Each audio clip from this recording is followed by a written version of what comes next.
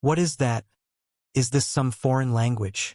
Those are some strange symbols and drawings? Is it magic? Could you stop doing that? But it's so boring.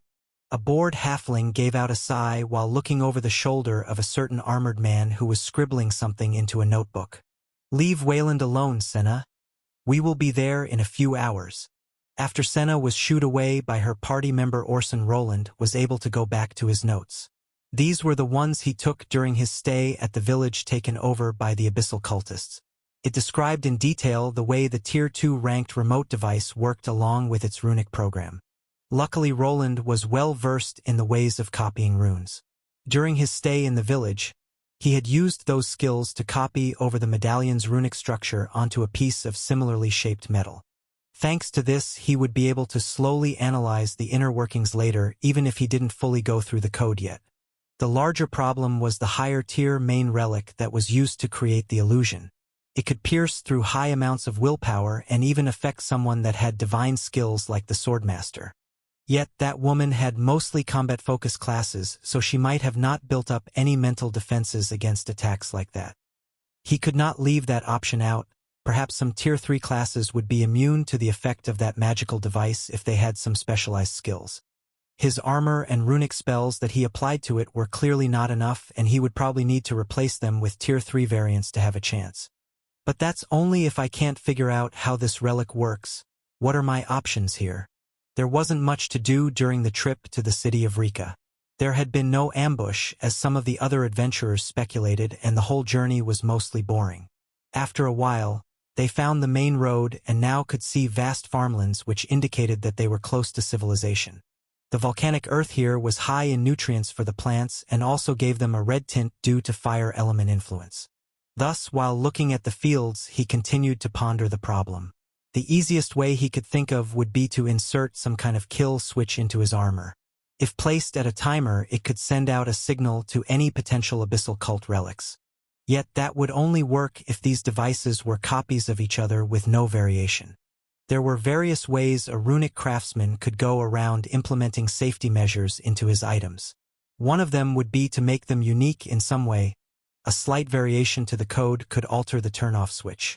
This, of course, depended on the craftsman and their willingness to alter their design. Would the person that created these double helix towers do that? Was he the conscious type, or did he just copy everything to cut on time? Altering a Tier 3 runic structure was not easy. Changing something in the code could potentially cause the device to malfunction. By the way these cultists acted, their belief in that illusion was absolute. He thought to the two lazy guards that he easily killed after waking up. They were clearly not paying attention to his slumbering body. Either they were just lunatics enamored with their magical items, or no one had given them a reason to doubt them. Perhaps the one time he managed to break through back in Edelgard was a first for them as well. Luckily for him, his Tier 1 status probably shifted their suspicion towards the Tier 3 class holder that was there instead. He wouldn't be surprised if his old gnome boss took the brunt of their revenge afterward. If he was still alive until now was also debatable. It was not a far-fetched idea if he considered the cult's ways. The higher the level the craftsman was, the more conceited and hard-headed they got. Roland could see the person making these relics think they were infallible, so they might have not bothered to change the perfect runic code they made. If they created the copies while believing that no one would be able to get their hands on the control medallions, then it would be feasible for him to create a countermeasure. He would only need to have his armor send out a signal to turn these runic relics off. This he could either do by making it do it constantly on a loop, or make it react to the frequency the double helix was sending out. The second option was the more difficult solution, as he would need to get to the bottom of the Tier 3 runic operating system.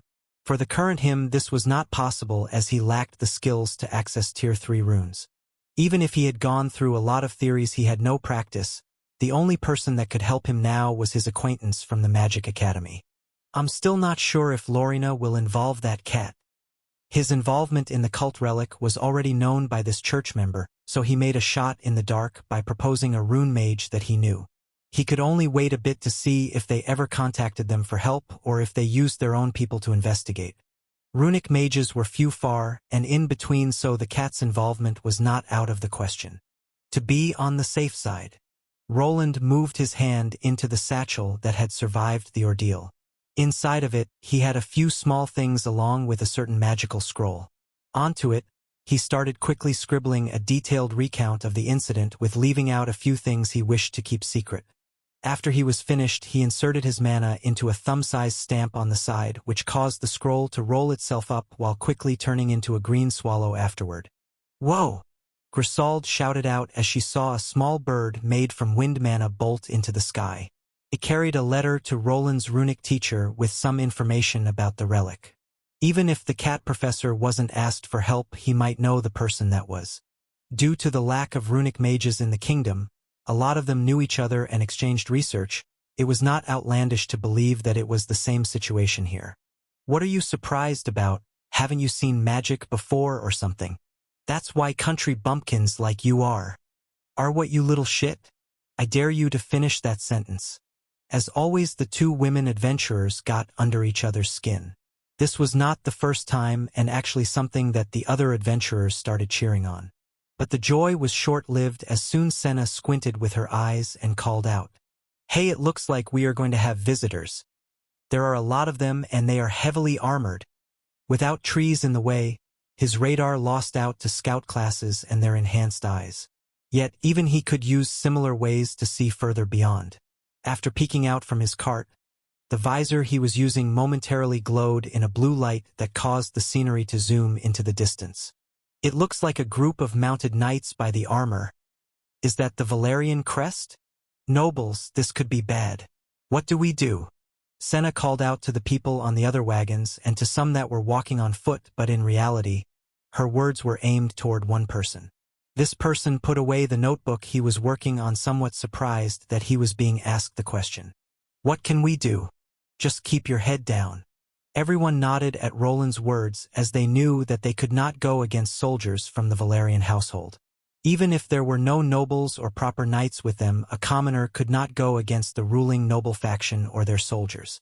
Soon enough, the now smaller caravan was forced to stop as it met with a force of about 30 mounted knights and various other mercenaries behind them. "Halt! Identify yourselves. Who is in charge here?" A man on horseback that was wearing the shiniest armor stepped forward while everyone waited. While he shouted, the knights slowly started surrounding the carriages. There had to be some kind of order singling caravans like this out, as normally soldiers would not have bothered and just passed by them. "Answer me. Explain yourselves." The man shouted again, as there didn't seem to be anyone willing to speak up. To Roland's surprise, when he looked to the people he was with, they continued to stare at him and between the soldiers. "Wait. Am I the one in charge here?" It took a second for him to realize what was happening. It wasn't strange that after the village incident he was considered to be the strongest fighter here. Even Grisauld, that was easy to anger, was just sitting there and not doing anything. Without the merchant and his guards, it was up to the next in line to lead this small group of people. "If you don't want to talk, then wait." Before the armored man could continue, Roland finally decided to speak up. His armored self was hidden in the back of the forward wagon and only became visible to the soldiers after he walked forward. "Before I answer, have you perhaps been tasked with securing the lost caravan going towards Rika? The owner goes by the name of Raymond." After Roland gave some information about the caravan and the name of its owner, it garnered a reaction. The leader looked to one of the knights that nodded his head before the conversation continued. "Are you insinuating that you are from that caravan?" "Yes, as you can see, the wagons carry Mr. Raymond's insignia with them. Merchants emulated noble houses by applying their own calling signs to their possessions. While they had no last name, they would sometimes use their own and apply it to their wagons. The same applied here, and if these knights were called here by the real owner, then they were informed about this fact. The old man had to have made it to the city with his guards at least half a day before they got here. It seemed that the one in charge of the city had assembled a task force to get to the bottom of this incident. In the front, there was a group of armored knights, but there were also various others like adventurers following behind them.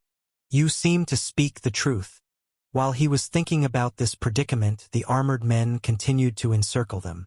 Roland didn't like this, as they were quickly cutting off any escape routes that they could take.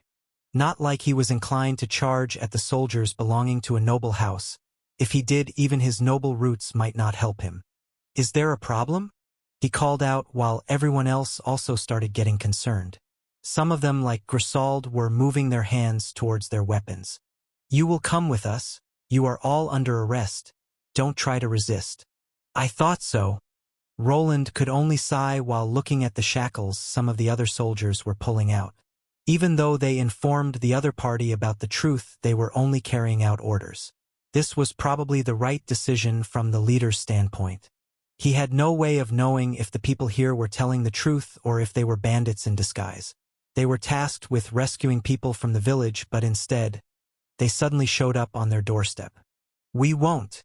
Wayland, what are you doing? Roland just looked towards the people behind him that for some reason picked him up to be the leader. Do you want to run and live as a bandit or something? Just go along with it. If that merchant was really the one behind this rescue mission, then we won't spend that much time in the dungeon. His explanation had some merit, so the other adventurers quickly agreed. Not like they could start a full-fledged battle with the people here. They would be turned into outcasts otherwise. They are going to take my armor, though. This worried Roland as the men with shackles approached. He believed that they would confiscate all of his items, which included the armor. Without it, his battle power was seriously diminished, and he would fare badly in a scuffle with a Tier 2 class holder with a proper battle profession. However, just as he was about to get shackled, the ground began shaking. What is that? It was not an earthquake or any magical attack. No, it was generated by horses. From behind, another group of mounted riders quickly showed up as if they were following behind these soldiers. They were wearing very characteristic white armor with a red pattern depicting the sun. Are those Solarian knights? Are they being led by a paladin from the Golden Order? The soldiers halted in their advance as another force appeared out of nowhere. In the front, there was a magnificent-looking knight wearing golden armor. Without needing to think much, he realized what was happening. The backup forces that Lorena had called for had arrived and were charging towards the village containing the abyssal relic. What's happening? Are you sure that we shouldn't run? Asked Senna while looking out into the distance at the large group of armored church knights. Their forces were double of the ones surrounding them. With how spooked everyone was after hearing about the church cleansing, some wanted to quickly run towards the hills. But unfortunately, they were surrounded and nothing but flatlands were here. They would certainly not run far even if they wanted. Run where? Just remain calm. He replied while looking towards the wagon. The large horse that was pulling it could be used for a getaway. But not many people would fit on it, and he was still unsure about his safety.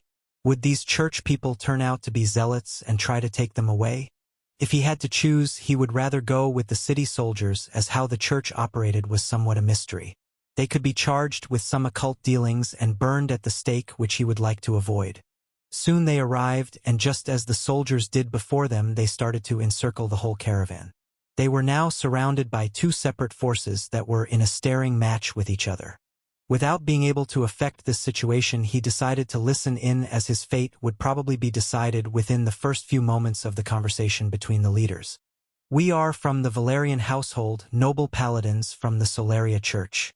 Could you explain your actions? The leader of the city soldiers stepped forward while remaining on his horse. He was being somewhat cordial with the larger force that also carried a lot of weight behind them. The Duke's house was very prestigious, but if someone could go against them, it would be these religious forces that worked under a different set of rules. The person in the golden armor moved forward as well. Roland had to give it to the craftsman that created this magnificent plate mail. It was made from a superior metal and had many enchantments on it. Magical energy was radiating from it that could be felt by him. The item probably had various enhancements on it that reached Tier 3. This armored man slowly removed their helmet and held on to his side. This gesture revealed the mature man beneath. He had a full set of salt and pepper hair along with a long beard matching it. His face was devoid of any scars, but the sharp and experienced look informed everyone about this man's battle-hardened past. Yet when asked by the soldier leader about their motives, the man did not reply. Instead, he looked in Roland's direction before speaking out. You fit the description. Everyone instantly looked at the man wearing the shiny runic armor that was now being stared at by a Tier 3 or higher paladin. What this Golden Order paladin wanted from the adventurer was on everyone's mind, and while they pondered, the young man in question slowly realized what he was in for. It was me. If they were in a cartoon, then a large question mark would appear above Roland's head. The old man had a similar frame to his father but was slightly shorter. Was devoid of scarring, but there was a certain thing in his eyes that made him seem like a battle-hardened warrior that had made it through many battles with monsters and humans alike. There was a clear difference in levels between them which Roland was unable to check with his analyzing skill. It was clear that just like the woman he met in the village, he probably had an item that kept his status hidden away. Wait, did Rune mention me to this person? This was the only answer he could come up with. The high-leveled paladin singled him out almost instantly as if he knew him. Probably the magical letters that she sent out had reached his hand. The question was, what was in those letters? Did she put in a good word for him? Or was he about to get captured by the church instead? Young man, you are the one called Wayland, are you not? While Roland's mind was racing to comprehend this man's motives, the paladin arrived right before him. The soldiers from the city seemed offended, but after taking one look at the man they backed away. This was obviously an Inquisitor-level threat to them. No one besides a proper noble would be able to go against them. In this world of fantasy and magic, evil sorcerers, witches, and evil cults were quite real. It was up to the holy knights and priests to put an end to their dastardly deeds. Witches that performed evil curses were hunted down. Evil cults were eradicated, and anyone willing to aid them followed a similar fate. If an inquisitor found a person in cahoots with someone deemed a heretic, then this person's life was forfeit. Even the soldiers here knew that, with one word, the paladin could turn their world into hell. That's right. I'm Wayland. Without having much choice, he replied. The man's presence was truly tremendous. If he compared it to the creature he recently faced and the Tier 3 woman he met, then this person's presence was vastly superior. It was as if a large predator was glaring at him, ready to bite his head off, and he had no way of escaping. Remove your helmet. You want me to remove my helmet? Yes. If Roland was apprehensive about one thing, was removing his helmet and showing his face to people that he did not know. Many years had passed since the old incident with his family, but this trait still was with him. He was slowly working on it, yet even in the city he lived in, he mostly covered his face partially by a hood. How dare you make the Inquisitor repeat himself? His character flaw of not seeing people above him differently made him cause a scene. One of the shiny white knights that was with this old man didn't appreciate the lowly, uncultured adventurer's response. Roland could even see the man move his hand towards his sword, ready to strike him down.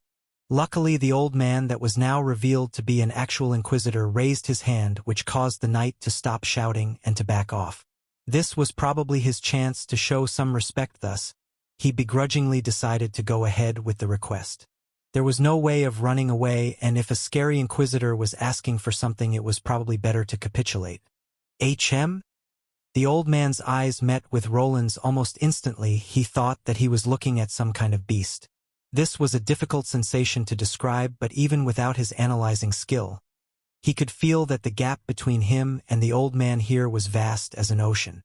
He had felt a similar way a few times in his life, once when he met the Tier 3 cult members that almost killed him, or when encountering the Tier 3 Ant Queen. Could this person be above Tier 3? The man's eyes glowed with a golden sheen which caused his spine to tingle. His knees started to shake and he felt like dropping down to his knees. Yet, after taking one step back, he managed to catch himself to power through it. Tier 3 was the barrier that Roland was attempting to cross. This was one of the reasons that he had tossed himself into this short adventure to rank up. While not by much, having a higher adventurer rank would aid him in this goal. It was considered to be the first step into becoming an elite in this world, and enough strength to walk with a head held high. Nevertheless, this was not the end of it all. There existed levels and realms of power above it. Not many were able to cross it, but there existed a small number of masters that were able to reach Tier 4. Just like with the other classes, the requirements were doubled. Instead of 50, a person needed 100 levels to maximize on a Tier 3 class. If this man was an actual Tier 4 class holder, would mean that his level was at minimum 351. This was not something a person possessing a battle class could achieve easily without tossing themselves into countless battles and surviving. Yet the feeling of the chasm between them didn't go away. Could this person truly be this monstrous? Ho? Impressive. The man called out while going even closer. To Roland's surprise, after the eye stare down, that he did not break, the man's armor began glowing. This glow was similar to his own and was followed by mystical characters similar to runes glowing on that golden armor. This magical effect took shape fast and surrounded both him and the Inquisitor in a small magical bubble that seemed to be meant to keep people from the outside from peeking in. Not bad.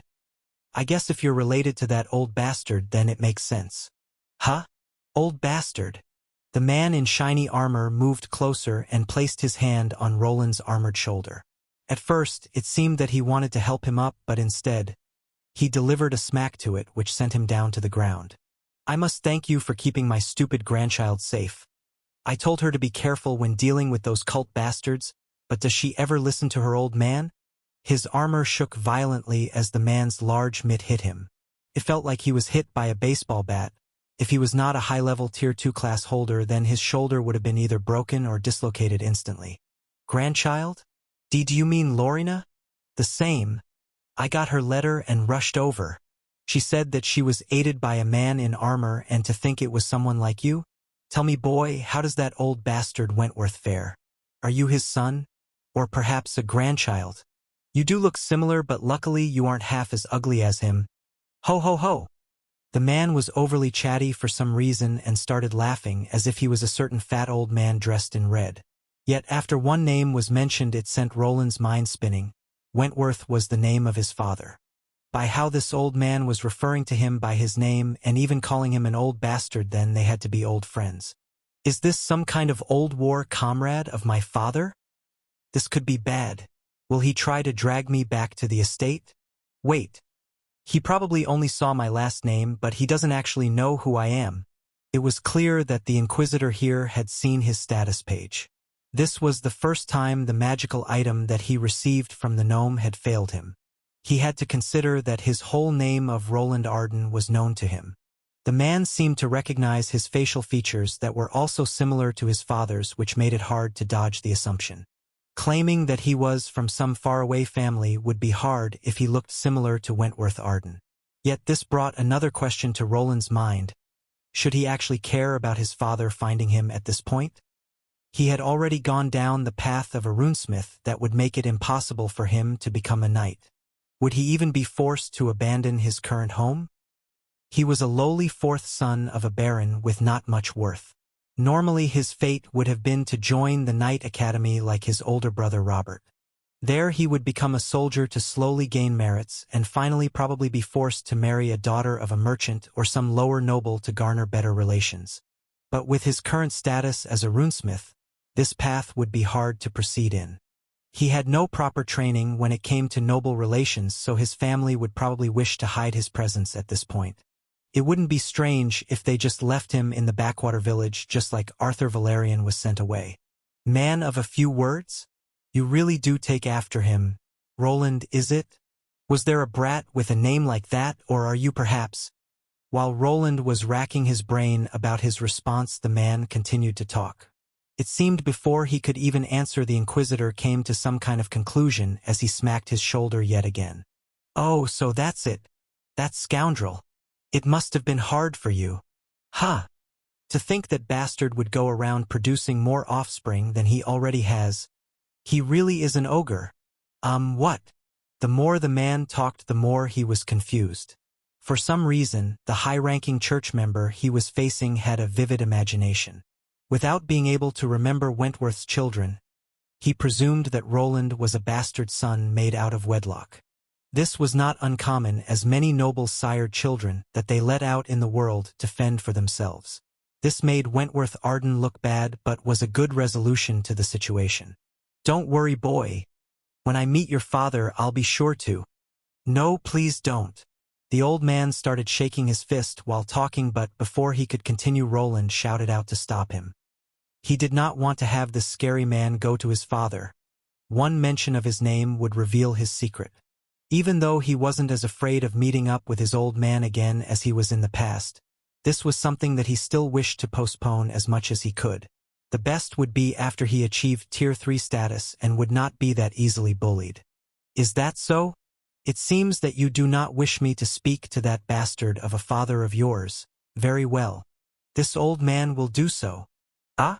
Yes, thank you. To his surprise, the man was quick to accept the proposal, but even then Roland was not sure what would happen if he ever met his father. How deep was their relationship and how often did they run into each other? The man was a high-level church inquisitor that could even order noble armies around. He probably did not have that much time on his hands to talk, and he could not see how his stoic father would enjoy the company of a blabbermouth like this. You must forgive this old man. Your name brought back old forgotten memories. What I wish to ask you was not about your lineage but about the abyssal cult. Lorina's letter brought some things to light, but I would like to hear your recount of the event. Yes, sir. Sir? Just call me Bartholomew. Sir Bartholomew then. Ho ho, have it your way then. After receiving a few more smacks to his poor shoulder that felt like it was about to break, Roland gave a recount of the situation. It was a very similar tale to what he told Lorina, but this time around he was a lot more nervous. Even though this man was acting like a nice grandfather, it could have been all an act. He was also an inquisitor that probably had experience in interrogating people. Perhaps he would see through his lies if he tried. This he avoided by constructing his sentences in such a way that he would not be caught lying. Instead of mentioning his debugging skill, he only confirmed that he found the core rune to disable the illusion. Lorina's self-named grandfather just kept nodding all the way until he was finished with the story. I see. I must thank you again. But I also must ask you to keep this a secret. Of course. I didn't think that I would meet such a lad like you here. A reward is called for, but I did not take anything worthwhile with. If I may speak? Oh, go ahead. Do you have something in mind? Yes. If it's a reward. Could you keep my involvement in this incident a secret? Ho, you do not wish to be named? I see very well. Roland took the opportunity to ask for a small favor. Riches was not what he wanted, but if his name could be kept from the records, then perhaps it could keep him safe in the future. After meeting this man, he realized that this incident could be bigger than he anticipated. This whole region could turn into a fighting ground, as the cultists would surely not allow the church to get their hands on their relic. This has been a good talk, but I must now be on my way. Those cultist snakes have to be taken care of. Roland was not sure about what conversation he was talking about, as it was mostly one-sided babbling from the old man. Even when he tried to give a recount of what happened, he was interrupted many times. Luckily, it seemed that he was in no danger of being taken in for further questioning, as the barrier around them was removed. Everyone, we are leaving. Bartholomew moved back towards his horse while everyone else kept quiet. The church knights started moving back into formation towards the area where the cultist-run village was. Before leaving, there was another lucky turn of events, as this was not the end of the man's orders. You belong to the city guard, right? Why, yes, Sir Inquisitor. He called out to the leader of the knights that had come here first. You shall come with us. We need more able men to contend with this blight. But the Lord has ordered us to. You dare refuse the order of the Inquisitor? The knight that was here quickly shrunk back as the same church knight that previously shouted at Roland turned towards him now. Bartholomew had the power to force forces like this to move on his own accord. I dare not. But what about these? They do not belong to the cult. I feel no presence of the abyss here, let them pass. Bartholomew put on his helmet and after glancing in Roland's direction. For a moment his eyes focused on the young man before he signaled his horse to move forward. The rumbling of hooves resumed as the whole place cleared out. Even the hired mercenaries and adventurers followed after the church knights that were the leading force here. Wayland, what, how? The predicament was over, and almost instantly the adventurers swarmed around Roland. They all started shouting and asking questions. How was it possible for an adventurer like him to catch the eye of an inquisitor? It was baffling to them, but to the man himself it wasn't much different. What just happened here? Roland could only shrug his shoulders, as he didn't know how to react. Was he supposed to be shocked, stressed, or reassured that the scary inquisitor didn't burn him at the stake? One thing was for sure. He needed to get out of here quickly and get back to his home. A gentle breeze flew past his hair while he glanced into the distance. The rumbling of the horses had already calmed down, but the conversation he had with the Inquisitor felt like a dream. How could such a person have appeared before him just like that and be involved with his father Wentworth Arden? His father was a famous knight that had gained power almost exclusively through military conflicts. Even though his age was close to 80, he still looked like someone in his late 40s. The increase in his levels allowed him to keep his body youthful and battle-ready. The Inquisitor seemed to know him well and looked to be about the same age. This was even harder to pinpoint, as besides having a high level, he was a paladin that had contact with various divine artifacts and elixirs that could prolong one's life even more. In which conflict the two had met he had no idea, but they had certainly worked together. Did they take part in some skirmishes with other cults in the past? Roland tried to think back to some conflicts in the past that his father could have taken part in and where the church was involved in. Yet, while he was contemplating this issue, the people around him were getting rowdy. Did that Inquisitor wipe his mind with that interrogation skill? Orson asked while Darlac quickly replied while the two stared at Roland. Did he? Not like he talks a lot. To begin with, just give the lad some time. His stoic responses were already known to the adventurers, but after seeing him surrounded by a shell of divine energy, it wasn't surprising. An Inquisitor picked by the church had certain skills that could force people to talk. In their eyes, the Inquisitor had interrogated Roland by the use of some mind-affecting skill that could have caused mental damage. Did his brain turn to mush? Can I get his magic items if he doesn't recover? Asked Senna, which caused Roland to furrow his brows when looking at the halfling. You know that I can hear you, right? Senna just smiled while skipping away as if she was scared.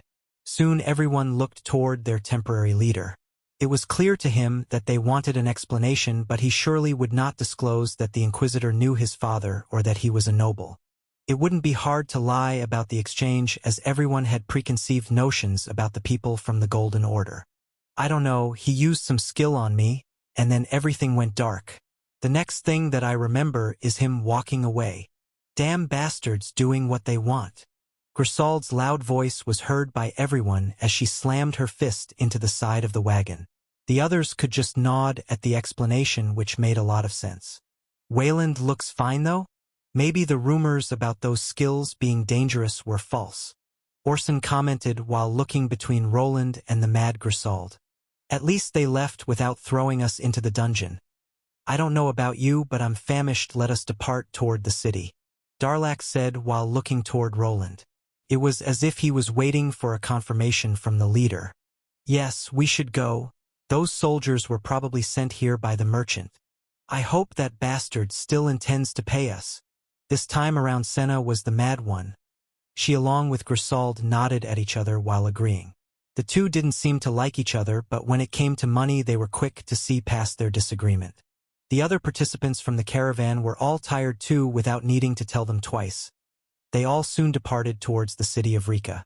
Thus they finally arrived at their final destination. This city was a massive hub of commerce through which many caravans like this one came through. They would stock up on all sorts of items and head out to the smaller towns to bring in vast amounts of profit. A nearby port with access to fast ships added to the city's prosperity, but this was not all. This area was purposely created in a place a dungeon had sprung up, which hastened the progress and made a lot of money flow in for the city's development.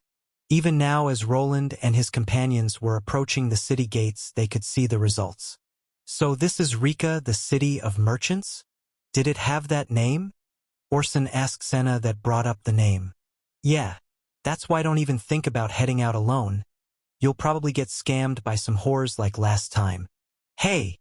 You said that you wouldn't bring it up again. I'll stop bringing it up when you stop acting like an idiot. Why did I even decide to join you two simpletons? One is a drunkard and the other is a pervert. A dwarf is not far away from his liquor. Darlac just laughed from the side while Senna was grumbling and didn't seem to mind being called a drunkard. This place is run by the Merchant Guild. It's more similar to the Thieves' Guild if you ask me. Those bastards will squeeze everything out of you if they can. Then there are the nobles. Roland was on the side listening to the banter between the two adventurers. It seemed that this was the first time they were here as well. Senna was clearly the information-gathering type that knew a few things about the island they had arrived on. This was nothing new to him, as he had stayed on this side of the kingdom for a few years already. This city was a bit similar to Edelgard, but instead of craftsmen, there were various other venues that brought in money and exotic wares. "Halt! Let me see your papers." After arriving at the gate, the soldiers asked them for their identification. Being the impromptu leader, Roland had to deal with it. Thankfully, the city had been alerted to the cult drama that had been happening, and he only needed to show his adventurer card to explain himself. With the help of smaller merchants that had also survived the journey, it didn't seem that they would have trouble with going in. While conversing with the soldiers, the large Valerian noble crest on the entrance gate didn't go unnoticed. This was a large city that brought in vast quantities of money. This money could be quickly spent in the auction houses that the noble family was known for. "You seem to be speaking the truth. We will escort the carts to where they can be examined by the merchant in question. It would be best if you report to the Adventurers Guild and inform them," the guard said while letting them through. With this, their journey was almost over, but a few things needed to be ironed out. "We need to make a report to the guild. They should help us clear things out with that merchant," Roland commented while checking if he did not leave anything behind. Besides the satchel filled with some money, magic crystals, and his notes, he still had his runic weapons. The staff he used was recovered but had been bent out of shape. His armor's runes had degraded due to overloading them and using the mending skill, but he would still be able to protect himself. They should pay us double for what we went through," Grisauld said with a grimace on her face. Even now the barbarian was unsure about being paid. Darlak that was walking behind her and chuckled. "You're a big dreamer, my large friend." "Shut up, dwarf. After a contract is signed, there won't be any increase in the wage, even if the adventurer suffers greatly." Darlak was telling the truth. The only way of increasing the payout would be to make a custom contract. This document would require specific clauses to alter the amount of money the adventurers were getting. Contracts like that were not made for short expeditions like this. They were mostly in the favor of the person creating the job. It was a harsh world where most people weren't willing to help each other out. Even if the adventurer perished during the mission, their money would not be added to the wages nor given to their family members. Only when adventurers started gaining fame and reached higher ranks could they hope for better deals. This was also one of the reasons that Roland saw rising his adventurer rank as a longer-term benefit. With a higher rank, he could start choosing his jobs and enter places to level up faster. Only with a high rank could he continue to gain power in the dungeons, and power was still something he needed. While he had access to Tier 3 monsters back in Albrook, he needed to think about the future. At any point, his secret could be discovered or some phenomenon in the dungeon could close the fissure. If that happened, he would not be able to gain easy experience from a safe distance anymore. "This place looks packed. Are they getting rowdy in there?" Orson commented from behind Roland, who halted for a moment. For some reason, his old acquaintances and the two women that disliked each other were still sticking to him. This was already the end of the road. The mission was over. What remained was to go to the Adventurer Guild and present their adventurer cards along with the contracts. "What dungeon grade does this city have? Was it a C+? Oh, so you don't have straw for brains after all? I'm surprised you remembered." Senna laughed at Orson, who just rolled his eyes. Roland could not understand why the two men were fine with this loudmouth being around them, but perhaps they had a long-lasting history that he was not aware of. It was not that rare for adventurer parties to form after they went through a life-and-death event. This was also how Orson and Dalrak began their friendship. "We should go in before the other adventurers arrive. It might take a while until they get our issue resolved." Roland was the voice of reason as he took a step towards the large adventurer building. It was 3 times the size of the one back at Albrook and probably had 10 times the number of adventurers inside. The dungeon might not have been that much higher rated than the one back at his home, but the city was vastly better. Adventurers were able to get all types of missions here. It was a trade hub that let them attempt the easier transport missions with caravans like the one he just finished. Then there was the dungeon that actually possessed a few Tier 3 monsters at the end. Gold-ranked adventurers could face off against the boss to gain some valuable experience, and even platinum ones remained for the same reason. The door swung open before he could step through it. Before him were a few armored men with rough-looking faces and even rougher-looking weapons. They did give him the stink eye, but soon enough walked past him without starting a fight. This was quite the sight for sore eyes, as the moment the door opened, he could already smell the scent of sweaty adventurers. It was a strange feeling.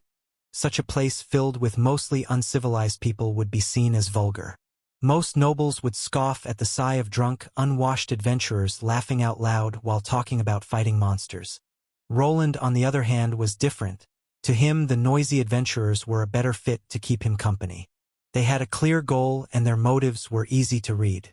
In contrast, nobles tended to always have some kind of hidden agenda that could come to the surface at a random point in time. It wasn't strange for them to hide behind words like honor and duty. Yet, in actuality, they were performing tasks to rise up in the ranks not by their own strength but by realizing others in to do the dirty work. Secret contracts between powerful families to bring down others were something any noble needed to account for. No one could be trusted, and rarely could they be bought with things like money. On the other hand, the adventurers were simple creatures that had lesser aspirations and could be easily influenced by money.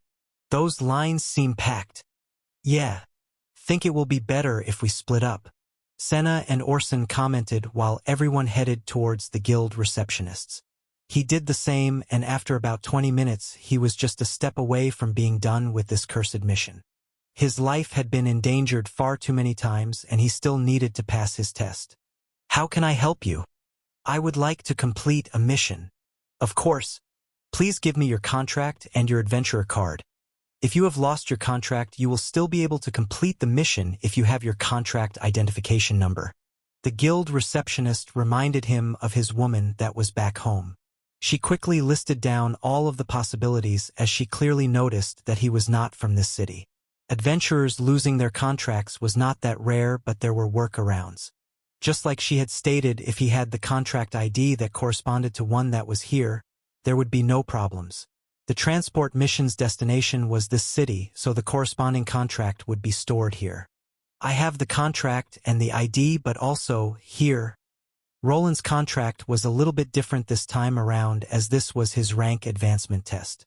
Normally the person that the guild had sent on the journey with him would have taken care of everything, but she turned out to be a secret agent from the church.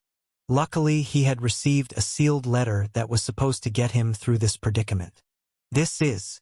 The woman first looked at the contract and the adventurer card to confirm the validity of the person before her. Then she moved on to the strange letter that she wasn't sure what to make of. It was a strange sight for Roland. He could see the woman's eyes getting wider the moment she laid her eyes on the letter seal that clearly belonged to the church. I was lucky that Lorina's Golden Order seal was left behind in one of the wagons. Lorina's items that she had on her body were partially destroyed during the fight, but luckily for him, she had left her traveling bag in the wagon. In the bag, she had various utensils that she could use to prepare a proper letter. The receptionist here could clearly tell that the seal on this letter was from a high-ranking church member that was related to the Inquisitors. Please wait a moment. I'll be right back, sir. Just as he expected, the woman here was not high enough on the guild's food chain to open the letter.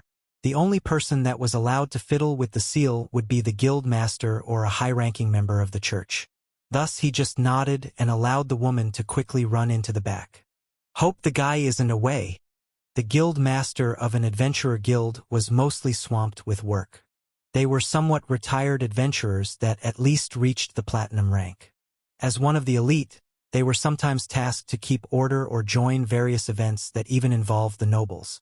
If the guild master was out, then he might have to spend some time here waiting. What is it? Guild master. An adventurer returned from a mission carrying a letter with a seal from the Golden Order. Oh, they did? Did anyone else notice it? No, sir. I've brought it here first as you've instructed. You did well, please wait outside. Yes, sir. A dandy-looking man with reddish hair was leaning against a large chair. Before him was the letter that Roland had received from Lorina. Only when the guild worker left his office did he open up the letter. His eyes darted through the handwritten letter that was quickly burned to a crisp. Interesting to catch that woman's eye. This person named Wayland must be unusual. The man removed the monocle that he used to go through the letter and started rubbing his chin in contemplation. Soon he nodded to himself and quickly called the guild receptionist back into his office. Allow this person to pass the rank advancement. Also bring me a copy of his adventure card and all of the information that our guild has on him. Do it discreetly. Do you understand? Yes, sir. Soon the large office door closed behind the guild worker that sped down the stairs. It seemed that the person below was no normal adventurer. Who he was unknown, but it was clear that he could not be anyone normal. Interesting. It seems that we might be in for some turbulent times. So this is it? Yes, Mr. Wayland. Congratulations on passing your test and achieving the gold rank. Roland looked at his adventurer card, which now had a golden outline on it. After the woman he talked to vanished for about 10 minutes, she rushed back down to proclaim that he had passed. What Lorena wrote in the letter was unknown to him, but it seemed to have impressed the current guild master. Even the process of updating his card was hastened. Already after an hour of waiting, everything was in order. The best part about it was that he did not need to get his status read for the update. This was something that he expected, as the status check was done before the test was supposed to start. With the help of a certain sun elf back at his home, he was able to go around this. Thank you. Would you like me to explain the benefits of the gold adventurer rank? Ah, well, that's Finn. Before Roland could finish his sentence, the guild worker was already blabbing away the information that he was already familiar with. Now that you are a gold rank adventurer, you can choose to take a leadership role in small expeditions. You will be free to command lower ranked adventurers and receive higher rewards if placed in such a role. Bronze, steel, and silver grade adventures were quite common and mostly seen as common foot soldiers. Now, after reaching the gold rank, an adventurer was seen as more experienced and with a future. This was the rank just before Tier 3. It was the last step before the world of elites opened up. This reminded him of one of his earlier adventurers in the ant-infested mines. There a group of gold rankers took over the show and instructed him, who was only a steel-grade adventurer. They just sent them out as scouts without much thought about the dangers while waiting. Now he could actually join those types of expeditions and be the one giving orders, but did he want to? That does seem like a bother, but there were pros and cons to being a leader. On one hand, he could direct the forces as he wished to complete the task at hand in the way he wanted. On the other hand, if the mission failed, he would be held accountable for any deaths or failures. It was a double-edged sword that mostly fell in favor of the higher rank, as they were able to save their life by using lower ranks as meat shields. With your gold rank card, you will be able to purchase potions and various other necessities at a higher discount. The woman continued to list things that he already knew. With Elodia back home, he already had a living encyclopedia that he could ask about all things related to the guild. One big change that the woman didn't mention was concerning tamed beasts like Agni. The ruby dire wolf was over level 100, and only if their master was a gold rank adventurer could his pet be officially allowed into the city. This would require more paperwork and a special harness with a muzzle, as he was a wolf-type monster with a strong bite. This would not be a problem for a blacksmith like him, who could easily create one. With a few modifications, he could even make it come off automatically, so if Agni found himself in trouble, he could just use his mana to take it off. Thank you, but I know all of this already. If that's all, then I will excuse myself. Please come again. Roland decided to interrupt the woman as she continued to babble on. The job that he concluded was still under review, but he would not receive any rewards anyway. Due to it being a rank-up test, he wouldn't be receiving any more than this. Money was not what he came here for, though, and this would allow him to leave the city earlier than any other participant. Hey, Wayland! While walking away from the guild receptionist, he heard a familiar voice that belonged to a fellow adventurer. It was Orson waving to get his attention. His entire party with an additional berserker were all there eating and drinking up. Are you finished? Have a drink with us, lad. Dalrak laughed while moistening up his beard with some cheap beer. They all had clearly finished up giving their reports and were now winding down. This adventurer guild was a lot larger than the one back home, and this canteen area was the same. It was mostly full with some empty chairs here and there. I guess I haven't eaten anything in a while. The moment he saw the food on the table, he could feel his belly rumbling. The fresh food that Elodia had prepared for him before the trip was already gone, and he was stuck with dried meat and bread. How is it? Ha! What does it matter? Food is food. As he sat down, he turned in Grisaud's direction. The large woman was munching on a drumstick belonging to an unidentified bird. It was a lot larger than one that belonged to a chicken and could actually belong to a monster. Monster meat was mostly too tough to eat, but there existed some weaker ones that could actually be raised. I guess you are right. Excuse me, can I have one of those too? He nodded before calling the waitress over. Though he had gotten used to the seasoned food prepared by Elodia, eating roasted bird from time to time wasn't bad. When among other adventurers in heavy armor and a muscular barbarian woman, he didn't seem that out of place even when wearing this shiny armor. So, how long do you think they will make us wait? Asked Orson after taking a swig from his mug. I'm sure that merchant will try to weasel out of paying in full, even though we recovered most of the merchandise. Replied Senna, that was poking a piece of meat with a knife. We might be stuck here for a while. Why don't we visit the dungeon later? Said Dalrak while laughing. Roland was listening in without saying much. This was quite a large incident that could take a while to resolve. It mostly depended on the merchant that could just fork up all of the money they were owed. If not, the guild might have to confiscate some of the merchandise and sell it before giving the adventurers their wages. Maybe if someone didn't drink all of the liquor from the carts, it would go faster. Senna narrowed her eyes when looking at Darlak. At this moment, Roland recalled how the dwarf had probably gone through most of the booze by himself. He was probably the only one that didn't partake in the drinking, as he preferred tea or just regular water. Ha! Can't blame a dwarf for quenching his thirst. What about you, Wayland? Are you going to stay? Me? I'm not sure. While Senna was arguing with Darlak, Orson posed a question to Roland, who was going through the drumstick he ordered. He had done some thinking about his next step, which mostly took him back to his own city.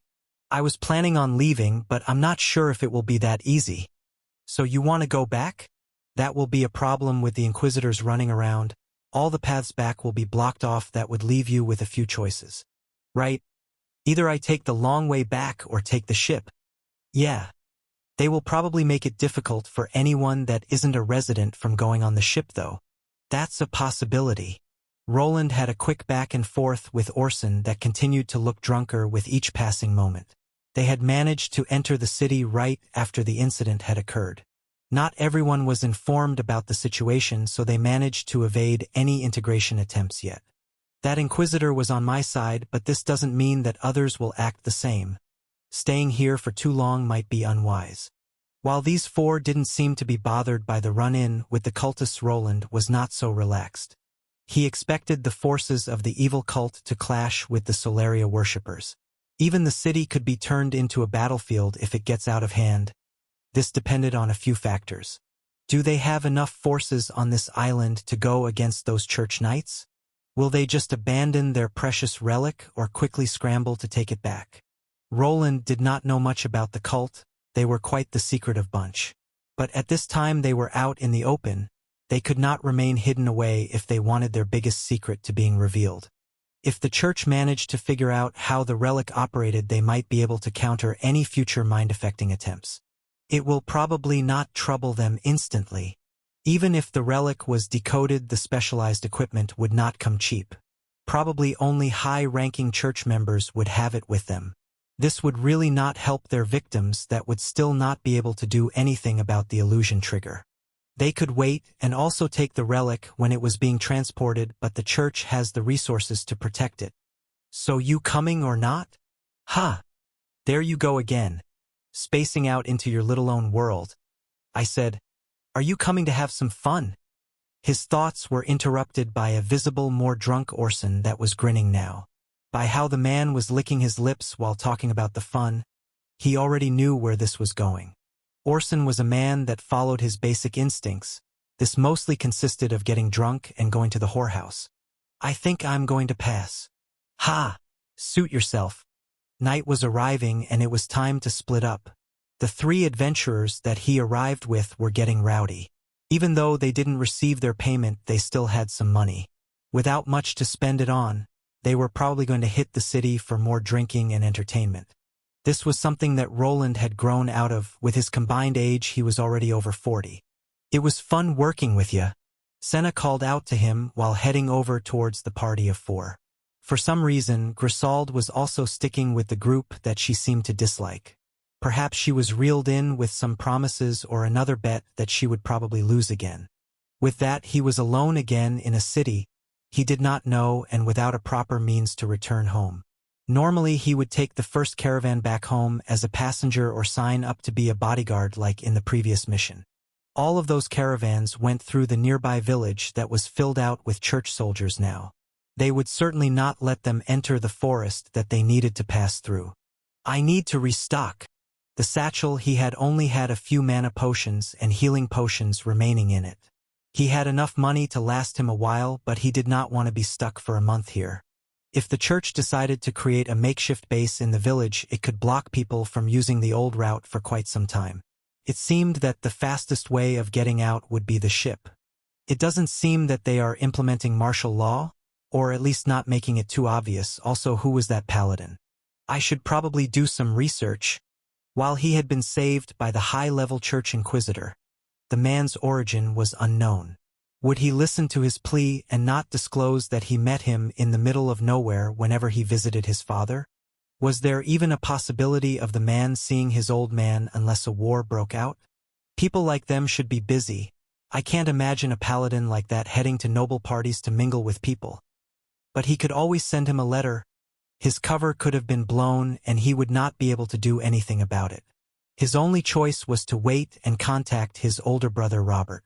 If his father found something out, then the only person he could confirm this information with was Robert, which made things difficult as he was busy performing his duties as a proper soldier in the kingdom. With being low on the totem pole, he would probably not be able to give him much information. Without the knowledge of what was waiting for him, Roland knew that he would be stressed out. This he could only work on by himself by preparing for the unexpected. When he returned home, he already knew that he needed to toss himself back into the dungeon and level up as fast as he could. I should check out the pier first. It was close to sundown. Everyone else that came for the trip was either waiting in line or out in the city's pleasure district. To them, there was no rush, the cultists were dead, and they could just use the nearby dungeon to get some coins. Roland, on the other hand, needed to have an exit strategy if for some reason the cultists appeared in the city like in Edelgard. There was a low possibility of this, as with the appearance of the Golden Order they would be busy for a while. Thus his first option of getting back home was the port. Luckily this city came equipped with it, and the ships here should be leaving for the port town that he visited when he first arrived on this island. The Adventurer Guild had a detailed map of the city hanging on the wall to help anyone that was new find their way. With the help of his good memory, he quickly noted down the important areas. This is a lot bigger than the ports I have visited before. The walk towards this side of the city took him about half an hour. The whole city was sectioned off into 3 main parts. One of them was the main noble castle where the reigning noble and his army resided. Some rich merchants and lesser nobles also had villas and houses that they occupied there. Then there was the commercial part of the city where the Adventurer Guild and Merchant Guild was positioned. This was the largest part of the city which had the highest concentration of people. It had many smaller districts that apparently had their own set of rules. Money reigned supreme there, which brought the rich merchants up to the forefront. Then there was the third side, which was the one he was looking at, Rika's port town. It was composed of many piers that were occupied by various ships. Even now he could see sailors unpacking large crates with various goods in them. While spatial technology was available in this world, it was not available for every small piece of luggage. Besides the merchant ships, there was space for a smaller residential district where the seamen and fishermen lived. This was a full-blown town within a city that could support itself by trading and fishing. One of these should be going towards Albrook. After seeing the many various ships, his hopes were up. Perhaps if he was lucky, he could take a trip back this very day. Roland was worried that if he didn't take the chance now the church could block people from leaving the city. The governing noble would probably not allow that, as even a week of halting the trade would bring in losses to their coffers.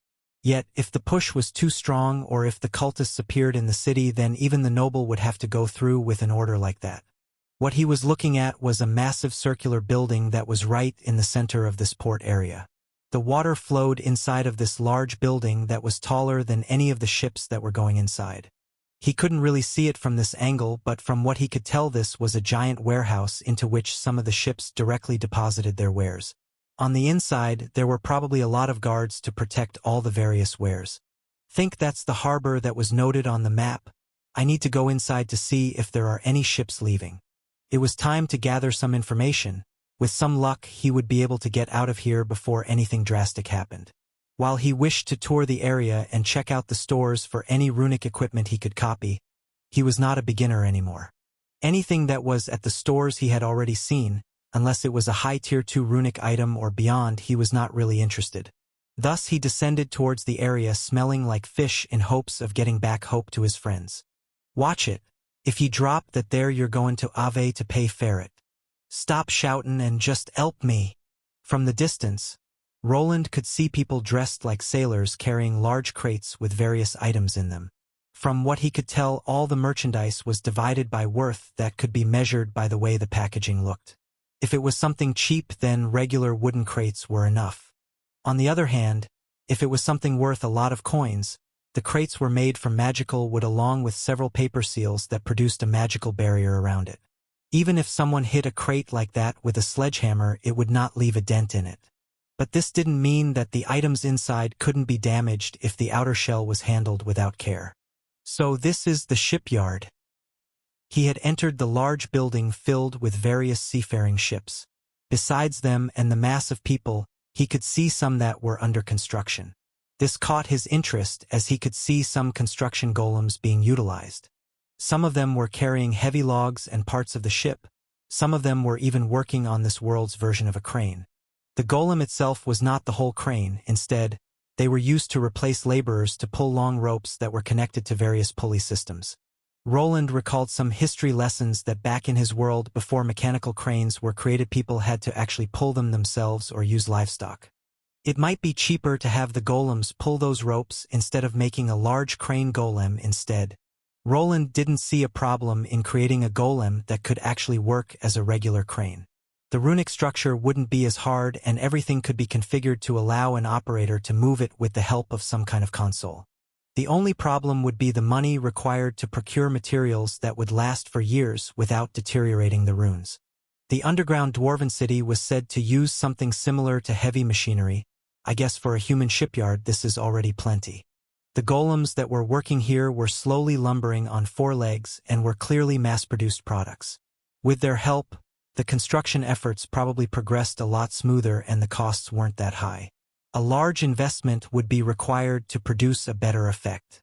The Valerian crest is also here. If I remember correctly, then one of Arthur's siblings should be stationed in this city.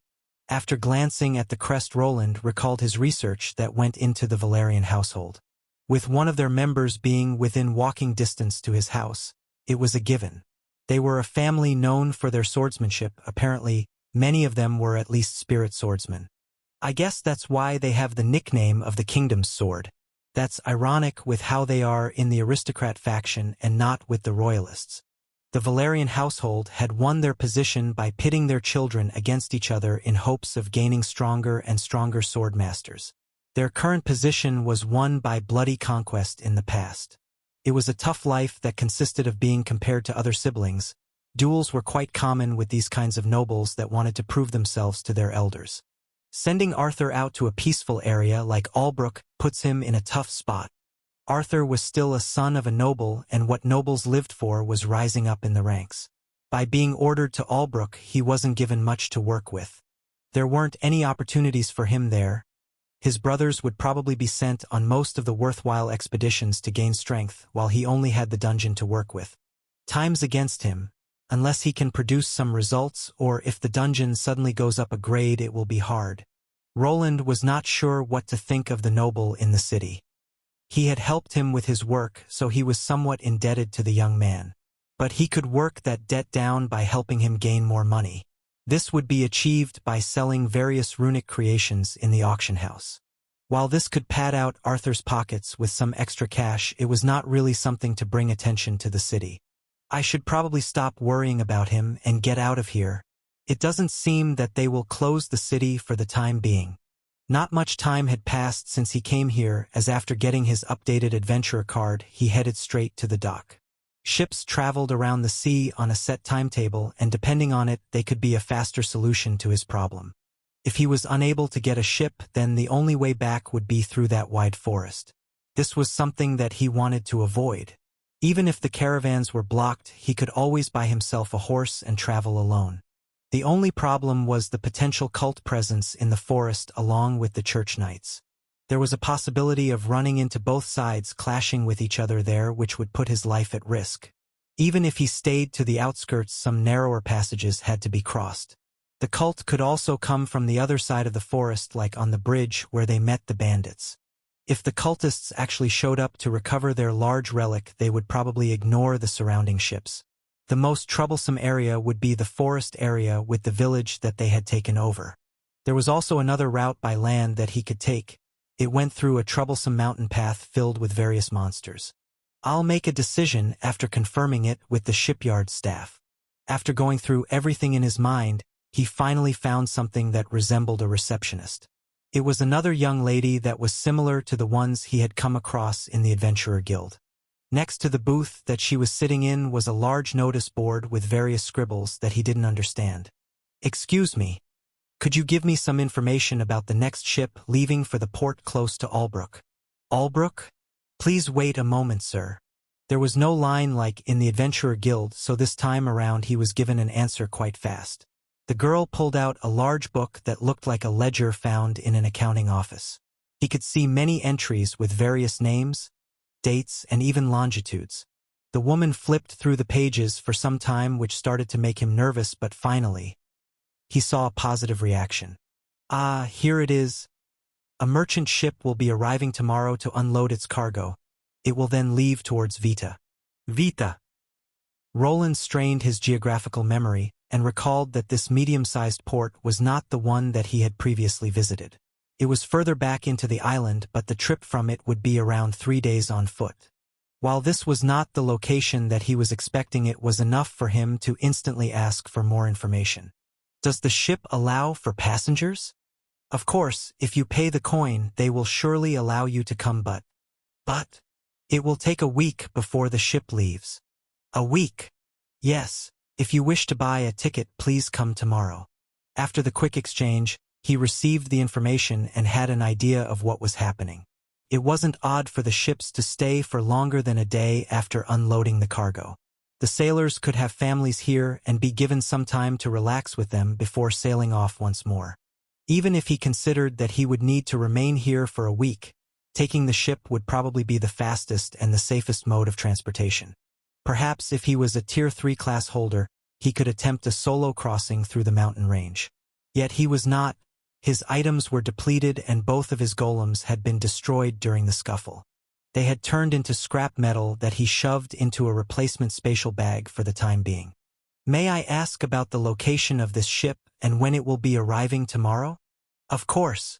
The lady smiled at him and quickly disclosed the information. While this receptionist could give him the information, he would need to go to the ship captain or the first mate to confirm everything. They could still deny him access to the ship if they already were booked beforehand.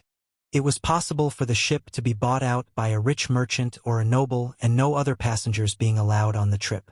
"You have my gratitude. Please come again." After getting the pier number and asking about the layout some more, he had what he came for. Now, like always, he needed to find himself an inn to rest at. Thankfully, this large city had an active adventurer guild and a dungeon. Considering this, there would not be a problem in getting a better room for his money as it was in the previous town. With his visit to the city docks being over, he headed towards the commercial district. There he was surprised to find various neon signs and a city bustling with life. This was a stark contrast to cities like Edelgard or even Albrook, where when night rolled around most people returned to their homes. I see, they are trying to maximize on the large adventurer population and the people that come over to have fun. There were people shouting from the entrances of restaurants and inns that were trying to attract people. Colorful signs that radiated magical energy were purposely created to draw in the eyes of people visiting. From the distance, he could even hear music and the cheers of people. It seems that some kind of show was taking place in the open, which was quite a rarity. Street performers, or perhaps something like a circus? Roland stopped himself from going towards the alluring sounds of music. What he needed now was not to have fun but to prepare for his journey home. Before leaving, he asked the girl at the docks about possible alternatives and was shocked to hear that if he missed this ship, the next one would be arriving in 3 weeks. Most of the ships here connected to the mainland, so he would need to first return there before finding a ship that would take him to Albrook there. The girl didn't have a detailed map of the ship's paths, so was unable to help him with that. If he decided to head with that route, it might take even longer than going through the potentially dangerous mountain range. Sir, could I interest you in our city's specialty, roasted sole carp? May I interest you in this pearl necklace? I'm sure you will be able to grab the heart of any lady. Would you be interested in buying? The shout of the peddlers continued as he ignored them all. They were selling almost everything from food to actual weapons. It was as if the roads were built to house the small stands from which these people could sell their wares. Thanks to his identification skill, he was able to easily identify everything. It was clear that these people were a bunch of scammers, as the items they were being advertised were mostly different. Even the food was counterfeit, as the fish was in actuality only a mud carp that was worth a third of what the peddler was trying to get for it. For some reason, he also expected the ones in power to be fine with it. I bet they allow these people to scam the wanderers and the adventurers as long as they pay their taxes. The more they can sell their wares, the more money flows into the city. The Lord could easily ban these scammers from selling counterfeit wares, but what would he gain from it? Roland knew how some nobles operated. They would not care if a commoner came complaining to them that they were cheated of their money. As long as the side of the city that was populated by higher-class people was in order, whatever happened on this side was not their problem. I don't want anything. Let me through. Luckily, his appearance was similar to a knight or a high-leveled adventurer. By raising his voice toward the people blocking his way, they quickly moved to the side. The reaction was surprising but gave him an idea that this place went through its fair share of problems. Rowdy customers appeared from time to time that could destroy a month's worth of merchandise. The guards are patrolling to keep the cities in order. When passing through, he could see various armored guards standing to the side. While they did look his way after he moved forward, they ignored him quickly. It seemed that the Lord was aware of the money he could make here. By keeping the merchants safe themselves, they would not need to ask any crime syndicates for help. Any money gained from protecting them would line the Valerian nobles' pockets instead. I can't imagine them patrolling the poorer side of this district, though. Finally, he arrived at his destination and was greeted by a long street filled with various inns, pubs, and restaurants. It seemed that the entire district was carefully designed so that the people staying at the inns weren't far away from places with food and entertainment. This made him wonder how much money he was losing by having his shop away from the city and the eyes of many potential clients. The streets were filled with various travelers, not only adventurers who came to this city. Others that saw potential in making it big were also here. Many merchants were interested in a deal of their life, so they flocked to cities like this. Almost no one of them was successful, though, and ended up being a regular peddler like the ones he saw before. "Hello there, sir. Could you be searching for a place to stay for the night? Our inn has the comfiest beds."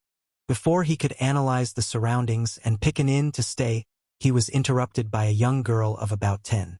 She was holding a sign with a picture of a black cat. When looking at the building she was standing close by, he could see the same black cat moving around on something that looked like a neon sign. This reminded him of some of the motels he stayed at in his old world while going between cities. "Yes, I am. Could you show me the way?" "Yes, sir. Please follow me." The girl was all smiles after he agreed to visit her inn. Roland was not picky. He wanted to get a place to rest and have some privacy. There were some items he also wanted to procure before resting for the night. Even though the stores here were open for longer than usual, there was not much time left now. I heard that you had free rooms. That we have. Are you traveling by yourself? Yes. Soon the young girl brought him over to the innkeeper, who seems to be the girl's mother. The resemblance was there, and the woman quickly found him a room to stay in. Will you be staying for the night now or going out? I will return later if that's fine with you. We are open throughout the entire night. Please return whenever you wish. You can get your key from me when you return. It seemed that the people here had grown to accommodate their customers. Most of the time, even the inns and pubs had a cut-off before they locked their doors. His armored appearance was also seen as normal here. Thus he exchanged some coins for the room and went on his way towards the tool shops. They should have some smithing hammers here. I must repair these degraded runes before the night is over. Roland needed to at least remain here for another week. With that in mind, he needed to restore his armor. The runes had degraded after the use of his mending skill. Only with a proper hammer would he be able to use his runecrafting skill without burning through all of his mana reserves. Thus he headed out into the bustling city, consumed by greed. If he could get a good price on the items he desired was debatable. I think this should do it. Roland was sitting in a well-lit room through which he could see the sparkling city. Even now he could hear people shouting and talking while having fun. He, on the other hand, had different things to worry about. After heading out into the night and avoiding a few drunks, he had managed to stock up on some smithing tools. This hammer cost more than it should. Even when you leave a city, you can't get away from those damn scamming dwarves. In his hand, he was holding a hammer made from regular metals. While he would prefer to have one made from more resistant deep steel, this was fine. It didn't need to last for long, as he only wanted to repair his armor. The runic structures that had gained blemishes from his skill use could only be replaced by way of rune smithing.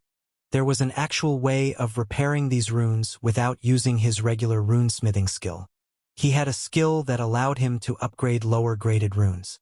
This one he did not use during combat, as it was quite mana-intensive. That mana he needed to buff the beam of deaths that allowed him to survive.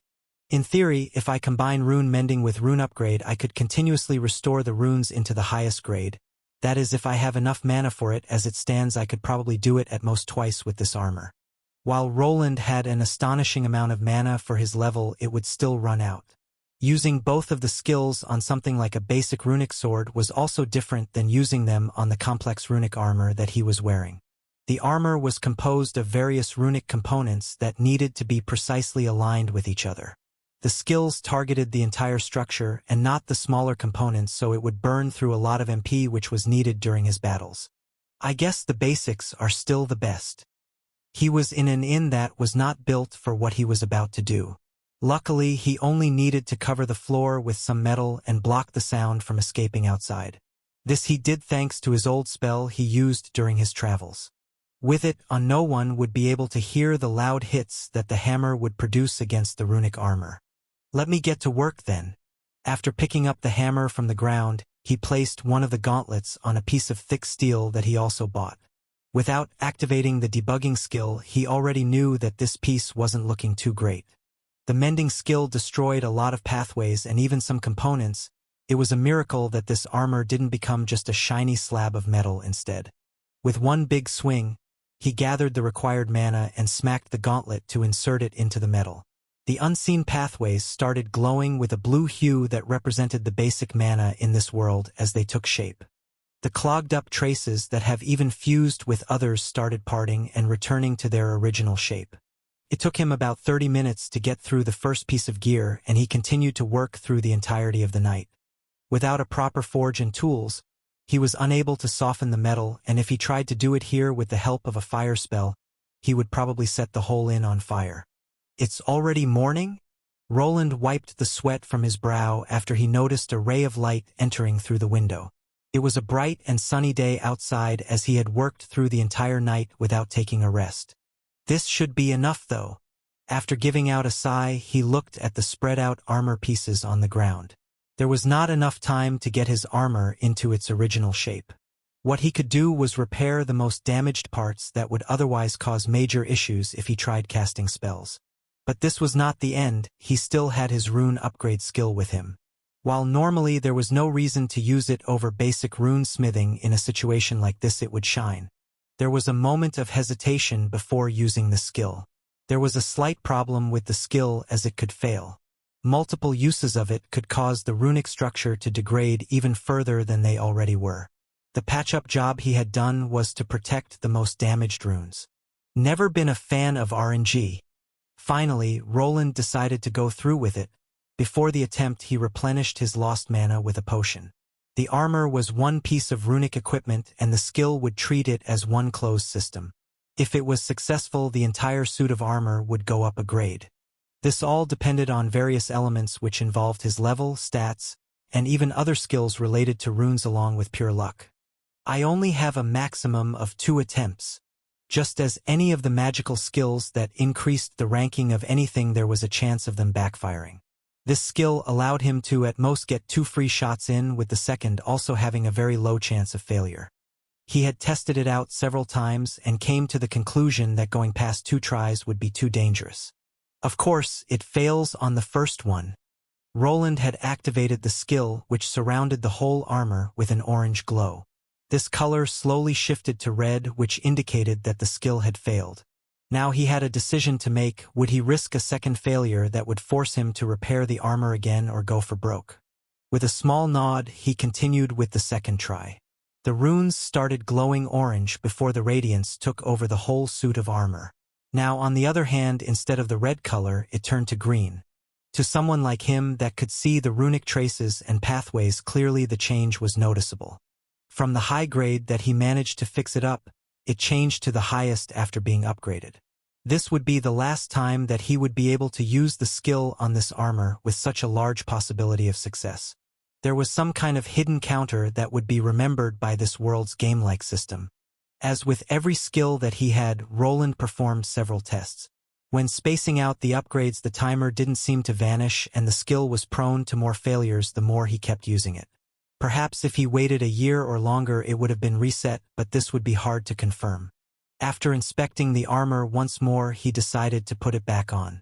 With the sun coming out, he was ready to return to the docks. Besides the tools, he had also acquired a replacement for his robe that had seen better days before. His armor made him stand out like always, and he could not risk drawing in too many eyes. With that in mind, he left the inn that he was staying at without eating breakfast. The city was a lot more silent at this time of day. With such an active nightlife in this city, they obviously had a different cycle. The streets were filled with broken bottles and passed-out drunks that were being removed by some city workers. Probably before the next party started, everything would have been tidied up. I think it should be this pier. He had noted down where the ship he needed to watch out for would be docking at. But this was not the modern world. The ships didn't stick to a full timetable. The woman only stated that the ship is due to arrive in the morning, but that could very well be a few hours. While waiting, he also remembered his voyage toward this island. It was a first for him to travel out in the sea, and they had even encountered monsters. If he was unlucky, the ship might not even arrive. It could have been pillaged by pirates or devoured by some sea creature with tentacles. Thus, while he was waiting, he spotted a stall at which someone was cooking some fish. He had ignored food due to the armor repairs, so he was still hungry. Working through the night burned through a lot of calories that needed to be regained. After eating a proper meal, a hidden buff was given that caused some benefits, so this would also help him recover any mana that he had previously lost. It was quite an interesting sight to behold. The fish were set out on skewers that were perfect to carry around. They were being dipped by the vendor in something that resembled oil. If he had to compare it to his old world, then it looked like a magical version of a deep fryer. He could not spot any coal or wood being used to heat the large pan up. It doesn't feel like a runic item, probably some low-level enchantment. Thanks to his mana sense, he was able to detect a small amount of mana coming from the stall. It was quite the wondrous source of power that replaced electricity in this world, and apparently in cities like this it was cheap enough for even vendors to use it. Thus he just pointed toward one of the skewers to get his fix. "Please come again." The old man smiled after receiving the small silver coin from Roland. While the food wasn't the cheapest, the taste wasn't bad. It was actually better than the regular food that he came across in other inns in this kingdom. Can't judge a book by its cover. Without much to do, he found himself an empty barrel and started looking towards the sea. Many ships were arriving and the same number were also leaving. It seemed that this place was being managed by whoever was in charge. If the ships were delayed, the person that owned the cargo would lose money as they would not be able to continue their trade. This was a stark contrast to the city that he was living in. There was no order back there. The dwarves and merchants were doing what they pleased. They could bully other businesses into shutting down and make it incredibly hard for anyone else to gain any money. Here, on the other hand, it looked like everyone was competing with each other for customers. Thanks to this, the items they sold had to actually hit a certain standard. At least if it comes to the food, that might be true, but the dwarven shops aren't dropping their prices much. Roland was not sure what the Union was doing, but it was monopolizing this island's weapon and armor trade. He could not spot any shops that weren't under the Union's umbrella. Their logo was even plastered on the human-run shops. Luckily, the dwarves from this city didn't know him, so he was able to get the tools to repair his gear. In the distance, he also saw a gaudy-looking white building. It stuck out like a sore thumb and didn't match the architecture of the other buildings. It was a large white church with golden outlines that represented the sun. It towered over everything that was there and was still placed closer to the commoner districts than the noble ones. This was of course the temple that belonged to the Solaria Church. They had a strategic placement between the poor and the rich so that they could receive donations from both sides. While looking at this temple, he started thinking about the cult and how the reaction to their location was awfully fast and convenient. It's as if they were waiting for Lorena. They must not have been stationed far from here to arrive this fast. Their reaction was far too fast. It would take some time to rally that many high-level knights and an inquisitor of that level. In Roland's mind, they had to suspect that the cultists were somewhere in this region and they were waiting for a sign. Perhaps Lorena wasn't the only hidden agent patrolling the lands. She was just the lucky one that managed to live through the cult's illusion trap. Luckily for him, the woman didn't ask too many questions and allowed him to leave. Now the only problem was her grandfather that could spill the beans to his father if they ever ran into each other. For this fact, he needed to get home as fast as he could and go back down into the dungeon. His father or even the cult could come back with a vengeance, and he needed to prepare for such an occasion even if it was minuscule. Could that be it? After finishing his food, he finally noticed a ship approaching the pier. It was a medium-sized galleon that looked like it went through some hard times. There was some damage here and there as if it had been smacked around by something. Yet it was moving forward and the sails were in working order. Wait! Haven't I seen that ship somewhere before? While sitting there, he narrowed his eyes. The ship looked a lot more beaten up, but it did fit the one in his memory. When he arrived on this island all those years ago, he was carried over by a similar vessel. Could have been the same one, or was it just a mass-produced model that shared a resemblance? The other ships in the port had many similarities with each other as well, so it was possible. Yet the moment it docked, it became more apparent that this was the ship that carried him over to Albrook. The confirming factor was a certain large bouncy chest that to this day was hard to forget. It belonged to a woman that was wearing a tricorn hat while standing behind a group of sailors that were ready to disembark. Move your asses. I wants all of this cargo out of here by the end of this day. But Captain, everyone be tired, how about we allow everyone to take a wee break? A large dark-skinned woman with a cross-shaped scar on her chest was shouting at one of the sailors. From what he picked up, she was the captain here. If Roland's memory was correct, then she had moved up in the world. Previously she was only the first mate. This meant that either the old captain had retired or had died and she inherited the ship from him. This also brought back the harassment from the previous trip. The woman had a thing for younger men and was quite pushy. Luckily she didn't go too far and he was able to spend the trip to Albrook without getting assaulted. It seemed that he would need to put himself under the line of fire again, but perhaps she had matured with age, just as anyone else would. Excuse me. I've heard that you are accepting passengers. I wish to go to Vita if that's possible. While the sailors started unpacking, he didn't wait to ask the question. If it turned out that the ship would sail to Vita, he would need to alter his plans. With the captain just standing there, it was the best way of getting information. Who do we have here? An adventurer. He wants to sail on me ship. Roland was a large man, and the armor only made him bulkier. The dark robe that he was hiding it under made him look like he was looking for trouble. For this reason, he went against one of his rules and decided to not walk around with his helmet on. Instead, he just covered his face with the hood, but when in close proximity his face could be clearly seen. Yes, how much will it cost? Ye be in luck, young scallywag. Tunt cost ye that much. For some reason, when the woman caught a glimpse of his face, she started smiling. Yet this was not the worst part, as suddenly he heard a high-pitched scream coming from the ship, which was followed by someone jumping down from it. What he spotted were two young women quite similar to the captain in appearance and upper assets. "Big sis, whar ye grinnin' about, let me see? Why ye two doin' shoutin' about?" The two homed in on the conversation that he and the ship captain were having and surrounded him from all sides. Their gazes were focused on his partially covered face and his shiny armor. "Am I in danger? Hey, not bad.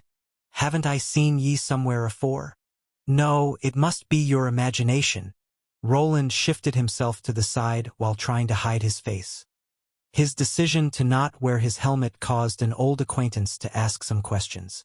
It turned out that the woman that was this ship's captain was someone that he had a run in a few years ago. She was looking at him in a funny way while licking her lips, and this was not the only problem. "Ey big sis, can I ave this one? He be kinda me type." In the past, the woman had tried luring him into his cabin, which he refused. Then there was an even greater problem of her having multiplied.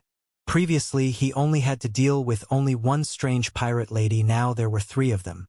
They were clearly sisters that weren't that much apart from each other in age. Perhaps after the oldest became the captain, she lured her siblings into the trade. One of these sisters was now leaning against his shoulder and grinning like some pervy old man. Even without asking, he knew where this was going, and if he took the ship, then the trip would probably be somewhat uncomfortable. "Nah, fair. Ye looted the last one, it's me turn now." For some reason no one was asking for his opinion. It was as if it was a given that he would consent to whatever they were feeling. Roland decided to leave the two pirate-like ladies to their fight while focusing on the ship's captain. She was still the decision-maker, and it was still safer to go by ship. "Excuse me. See, he likes me more. Cannot compete with your captain." "No. When is the ship leaving?" The captain seemed somewhat happy that he came over to her. It seemed that these three sisters liked to compete for the attention of the male passengers. For some reason, they weren't that interested in the sailors around them. Besides these three, all the other people here were rugged men. Roland's frame wasn't that much different than of the sailors, but his face wasn't as rugged and his skin was more fair compared to the tanned men of the sea. "We be leavin' in about a week, but I wouldna mind if ye join me in me cabin tonight." I'll have to pass on that." "Well, ye be no fun. If ye change your mind, ye know where to find me. Till then ye'll ave to wait. The shipment that we needs to grab won't be dockin' for a few days." "Thank you, I'll be back then." Roland already knew that only when the ship was about to leave would he be able to pay for the trip. Until that day came, he would need to remain here in this city. While the cult problem was unresolved, this was the safest place to be. Solaria's church was here along with a prominent noble house. With so many soldiers, knights, and adventurers, even the cult would not be able to storm the city. "This doesn't mean that I can just relax. Where are ye going, handsome? Why don't we grab some rum at the tavern?" Thank you, but I have something else to do. I'll have to excuse myself." While walking away, one of the younger sisters tried yanking him towards the city. After shaking her off, he backed away and headed back. The women seemed maddened by the fact that they were rejected, but soon they turned towards some other men that were going down from the station ships. It seemed that they were just itching to get drunk and party. Having fun was not on his mind. He needed to stay here for almost an entire week if he wanted to take the ship towards Vita. Before leaving the docks, though, he paid another visit to the information booth. Perhaps some other ships were leaving sooner, and if a problem arose he could take them instead. "Nothing is going towards Albrook. I'm really unlucky to come at this time. It seemed that all the ships were unloading cargo at this time, and the earliest he could leave was in 4 days. Even then, the ship was leaving to the other side of the island, and the one after it was going towards the mainland. Apparently, there was some angry sea creature spotted lately which was blocking the way. A group of ships was forming to clear it out, but it would also take a few days for them to complete the mission. What should I do for an entire week? There was not much for him to do here, but twiddling his thumbs was not something he wanted to do. For someone that didn't need that much sleep, spending a whole week doing nothing would be mind-numbing. He had repaired his armor's runes already, and the rest of his equipment didn't suffer that much damage. Even his runic rod only needed to get bent back to shape. Maybe I should go to the church and get some elixirs. Wish I could get my hands on an Empyrean crystal. The cult was still on his mind, and the best way to counter their corruption was divine energy. He had witnessed firsthand how a divine blade made from aura could cause the strange parasitic creatures to turn to vapor. Regretfully, he was not someone that could mimic divine energy. It was a skill locked behind worshipping classes. Yet there were ways of storing this energy. One of such items was called an Empyrean crystal. It had various shapes and sizes. Depending on the divinity, it could even turn black to produce evil energies that demons craved. This crystal was able to store the energy that he required to counter the dark ritual. With its help, he might even be able to use divine skills if he managed to decode them with his runic eyes. From the literature that he read, it was stated that these crystals formed by absorbing holy energies from their surroundings. This could be achieved in many ways. One of them was actually a secret of the church that was able to produce these items. People theorized that after performing healing miracles, the divine mana that was released was being absorbed by something that would later become an Empyrean crystal. These would then be used in the production of various holy items, even weapons like swords. Would be nice if I could just emulate the divine energy with only my runes. Going to the church every time will drain my coffers quickly. Roland gave out a sigh while looking into his purse. He needed to get some supplies like mana potions and health potions. Then he needed enough for food and the ship fare. This didn't leave much for him to buy an elixir that could cure curses on the fly. They were one-time use items that could put a person in department quite fast. Back in Albrook, the church was not advanced enough to produce any, but here in Rika, he should be able to get 1 vial for the road. Thus, for the time being, he decided to go through the city. While he had gotten some supplies for his trip, he was hasty. Now, with more time on his hands, he could go through the list slower. First, he visited the Church of Solaria. While he was interested in getting his hands on some elixirs, this was not his only reason to go there. With the cultists buzzing around, there could be some information that he could receive there. So this is the church. It makes the Albrook one look like a little shrine. This temple, created for worshipping the sun goddess, could be seen from outside the city gates. It stood at the same height as the castle that belonged to the Lord and was probably founded by the noble himself. People took religion very seriously in this world, and nobles liked to be in good graces with the high priests from the church. With deathly curses being a reality, they could assure themselves a quick checkup from a high-level priest if a need ever arose. It looked more like a large cathedral than a church. In the front there were 2 large towers, and between them was the entrance. The large stairs led up to it, and the circular window with stained glass above it was fashioned to look like the sun. Above this window, he could see a statue of a woman that resembled what the people here believed Solaria to look like. Roland wasn't sure if these gods really existed or were just a representation of some skills. To his knowledge, this representation of Solaria was created after some pope used some powerful skill that apparently summoned the god to aid them against some demon in the past. Was it an actual god, or was it just some summoned creature similar to the one summoners could call down, was the question. No one was stupid enough to call the believers out on their gods. The worshippers were lunatics in Roland's eyes, but even he could not deny the existence of supernatural creatures. He was proof of something outside his understanding existing, as he came to this world from another world and was now able to produce magical arts that went against everything he had learned there. It looks quite busy. Is it normal for that many church knights to be here? The first thing that he noticed was a group of armored knights that looked similar to the ones that he met when escaping the forest. They were just standing around the whole church as if they were expecting something to happen. People were still coming in and donating money.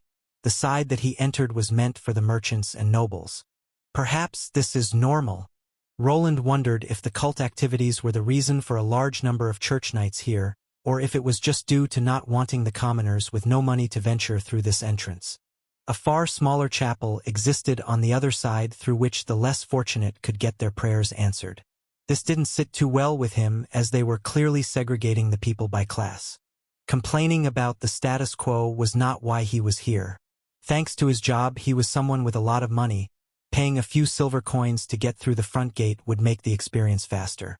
The acolyte held out a tray to which he dropped the minimal amount of money that was required. Then he ventured into the large chapel. The place was covered in silver and gold patterns. The large windows were created to allow the natural sun to illuminate the whole area. Then there were a few statues of their goddess, along with some angels similar to the Valkyries from his past life.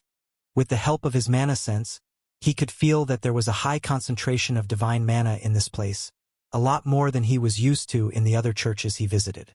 But he was not here to admire the nice architecture. What he wanted was to get a cheap elixir to help him with any potential curses that awaited him in the future. After a few glances, he noticed a side room with a few Solarian nuns that were doing just that. They had shelves lined with various concoctions, one pricier than the other. "I wish to buy a divine elixir that works against curses. Praise the sun." The nun welcomed him, and after presenting him with a few options, he was quickly done with his purchase. It was quite surprising how well trained these acolytes were at peddling their wares.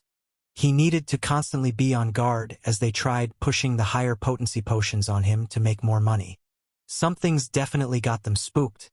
Could they be expecting the cult to make a move? His reconnaissance mission was over, and he discovered a few things. The number of soldiers was concerning. Were they just being cautious, or were they preparing for war?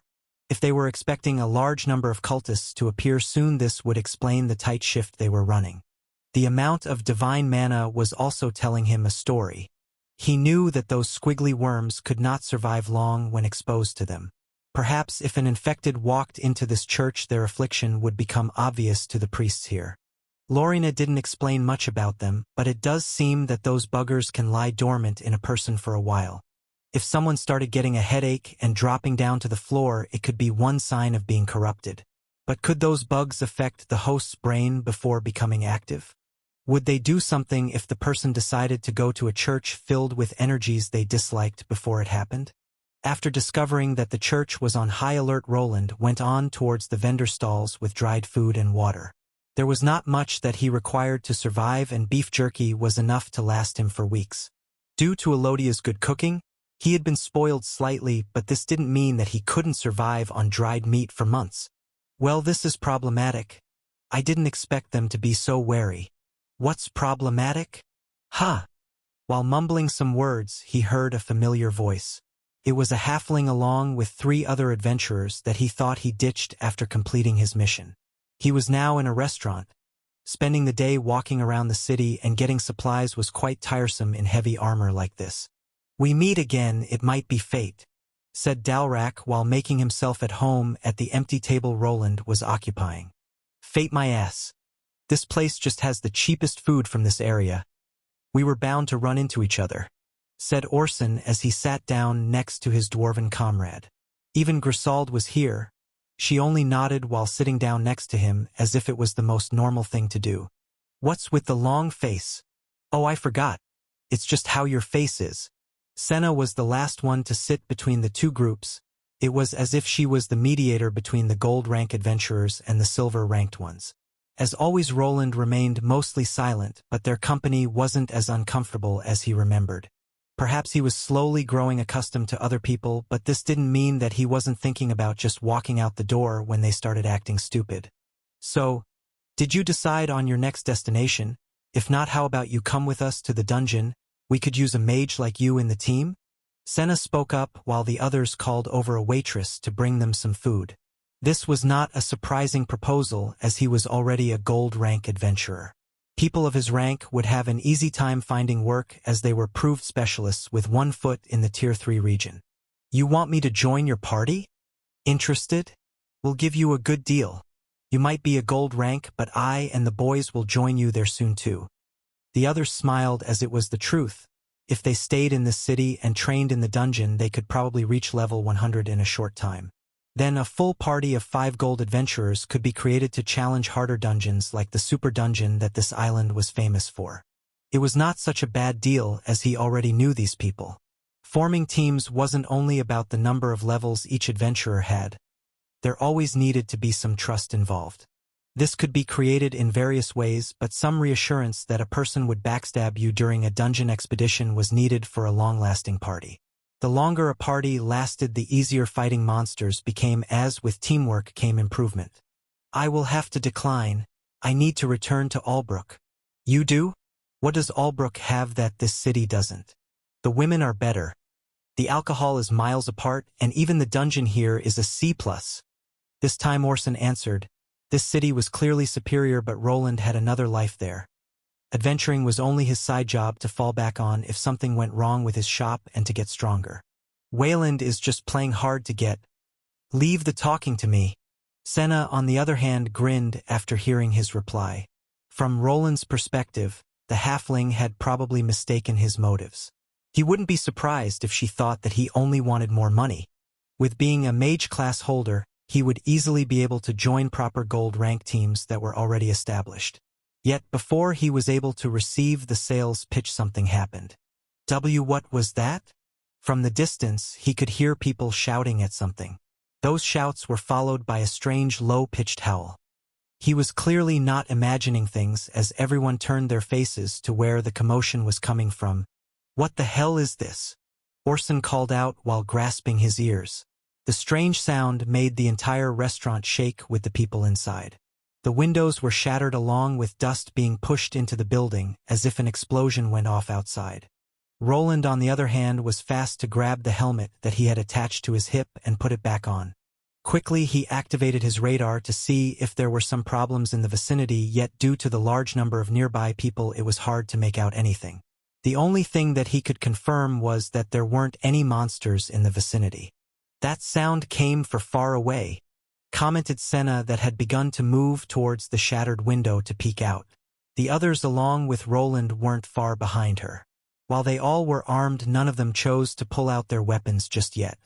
They were still in a large city filled with soldiers. If there was a problem with some terrorists, then it was up to them to protect the people and not the adventurers. There is nothing there. Where did that sound come from? Grisauld asked while being confused. It wasn't only them. Most of the people that were in this restaurant decided to look outside. There they only saw some people holding their ears while getting up from the ground. It didn't seem that it was a magical attack as there was no damage in the vicinity. The only clue was the strange howling sound that caused some of the windows to shatter. Something is coming. Cover your ears. Senna shouted out, which made Roland activate a protective barrier of blue mana. While it was meant to defend against physical and magical attacks, it would also work against shockwaves produced by sound. He made it in the nick of time as another strange soundwave connected with the surroundings that shattered all the windows that had remained intact previously. The hell is that coming from? Is it outside of the city? No, it's coming from the sea. Orson cried out while grimacing, as he didn't have a mana shield protecting his eardrums. Just as he said, the sounds were coming from a faraway location, and judging by the destination, it was coming from where the city port was. Yet buildings were covering their view from seeing further. Is someone attacking the port? Who would be dumb enough to do that? Dalrak commented while scratching his beard. The city wasn't small, and it probably had a large force of soldiers and Tier 3 class holders protecting it. Unless it was a large force of invaders, they would not be able to survive the counterattack. Could someone be setting off bombs as a distraction? Orson proposed a solution that was plausible but not very probable. That doesn't sound like bombs, and it's coming from beyond the port. Could a sea monster have appeared by the coast? Roland added his 5 cents as the strange sounds could be signs of a monster battle. It wasn't odd for ships to be equipped with large cannons and magical weapons that could kill huge monsters. Though the ships used various ways of hiding away from large monsters from time to time, if one appeared, it needed a full subjugation team to take it out. Strange. Wouldn't there be some information about it being sighted? Would they be able to assemble a battleship big enough to create these loud explosions? He didn't like it, the whole thing was suspicious, and it also seemed that the sounds were getting closer and more frequent, which was probably about to cause some panic. Without enough information, he could not make the right decision. He needed to get to higher ground and see what was happening. Wait here, I'll go check. Senna had apparently the same idea as Roland as she quickly jumped out the window and headed for a large clock tower that wasn't that far. He decided to follow the halfling, and even though he could not just climb the building from the outside like she was doing, there was the usual way of doing it. Thus, after quickly running up some stairs and ladders, he found himself high enough to see what was happening. The moment he got up there, he had to activate the mana shield for another incoming shockwave. What he saw made his jaw drop, as the various howls and explosions were not actually happening at sea level but up in the sky. He had read about flying technology in this world, magical islands that ignored the laws of gravity. Oh, you're here, Wayland? Yeah. Isn't that It does look like a Solarian galley, but what is that worm thing around it? What both Senna and Roland were seeing was a battle between a flying ship and some kind of monster. First, the ship was flying the Sun Religion's flag, which was a dead giveaway to which faction it was associated with. It was quite long and made from some shiny goldish metal that could perhaps be orichalcum. To the sides, it had something that looked like wings, but one of them was being shoved to the side by some black worm thing. This creature was in the process of wrapping itself along this flying vessel. Only thanks to some kind of energy shield that the monster was trying to squeeze was this ship able to not be crushed. Yet while at first glance the monster worm seemed to be winning, the energies from this ship were burning into its darkened flesh. A wave of energy exploded from within this flying ship, finally driving the creature back. It was forced to uncoil itself, probably saving its life in the process. Thanks to this, Roland was able to see this creature in its full glory. The creature had no eyes, only a huge mouth with a plethora of teeth at the front. Its body was around 3 times as long as the ship it was chasing. This long body was pitch black with various tentacles with some sorts of spikes that were concentrated closer to where that toothy mouth was. How it was able to traverse the skies was a mystery, as it clearly had no wings helping it glide. Wait, what is that? With the help of his helmet, he was able to zoom in on the fight that was taking place. He was focused on the flying monster worm that was thrashing its tentacles around while shaking itself off from the flying ship. Roland could barely see something akin to thick straps made from some dark material. Wait, is there a cabin strapped to that monster's back? I can't really make it out. Oh, so you can tell? Oh right, you have your spells. That's probably where the tamer is. You can tame a huge monster like that? It must be an exceptionally high-level tamer, or perhaps it's a summoned creature? Senna gave him an idea of what this could be, but this also raised a lot of red flags. The battle in the sky was continuing, and the direction they were going was not the city but the forest where the cult's relic was hidden. After putting one and one together, Roland realized what this was about. Did the cult send this creature? It might be. Senna was of the same mind as she nodded. Both of them looked at the continuing battle that was now changing. The ship started using its side cannons to pelt the monsters with some magical spells. Even though the creature was taking some damage, it was quickly regenerating the missing limbs that it used as projectiles. This doesn't look good. It might be better to leave this damn city before it's too late. Roland nodded at the comment as the sky battle was slowly getting further and further away from their location. This was not something at the level of gold-ranked adventurers. Anyone that was not a Tier 3 class holder would probably be nothing but a meat shield. He could only speculate about the flying ship and why it was there. The relic in the forest was quite large, with more length than width. The ship was somewhat longer as well. The church was probably intending to transport the runic device to a safer location. The cult must have quickly reacted by sending this monstrosity to destroy the flying vessel. The fight in the clouds wasn't the only chaotic thing that was happening. At this very moment, Roland felt a spike in mana coming from the direction of the church. An actual radiant barrier of bright orange appeared around the whole building. The source seemed to be coming from inside, and it was clearly an effort against any corrupted creatures that could appear. Shit! Could those cult bastards have gone through with it? The cat was out of the bag for the cultists. Roland had convinced himself that the cult that liked to perform their tasks silently wouldn't just go all out against the church here. It would be more logical to wait to gather more information before going nuclear. Even if the church was sending a flying ship, they could have intercepted it when it was transporting the relic in a more favorable location. Now, when they have revealed themselves, the church would do everything in its power to stop them. Probably more flying ships and more holy knights would be arriving soon. With that many opponents on the horizon, there was only one way of holding them back. Hey, what's wrong with you? HHHH.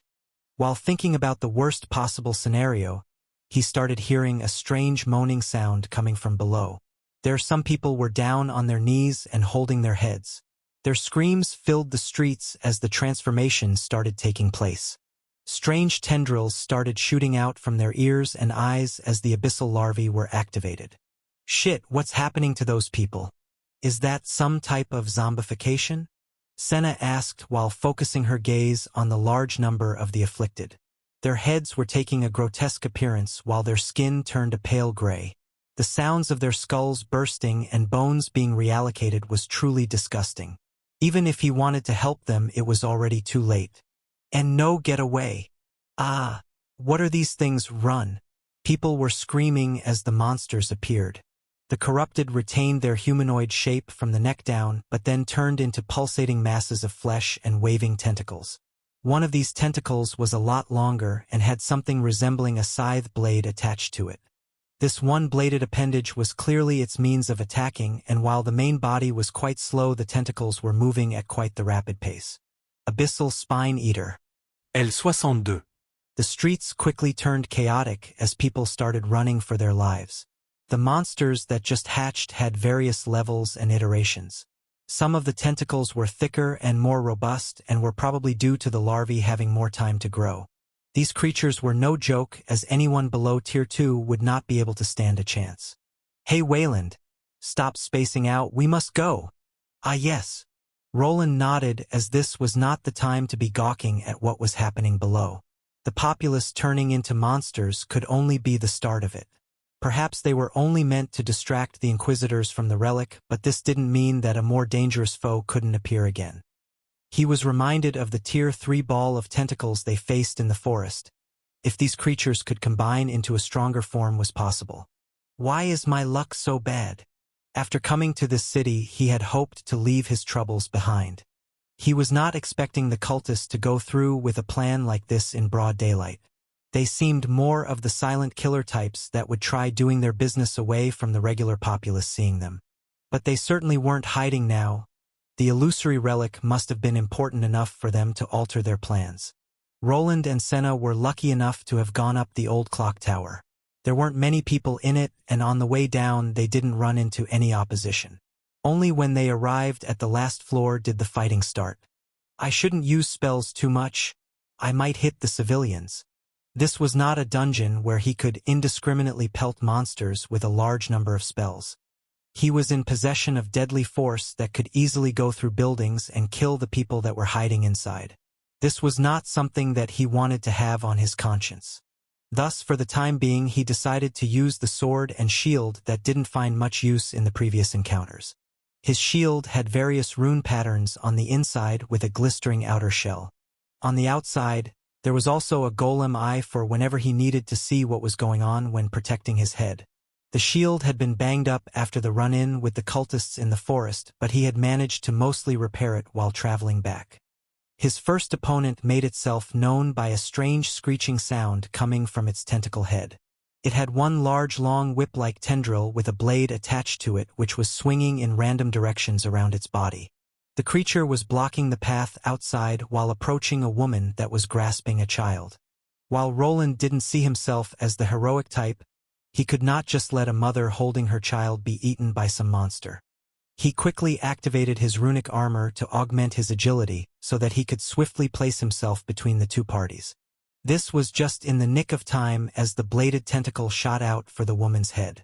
Instead of colliding with flesh, it hit a blue shield of mana that was surrounding his shield. The moment the blade collided, Roland could feel his wrist straining slightly. The monster before was only level 70, but its power was no joke. Yet the moment the appendage bounced back, he stepped in quickly. His sword was quick to aim for the fleshy part as he sliced the monster's only way of attacking. A black fountain of blood shot out from the severed tentacle while the creature backed away. Its way of walking was very uncoordinated, which made it a very easy target for the slaying. Thus, while the fleshy blade was flopping around on the ground, Roland continued with his assault. The runic blade that he was holding started glowing red, and its blade was surrounded by mana of the flame variety. With his flaming hot blade, he performed a basic slash that was aimed at the monster's neck. While it tried using the other softer tentacles to protect itself, they were far too mushy. Roland didn't feel much resistance after cleaving right through the monster that quickly dropped down to the ground. It does look like the head is the weak spot, but to be on the safe side. Roland recalled a phrase from an old zombie movie that he once watched. It was always better to perform a secondary attack on these types of creatures with regenerative powers. The name of this monster also bothered him, so while the monster did a flop forward, he stuck his flaming blade into its spine. The moment he did, a bunch of smaller tentacles shot out as if they were trying to push his sword out. Yet before they could do anything, they were consumed by the magical flames and quickly suffered a critical hit. Only when he received a message from the game-like system did he relax. Yet this was not over yet. This was only the first of the many enemies that awaited him outside. What were his options here? With the city in a state of chaos, there wasn't much he could do. He could either try to escape to a safe location or attempt to get out of the city. Should I try going to the docks, or is it too late? His old plan of taking the ship out seemed to be in shambles, but depending on the time, he might be able to make it out. The whole place would be in chaos, so the ship captains would probably attempt to leave as soon as possible. These monsters didn't look like they could swim either. There was an option of seeking help at the church or the noble district, but it was very slim. The church had surrounded itself with a holy shield that might not be accessible to the common folk. The sturdy walls and gates at the noble district would be a good defensive position too, but he was convinced that they would not let an adventurer like him inside. Which left the docks as one option, and then the other would be to abandon the city. Hey, Wayland. Help me out here, we need to go help those 3 idiots or they might die. His deliberation was interrupted by Senna, who was peeking outside. While he could try going through the city alone, he would need to abandon the small party he was involved with. By himself, he might be able to slip through the streets faster, but in a larger group, it was always a bit safer. No, stay away. An old man was trembling while a strange humanoid creature that seemed to be missing a head was approaching him. This creature's head was a mass of squiggly tentacles, with one being much larger with a sharp claw-like appendage at the tip. The hell are you doing, just sitting there? The monster swung its thick rope-like tendril toward the old man that just froze in place. Luckily for the man, the attack was bounced back by a large sword that belonged to an adventurer. This man was not alone, as a dwarf was right to the side and ready to pierce the monster's head with a halberd while it was distracted. These shits are annoying.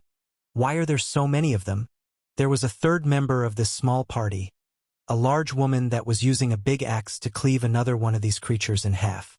These monsters had just appeared all over the place, even in the restaurant these 3 were staying. This event sparked widespread panic as everyone was running for their lives. This must be related to the cult. They look similar to that thing we saw in the village.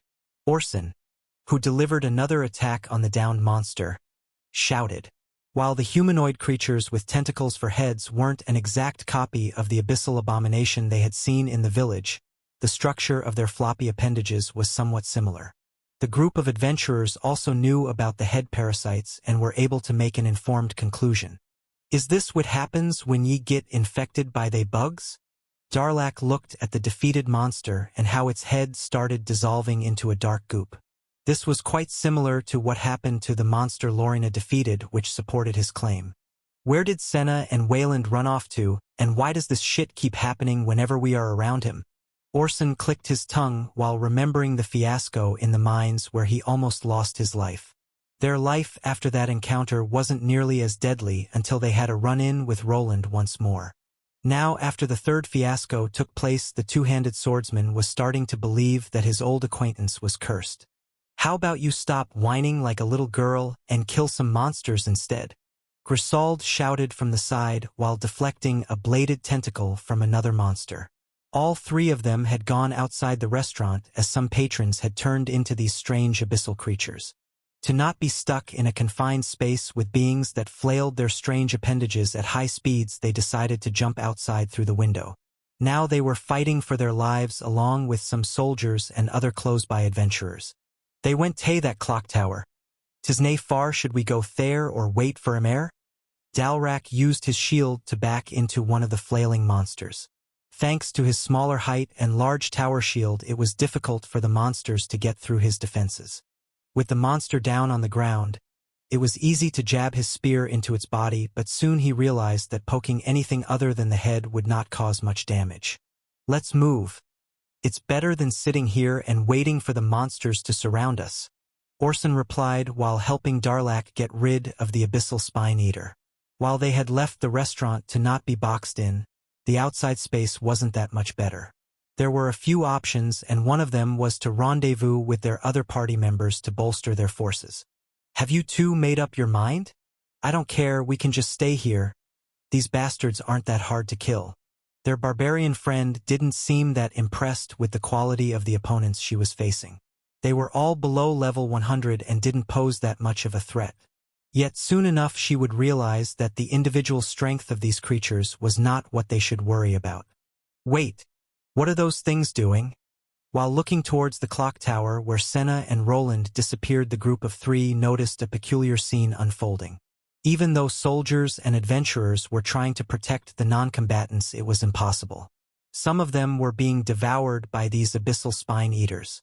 What Orson had noticed was a larger group of about 10 feasting on the flesh of others. Their tentacles slid into the dead bodies, which soon after started drying up as if their vitality was leaving them.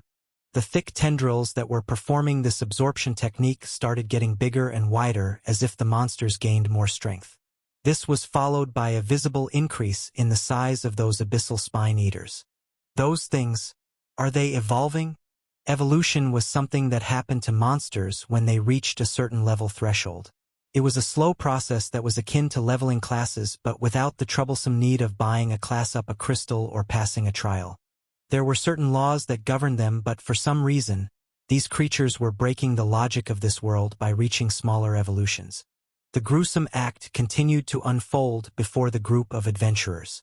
It was as if these monsters realized that they would not be able to win against people of the races gathered here. Instead, they all flocked to one location where the pile of corpses was increasing. Their monstrous heads were covered with strange appendages sunk into all that meat. More and more of the strange beings appeared and practically tossed themselves into this ball of gore. They were devouring not only the dead people but each other as well, forming something more dastardly and similar to what the three adventurers remembered from their visit to the village. "Shit! We must leave." "Aye." Dalrak and Orson were in agreement. The creature that was forming there was not something they would be able to handle. It was similar to the abomination that now haunted their nightmares. Even if it was only a lesser evolved variant, it wasn't something they could easily combat in this open street where it could absorb more people to heal itself. "Wait, what's that under the thing? A magic circle?" Before they decided to jump back, they noticed that there was a glowing circle with strange glowing runes under the monster. While they were not magically inclined, they had seen some lesser mages perform similar feats. When aiming for a wide area attack, a mage could construct a circle from far away, and it would appear on the ground before the spell took shape. "Hey, it took you long enough? Are you two done with your honeymoon? Shut your trap, you drunk bastard." Orson smiled as he noticed a certain halfling hanging from the side of a nearby building. It was clear to him to whom the magical circle belonged. With the absence of any chance, it was obvious who the mage performing this spell was. The magic circle that was blue in color started shifting to orange and then quickly became red. The temperature surged around the area as a pillar of condensed flames appeared from within. The flames burst upwards while quickly changing into the shape of a twister. The creature that was not formed gave out a wail of pain that sent shivers down everyone's spine. Its tentacles started flailing around in every direction, causing widespread damage, but the spell continued to burn. Orson along with Dalrak had to cover their faces as the storm of fire expanded in scope while producing tremendous wind. Roland stood there with his sword back in his scabbard. It was replaced by the spell staff that allowed him to perform some spells faster. Senna along with him had returned to the restaurant to search for their friends only to encounter more of those strange monsters. They didn't pose much of a problem for them but were certainly too much for the confused guards and commoners to handle. After taking out a few they arrived where Orson and the others were. While the group of 3 seemed to be fine, there was a large problem. The abyssal spine eaters were fusing with each other and mutating. He was able to use his identification skill to analyze the creature's name. The thing had not fully formed when he arrived at his destination. Roland had seen the Tier 3 version in action, but even a lesser variant was probably deadly. The mass of tentacles wasn't forming as hastily as the one back at the village, and it would not be able to finish the transformation. Thus he decided to apply one of his runic spells. The spell he was using was called Firestorm. It was created by combining fire and wind runes together. By feeding it more air, the flames would be riled up and forced to circulate around the targeted area to increase the temperature. If it was possible, then he would choose to use a divine spell to which these monsters were susceptible to. Yet, without any current knowledge, he went with the closest thing to it, fire. There was a reason why people in this world decided to burn evil beings, as besides the holy element it was good at cleansing abyssal creatures like this one. Normally this high tier 2 spell would require a mage that specialized in 2 elements before being created. Roland, on the other hand, could go around all the requirements with his runes. The only drawback was the increase in mana usage and drop in power compared to the original version. Yet these he was already circumventing by having various skills that raised his MP and increased the damage of runic spells cast by him. Goohhh. The monster was burning up before his eyes. It had sealed its fate by deciding to mutate right then and there. At this stage of its evolution, it could not move or evade the powerful spell that continuously burned that dark flesh. Its weak point that was somewhere on the inside of that disgusting body was not as hard to pinpoint as with the Tier 3 version of this monster. Thus, soon enough the flailing tendrils halted in mid-air and dropped to the ground. Damn, is it dead? Yeah, it's dead. Are you sure? Won't it regenerate like the one in the village? No, I'm sure it's dead. Roland looked towards Orson that was inching towards the lesser abyssal abomination. After being burned to a crisp, its body started dissolving into a dark liquid that was similar to a slime's. It seemed that the creature was similar but was able to keep a more fleshy form than its common slime counterpart. Is everyone okay? Aye. Before continuing further, he glanced at the 3 adventurers. They didn't seem injured in any way, just out of breath after the sudden battle. All the monsters in this area had swarmed towards one location, which made it easy to destroy them with one well-placed spell, but this battle was not over. These things. Hey Wayland, what are you doing? We need to get out of here. How about we go to the guild? I'm sure those monsters won't be able to get in there easily. Senna shouted out towards him while he approached one of the defeated monsters. This one's head was now just a puddle of black goop, but the host's clothes and body were still somewhat there. When going through the city, he had noticed something. A lot of these monsters were wearing gear that was sold at the Adventurer Guild. It was clear to him that it was all due to the village that the abyssal cult had taken over. These poor bastards had probably gone through escort missions and been infected by the larvae. I don't think that the guild is safe. The whole merchant district is probably infected. What do you mean? Think about it, you've seen that village. They had probably been there for many months, maybe even for years. How many people did they infect? This whole city might be done for. We need to leave. Senna was shocked as her idea to go towards the Adventurer Guild was shot down. If Roland was right, then those monsters had already burst forth inside of the guild and a massive battle was taking place there. The merchants that traveled through that place always took a large gathering of soldiers and travelers with them. Shit. Where should we go then? To the church. Orson asked while looking around nervously. Even though they had managed to defeat the monsters here, they could hear people screaming in the distance. Fires were burning and other battles were taking place. The city guards had their hands full, and if they weren't fast, the monsters would start mutating. I'm not sure if the church will let anyone in. We should probably leave the city by ourselves, Senna said, and Roland just nodded in agreement. That radiant shield was still around the church. It was clear that they were more concerned about their own safety. The protective barrier would probably keep the priests and church safe, but deactivating it to let people inside was not something the church was willing to do. Their priority was to keep their assets safe and not the people of the city. That's fine with me. Let's just go. Wait, you idiot. Do you even know where to go? Orson placed his sword over his shoulder and was about to step in a random direction before Senna stopped him. What is it now? You just said that we should leave? Go where? Do you know where the gate is? Do you think the soldiers will just let us out? What if we run into more of those monsters? You're annoying. If we run into them, we can just kill them. Orson smacked his chest as if he had it all figured out while Senna's eyes twitched. While Roland was keeping out of their argument, it was worrying. His mapping device was showing monsters everywhere. Some of the dots were larger and confirmed that some of them had started evolving. The problem was the lack of information. There was an unconfirmed number of these creatures here, and it could get worse. What if more of those Tier 3 tentacle things start spawning while the Golden Order was outside the city at the village? When he visited the church earlier, he could not see anyone above Tier 2. His main worry was that all the strong combatants had left to secure the relic, leaving them with a lesser force. Will the city lord come out, or will he concentrate his forces on the noble district? He didn't even need to ponder this question, as he already knew the answer. There was no possibility of a noble ordering his forces to help the commoners. All the important figures lived in the rich district that probably was being attacked as well. Only when they had secured it would the noble troops start clearing out the lower districts, and the church would also probably only bunker up and wait. Does any one of you know the layout of the city? No, it's the first time we are here. Roland posed the question to everyone, but he was left with shrugs and head shakes after Senna replied. The city was large, and there were probably ways of getting around it while minimizing the risks of being attacked. Shit, there is probably a way of reaching everything through the underground. A city like this must have a thieves' guild and underground tunnels to the key locations. Senna was a trickster, so he assumed that she might have been informed about Rika's thieves' guild. Without a proper guide, they would be forced to go through the monster-infested streets instead. Get off her, ye bastard! Ha! During his deliberations, he heard a familiar voice that belonged to a woman that he had met in the morning.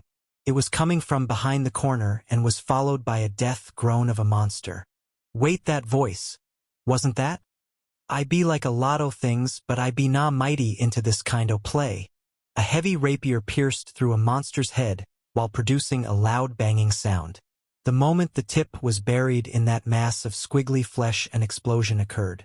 Various parts flew in all directions, covering a part of the person that had performed the attack in black ooze.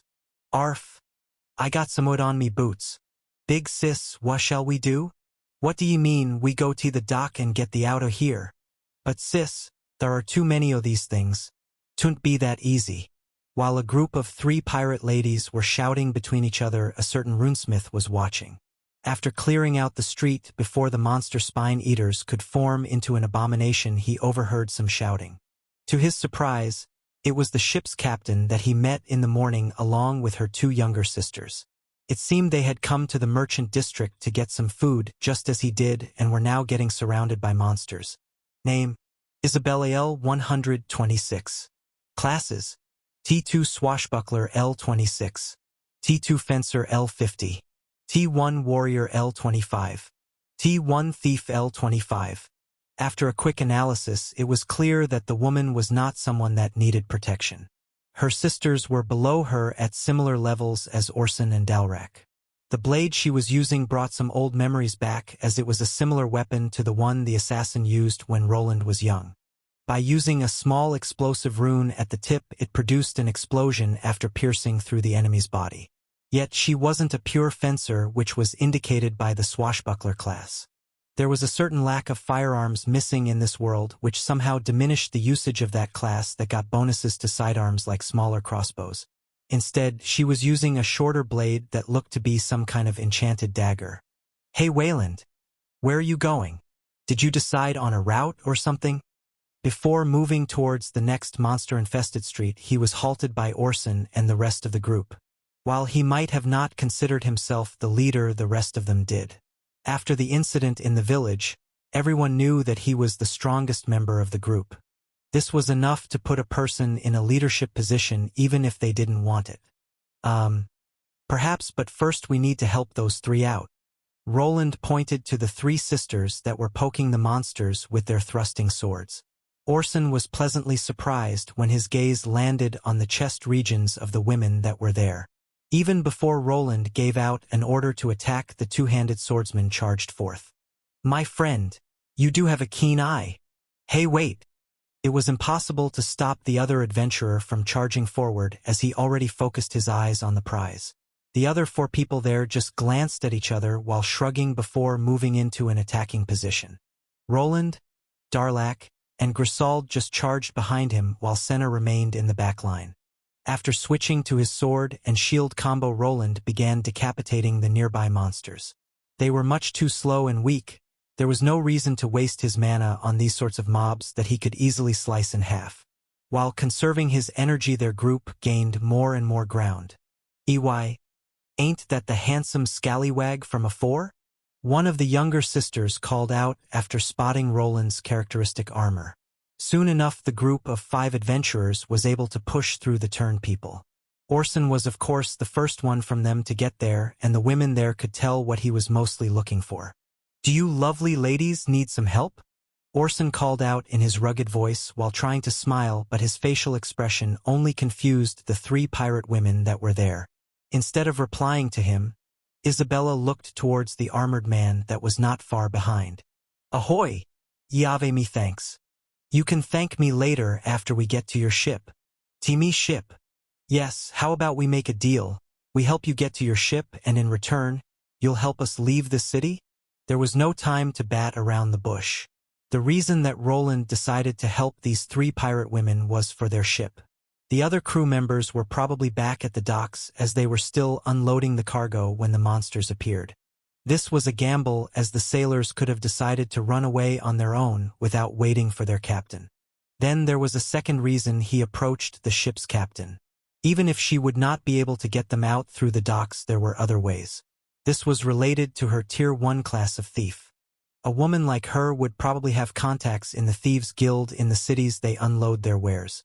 Thieves' guilds normally used a web of tunnels that were built underground in the city they occupied. The longer the guild remains there, the more places a person can reach through them. Considering that the cultists mostly targeted merchants and adventurers, the underground tunnels should be clear of that many monsters. It should be safer than going through these streets at least, but it's a gamble. Har har har, so that's why ye wants in here. I thought ye just couldn't forget about me. Isabella laughed at the reason that Roland gave her. The woman quickly turned towards the approaching monstrosities that even at this very moment were trying to mutate into stronger variants. The city soldiers were all over the place, but the number of these creatures was truly staggering. That doesn't sound like a bad deal. Good. Are you familiar with the layout of the city? Is there a safer way that could take us to the docks? It seemed that Isabella gave it a quick thought. Her gaze focused on the group of 5 adventurers along with who looked to be their leader, Roland. Quickly the decision was made as she nodded. "Thar be. Follow me then, and try to keep up handsome. But try to keep up or I will leave ye behind. Hey, are you finished with your love talk? We need to go. These things are just multiplying and immune to poison." Senna tossed a dagger laced with some paralyzing poison toward one of the abyssal monsters, but it didn't slow it down at all. Instead, Grisauld needed to cleave it down with her oversized axe. She made sure to turn to the halfling while grinning after the confirmed kill, which produced a frown on Senna's face. "Yes, we are done," Roland replied while turning towards Isabella that looked at a building in the distance. Then she quickly pointed to it while speaking up. "We needs to get in thar." It was an unsuspecting pub that didn't stick out from the rest. Luckily there weren't that many flailing tentacles blocking their way there, so the group charged forward without being reserved. The shouts and screams of many other people filled their ears, but in a situation like this, they needed to look out for themselves. Some time had passed since the transformation occurred, and most of the people had already fled. On the inside, as expected, they only encountered dead bodies of the unfortunate commoners and more black ooze. Behind that door, break it. Isabella, along with her two sisters, looked towards a door that was leading to the back room. Roland looked to the barbarian of the group that just nodded and quickly delivered a powerful kick to the locked door. The door frame buckled under the pressure and managed to stand tall. Even though it looked inconspicuous, it was made from quite the resistant wood. Ha! Can't you even break down one flimsy door? Move over and let a specialist do it. What the hell you on about, Pipsqueak? After a few more kicks, it was obvious that Grisauld would not be able to just break it down that easily. Instead of using more power, Senna decided to step in. She pulled out a lock-picking kit quickly and went to work. Can you pick it? Who do you think I am? Just keep those bastards off my back, and I'll have this lock open in a second. Roland didn't know what was on the other side of that door. If they forcefully destroyed an entrance that led into the den of thieves, a trap could be activated. It would have been easy for him to blast it open with a strong enough spell, but if he triggered some kind of safety that blocked the rest of the way for them, it would be inconvenient. Just let me. Let's just leave it to Senna. For now, help me guard the door. Grisauld looked ticked off, but after Roland gave the order, she retreated to the back. The monsters outside clearly saw the party of 8 go into the building and gave chase. Luckily, they were quite clumsy in their basic form and didn't pose much threat from range. This was used to their advantage thanks to the vast array of runic spells that Roland was able to produce. With his iron staff in hand, he created a large number of mana bolt spells that traveled toward their enemies. To conserve his mana, he decided to aim for disabling the approaching swarm by taking out their slow-moving legs. When down on the ground, they could only crawl and give enough time for Senna to pick the lock. Click. Soon the door opened before them and revealed another room into which they all quickly dived into. After locking the entrance behind them, they continued to the lower level where the wine cellar was. Orson moved his sword to the side after not seeing any enemies while also speaking out. Is this really an entrance into the Thieves' Guild? I've always heard stories about them but never been in one before. Inside the wine cellar was quite dark, but was quickly illuminated by a rudimentary spell produced by Roland. The 3 pirate ladies were quite surprised to see an orb of blue light floating out from his palm and sticking to the ceiling, but after seeing him use mana bolt spells, they also realized that he was a mage. Blast ye! There be no one on the other side. There best be a switch or something here, help me find it. While the adventurers were looking around to see if no monsters were nearby, Isabella started knocking on an unsuspecting wall. This was probably the entrance to the thief-owned underground tunnels. Instead of a password, they were using a knocking code. Not surprisingly, there was no person on the other side. Did the thieves from this pub decide to abandon it for now? It wasn't that surprising that whoever was informed about this place decided to evacuate to a safe location. If they were unlucky, then the opening mechanism would only be accessible from the other side. In that case, going through the wall would require a lot of force. If we don't find the switch, can we just blow up the wall? It was already too late to turn back. Monsters probably had started going into the building they escaped in. If they turned around now, they would have to go through more tentacles than before or bunker up until the city guards got everything under control. I wouldn't recommend that. The tunnels might not last through an explosion. Isabella commented while patting down the walls and knocking on them. Sometimes places like this included hidden opening mechanisms. Thieves were occasionally lazy. One of them sleeping through their shift on the other side was probably not that uncommon. While everyone was looking around, Roland decided to do the same but use his radar system instead. When using more mana, he could make it slightly more detailed and also increase the range. Just as he had predicted, the floor that they had left was slowly becoming infested with more monsters. The people from the merchant district would probably flee towards where the soldiers' presence was the highest and leave this place empty.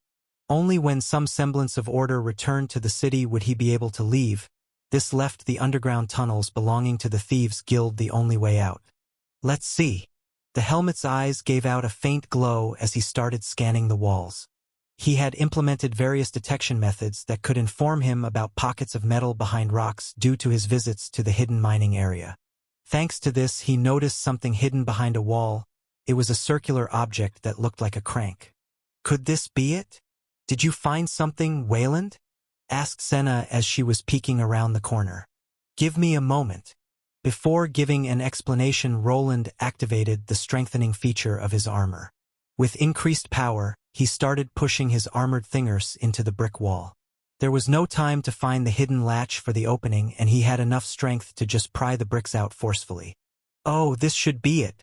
I don't see any traps on it. You can go ahead and give it a yank. He nodded to Senna, who examined the lever and crank attached to it. This lever was meant for 2 hands and perhaps even for 2 people.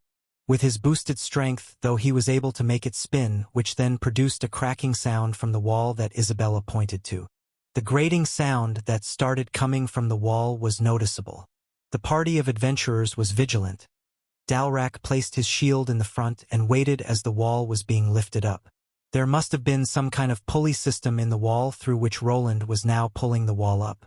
Luckily, after half of the tunnel behind the entrance became revealed, no monsters could be seen. There is no one there. The thieves either retreated to their guild or escaped outside the city. Senna commented after passing through the half-opened wall. With her short height, she was able to just walk through it while everyone else needed to wait for Roland to pull it all the way up. Let's go then. If we be lucky, we'll be back at me ship in a jiffy. Isabella let some of Roland's party members check the tunnel for enemies before going in herself. Soon everyone was going through while leaving Roland to hold the lever in place. It didn't have a locking mechanism. This would normally force him to sprint towards the entrance before the wall slammed down shut. I got it, Wayland. That is if he was alone. With Orson's and Grisaud's help, he wouldn't have to. When he lowered the sliding wall slightly, both of them used their muscles to hold the entire thing up. To their surprise, even when done by both of them, the thick slab of rock was heavier than it looked. When Roland was passing by them, he noticed some strange looks he was receiving due to his surprising strength. Are you sure that you are a rune mage and not some kind of berserker? Orson asked right after dropping the wall behind Roland. Both he and Grisaud were now slightly out of breath and wondering how one man was able to use a lever crank to pull this heavy wall up. Don't be silly. Let us continue. The faster we get to the ship, the quicker we will be safe. Aye, let's go. Dalrak called out from the front as he took up the tanking spot. Next to him appeared a large barbarian lady with an oversized axe. Between them, Senna appeared. Her trap-detecting skills would be quite useful when traveling through these tunnels.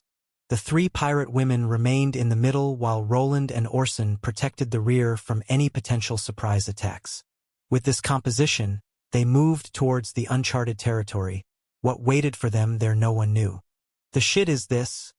I was supposed to have some fun with the local girls, not be stuck in some shitty dump corridor. Have fun with the local girls? You mean the local whores? What's the difference?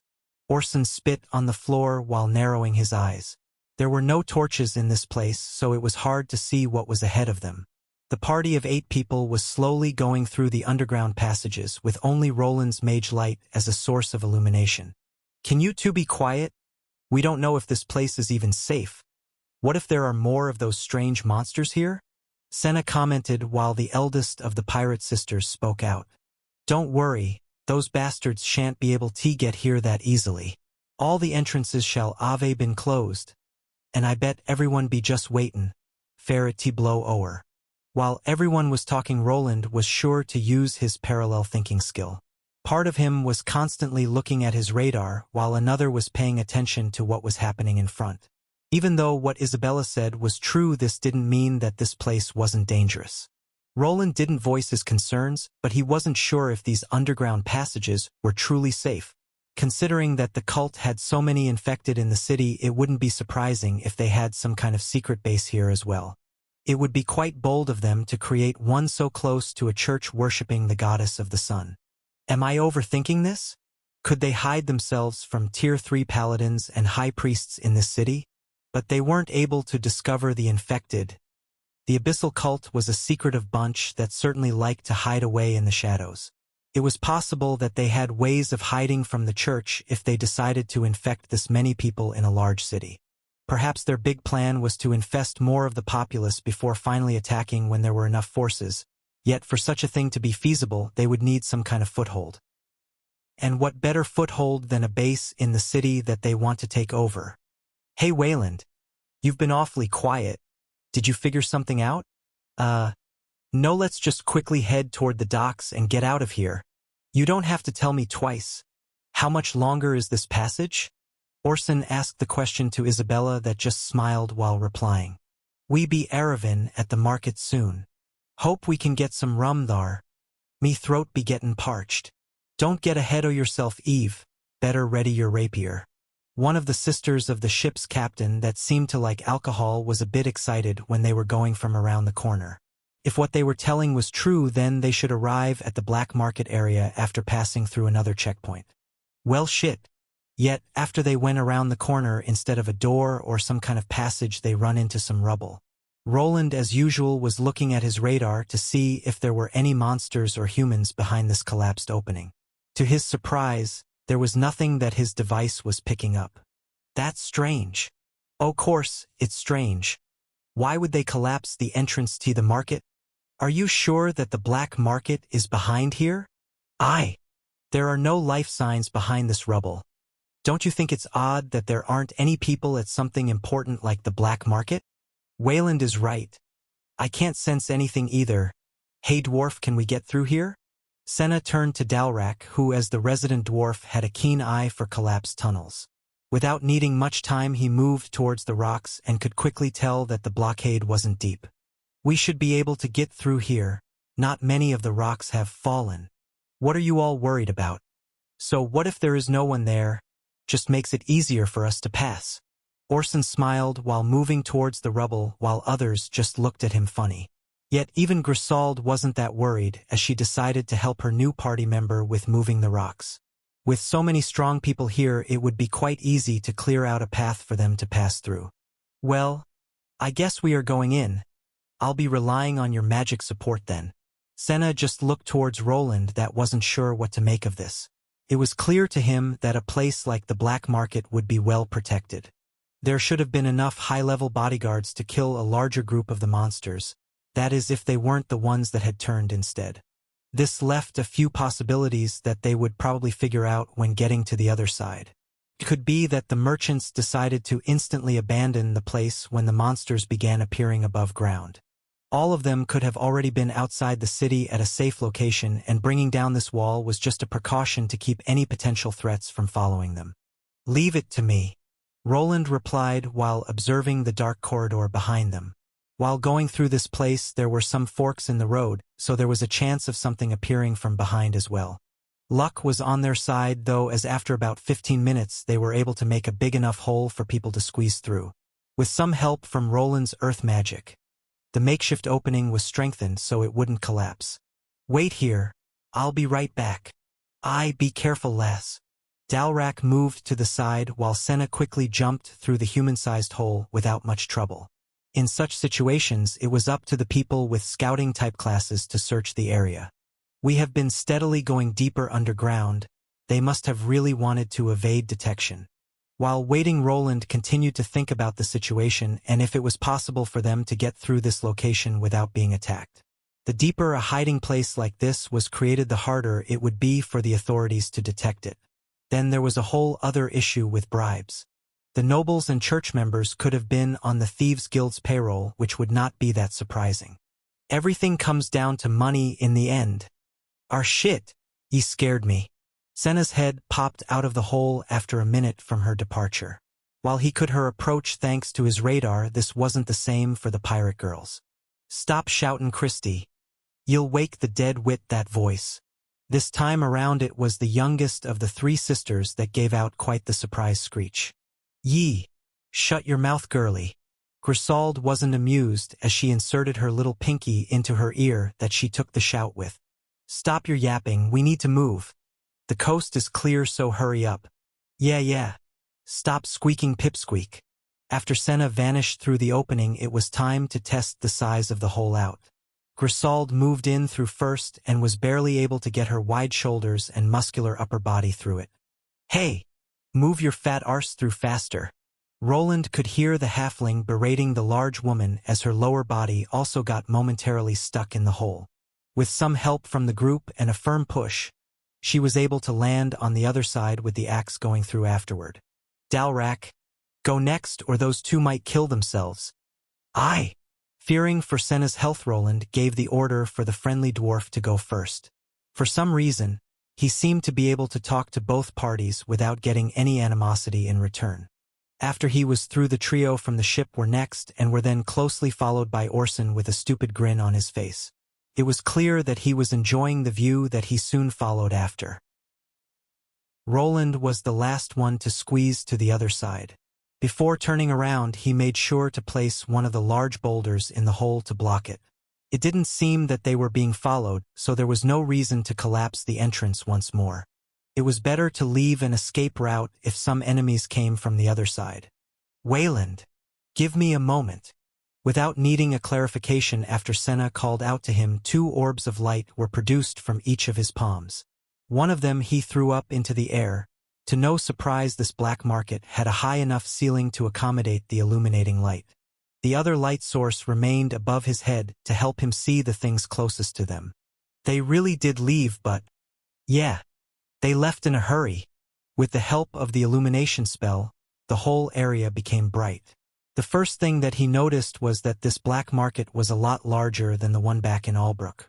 Along with the whole width, there were levels going below. They were standing on the top floor, and when looking down they could see a large open space. Roland felt as if he was standing in a large mall and looking down at the last floor that even with his spell was hard to make out. These stands were abandoned. Some of the items are still there. A black merchant left their loot behind? Isabella was surprised, as everyone knew that black market merchants were penny pinchers by nature. They would rather get injured than give away their money or wares that they could later sell. Yet these stands were abandoned with some strange herbs, potions, and even knives riddling the floor. Yeah, those monsters were here. Look at that. Senna pointed everyone towards the wall where they could see some strange singular claw marks. They would align with the sharp tentacle blades that the spine eaters were equipped with, but that was not the problem. If those creatures are here, where are the bodies? That's a good question, Orson. You get 5 points. Orson frowned at the jab from Senna, but only became more aware of the situation around them. Everyone was quick to pull out their weapons with the exception of 2. One was the trickster and the other the armored man that was scanning the whole area for enemies. You can relax for now. Even if there were monsters here they have left, I'd say that they'd probably went that way. Ooh, Wayland gets 50 points. The hell? Why do I only get 5 points? Cass, you are stupid. Calm down ye too. No, isn't it time for this? While Dalrak was de-escalating the fight between the two, Roland just looked in the direction of a certain large pathway. It was the most damaged one of them all. A lot of those claw marks were on the ground and they continued to the inside. There were signs of them trying to collapse the entrance, but also of something pushing through, which someone like Dalrak would probably notice as well. Where does that lead to? Call me Captain or Isabella. Don't be a stranger now. Isabella frowned slightly while replying in a coquettish manner to Roland's question. It didn't seem that the woman was taking the whole situation as seriously as he did. Yet to keep it friendly, he decided to just go along with her. Then Captain, does that perhaps lead to the Thieves' Guild? It does. Have ye actually been here afore? No. It was just an informed guess, but I hope that's not the way that we have to go to reach the docks? Don't worry, 'tisn't the way. The pier be in the opposite direction. Follow me. Roland wanted to give out a sigh of relief, as things seemed to for once be in his favor. Even though there was an outbreak in this area, the monsters followed the thieves and merchants toward their main guild. This implied that most of the abyssal creatures would have gone that way, but it didn't exclude the possibility of them being in the other corridors. How the hell could those things ransack this whole place? What is that shitty Thieves' Guild doing? Orson shouted out while looking around. This is strange. The guild shouldn't be this weak. Senna brought up a good point. Something like a Thieves' Guild would be well protected, with their guild master being a Tier 3 class holder. Unless all of their enforcers were on some kind of secret mission, it was hard to believe that the Tier 2 creatures could just go through the bodyguards and leave no bodies behind. Their absorption powers were known to everyone here, so it wasn't strange that there was nothing left behind in their wake. However, it wasn't that hard to defeat them for people below Tier 3 to the point of nobody's being left behind. I agree. We should be careful, these monsters might be getting some help. Do you mean? Yeah, that's a possibility. What are you two talking about? That's why you only get 5 points. The hell? Senna and Roland exchanged nods while Orson's face became even more confused. Don't worry about it. Let's just get out of here, even though it's such a waste. Senna agreed with Roland that there had to be some kind of secondary abyssal cult presence besides the creatures here at play. There were a few possibilities, like part of the Thieves' Guild already being in their clutches or a strong cultist hiding away somewhere as well. Then there also could be some kind of hiding place even further below. What the halfling was pouty about were all the black market items that were left behind. Even now she was shoving some of the expensive-looking wares into her spatial bag while going towards the tunnel leading to the docks. It wasn't different for Roland, as some of the strange potions that were here and there could prove beneficial in some way. There was no time. If they rested for too long, the things that left for the Thieves' Guild could return here. It would probably take hours to get through all these collapsed stands. It wasn't worth losing their lives over some money, or this was at least what was on Roland's mind. His new friends continued to look at the ground with more interest while picking up disregarded coins and items to check for their worth. Do we have to go? How about we just stay for 10 more minutes? I'm sure if we all contribute we can get a fine haul. No. Roland replied to Isabella's plea for booty. He already knew where the way towards the docks was, and he would drag the ship captain there if he had to. The light orb that was illuminating the ceiling soon popped thereafter, which made plundering the area a lot harder. Begrudgingly, everyone returned to the previous formation and continued down the next long corridor that should lead them to safety. I have a bad feeling about this place. Even though the claw marks vanished from view, there was something bothering him. For some reason, he felt like something was watching them, but whenever he glanced at his radar, he could not detect any nearby enemies. This didn't help, as he knew that the technology he was using wasn't perfect. There was always a chance that something could be affecting his radar, or that they found themselves in an illusion again. For this reason, he was constantly activating his debugging skill to see if any runes would appear, and his eyes were becoming strained. We be well nigh thar. See, I told ye that we could ave. Some members already had noticed that they were slowly moving back up and on the right track. Isabella started shouting and pointing towards the next fork in the road that was supposed to be the last one. This was an indication of a gathering spot, and all the tunnels here were probably all leading towards Thief Guild associated establishments like the pub they came from. Click. Ha! However, before they could jump in joy, a strange sound appeared from behind. It was followed by a more clear sliding door noise akin to secret passages. Roland was in the back line along with Orson, so they could see the wall going up before their eyes. Wait, what are you? Before the door slid open, Roland stomped with his foot on the ground. His right leg started glowing, and this light was transferred to the ground. Orson was surprised by the quick reaction that produced a multitude of thick stone pillars. They all sprung in front of that secret passage that just showed up to shut it. Why are you spacing out? Run! After the spell was finished, he turned towards his party and instantly bolted in their direction. If his radar was correct, then they needed to flee and do it fast. Go, go, go! I'm going. Holy shit, stop collapsing the corridors, Wayland. The whole party of adventurers was running towards what was supposed to be the exit towards the pier. In the back was Roland, who with each step was releasing a jolt of magical energy that continued to shoot out thick pillars of earth to block the path behind them.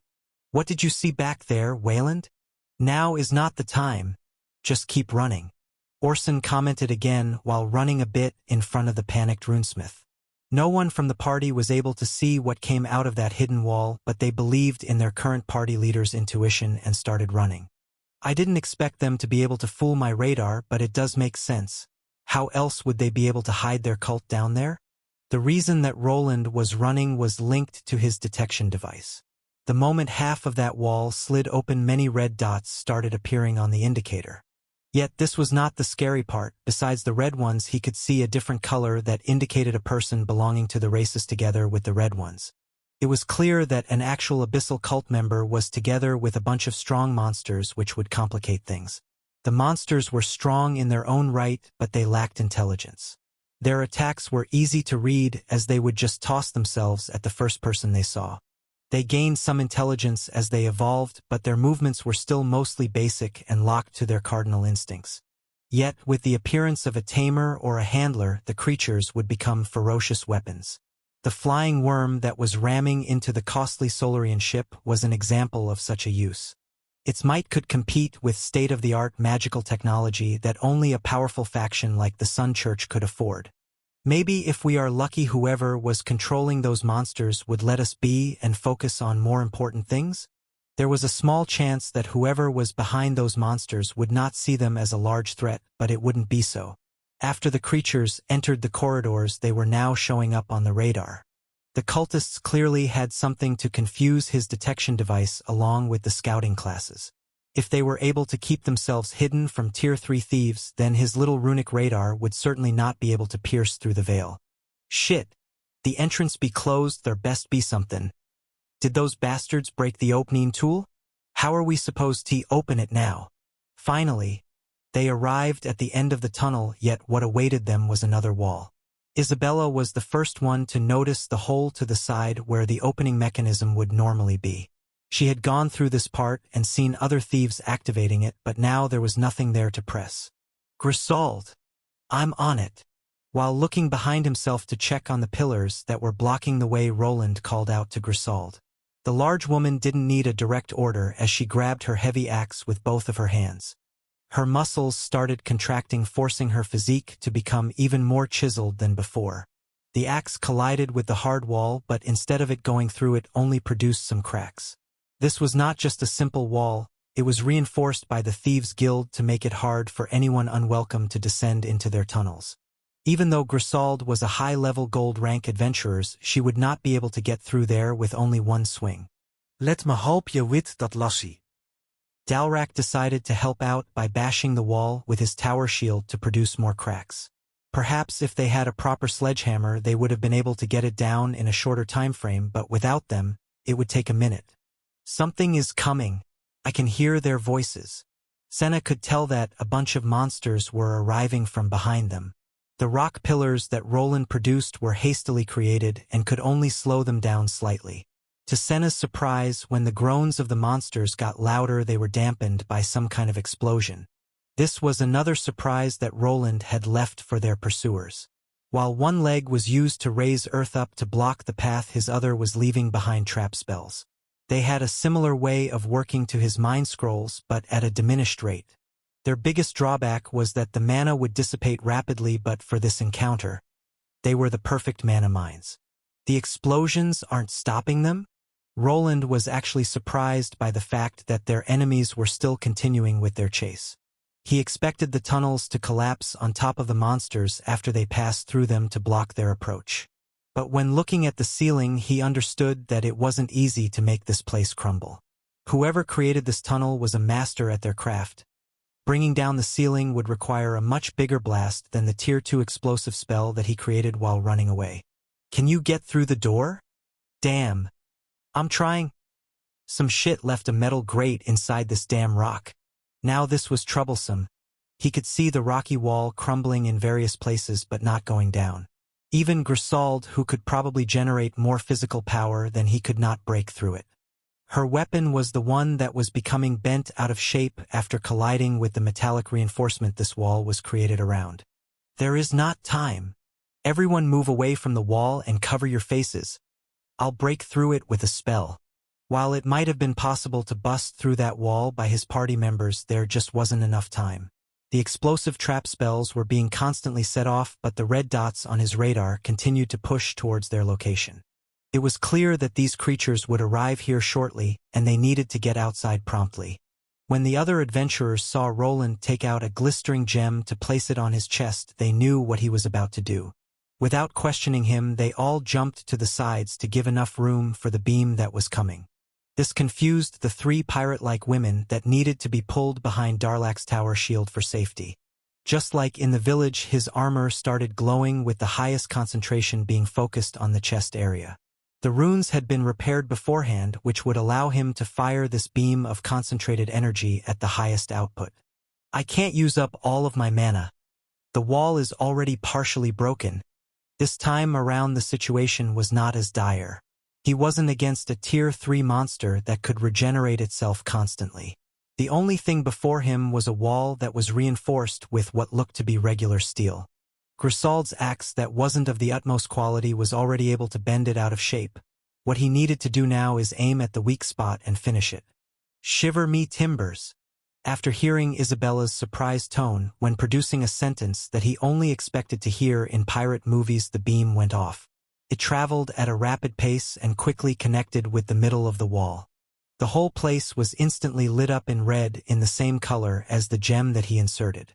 It took a few moments, but the beam started to quickly melt through the wall before producing a loud bang. Everyone covered themselves up to protect their faces from any shrapnel. On the other side of this wall, a large red dent started pushing out before forcing the wall to explode. Most of the produced debris was tossed into the room that was outside, while the people on the inside received minor cuts and slight burns due to the heat. Not long after the explosion, the group burst through the created opening with Dalrak in the front with his shield raised. He was followed by an angry-looking barbarian and 3 coughing women that were swearing all over the place. Shit! Don't stop! It's not over yet. Right behind them, Senna appeared with Orson following and Roland being the last one. Arcs of blue light were still firing off his chest, making it look like he was being electrocuted. Even after sacrificing a big chunk of mana that was giving him a headache, he was able to keep focus thanks to his recent upgrade to his pain threshold.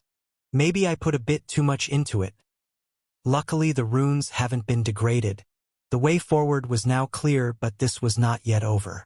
He felt tired, but there was no time to rest.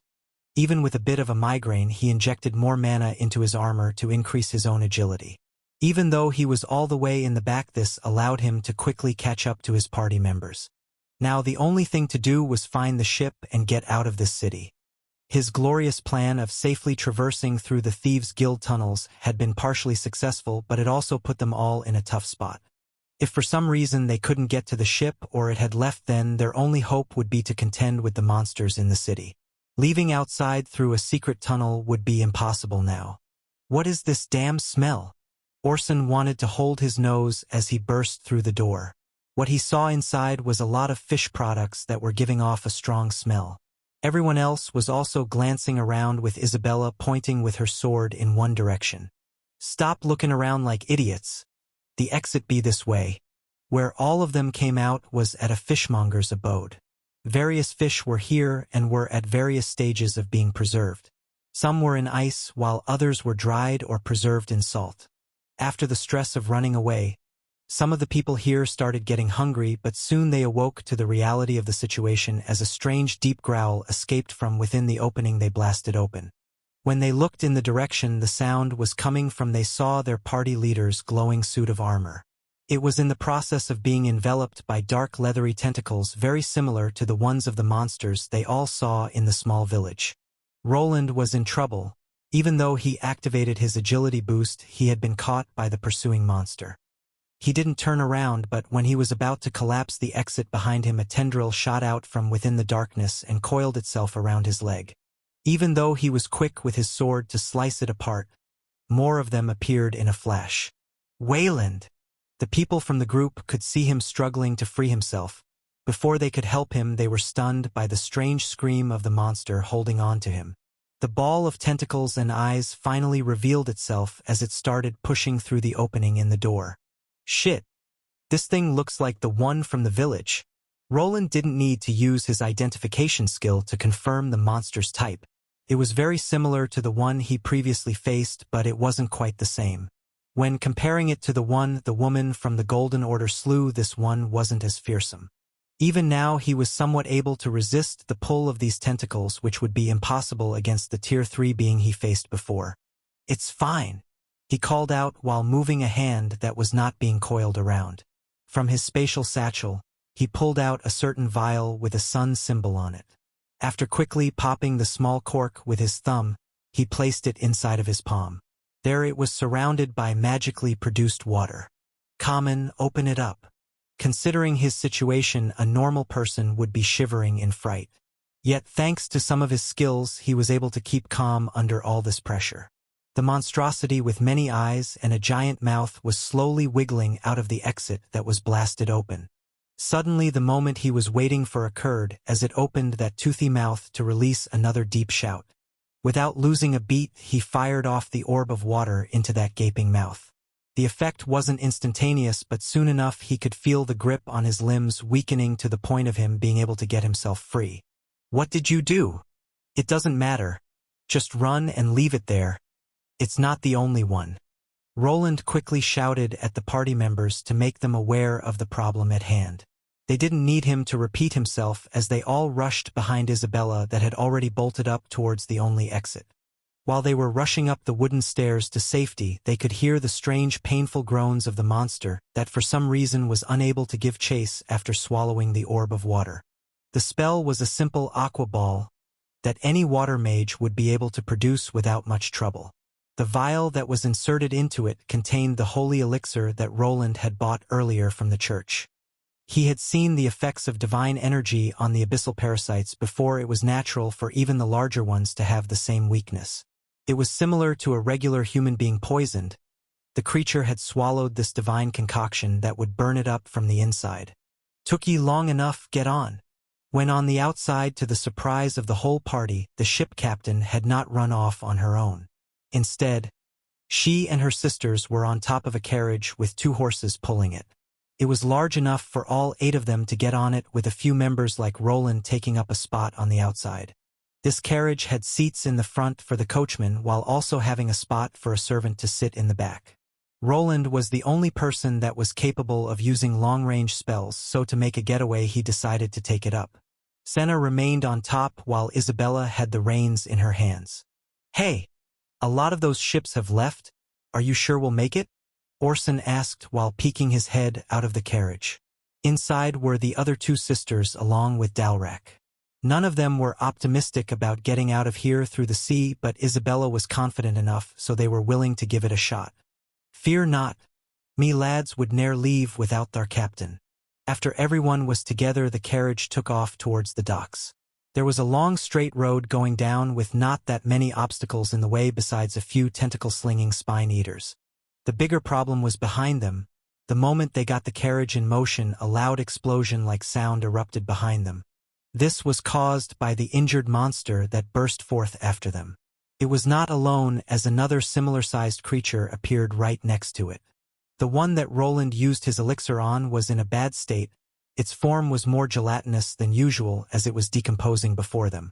Even though this one was not the problem, the plethora of other strange monsters behind it certainly was. It was a truly horrific sight to behold. Some of the larger tentacle monsters pushed the smaller ones out of the way while madly rushing behind the moving carriage with people in it. The streets were deserted as most people had sought shelter closer to the church or the noble district. This caused all the creatures in the area to hyperfocus on the group of 8 heading towards the pier where a ship was waiting for them. Luckily for everyone, they had a mobile turret in the form of Roland with them. With his magic runic rod still operational, he readied himself to release some of the more damaging spells toward the pursuing monsters. Yet this wasn't all, as from the sides more enemies approached. Would the small group of people make it to the docks before every monster in the area got a hold of themselves, or would they fall before their final destination? "EY. Those spells aren't workin'. Be that thing gettin' bigger? I can see that." Roland watched as a large ball of tentacles rolled down the road. Even when it touched his mind spell, the explosion didn't cause a tiny bit of damage nor stop it in its tracks. A few minutes ago everything started. They had left the Thieves' Guild corridor and ended up close to the port where they hoped to catch a ship and flee. Regretfully for them, they were quickly followed by a bunch of Tier 2 lesser abominations similar to the one he destroyed in the city with his firestorm spell. They had followed them all the way from that secret passage and were now chasing them down. This is strange. There was something bothering Roland when seeing this scene. Most of the monsters going after them were the ones that followed them out of the tunnel. His radar showed the monsters as red dots, but before they appeared the runic system would place a random number. This number would persist for the duration of the monster being in the scanning range and then get purged to save space. If Roland wished, he could begin registering his enemy's mana signature. Saving their fingerprint took more time but allowed him to easily aim some of his homing spells during combat. Thanks to those systems in place, he could tell that these creatures had mostly come from the Thieves' Guild tunnels. Think this confirms it. Someone ordered them to chase after us. There was a person from the races in those tunnels. It was probably a high priest from the cult. He could have ordered the abominations to get them due to them seeing the secret tunnel entrance. Perhaps the cultists still wished to keep their secret lair down there a secret from the church. Even if their forces above ground got wiped out, they could continue to rebuild as long as their foothold was there.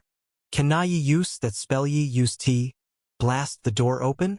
I don't think that would be a good idea. The knockback from it could damage this carriage. Aiming it will also be an issue. Roland replied to Isabella that kept looking back and forth from the coachman's seat. The ride down into the pier was quite bumpy. The beam attack was powerful and could even damage a Tier 3 monster. It traveled fast but was predictable as it went in a straight line from his chest. With how this carriage was shaking up and down, he would probably miss while also using up a large chunk of his mana. Well, ye better do something. Those things be gettin' closer. While getting another spell ready, he also looked around. When coming out of the tunnels, the loud noises became apparent. Soldiers were fighting with the monsters and trying to keep them away from the port where all the cargo was. From the distance, he could even see armored men shielding themselves from the spine eaters. Some of the ships were already floating away from the shoreline, which made him nervous. Isabella reassured him that her sailors would wait for her, but if that was the truth, they would only find out when arriving where the ship was docked at. Luckily, thanks to the guardsmen protecting the valuable wares, there was still a chance of the monsters not reaching the docks. The sailors were less likely to be affected by the cult parasites as they all just traveled by water instead. Finally, after gathering his mana, an orb of blue light escaped from his casting rod. It traveled up into the sky before exploding. A large mass of guided mana bolts fell down on the abyssal creatures that were chasing them and riddled them with holes. This did indeed halt their approach slightly, but soon the damaged monsters started combining each other once more. I can't hit their cores like this. The homing spell worked well against regular monsters, but against these creatures that possessed a core they were less than stellar. Damaging their outer shells only slowed them down slightly. With the addition of the other spine eaters that were coming from the sides, the few Tier 2 abominations that were chasing after them had free healing potions that they could absorb. If I can't slow them down with attacking spells then.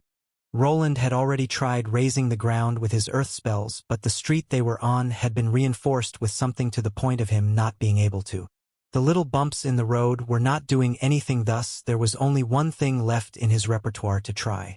They were about halfway towards their destination, and some of the rolling masses of tentacles were gaining on them.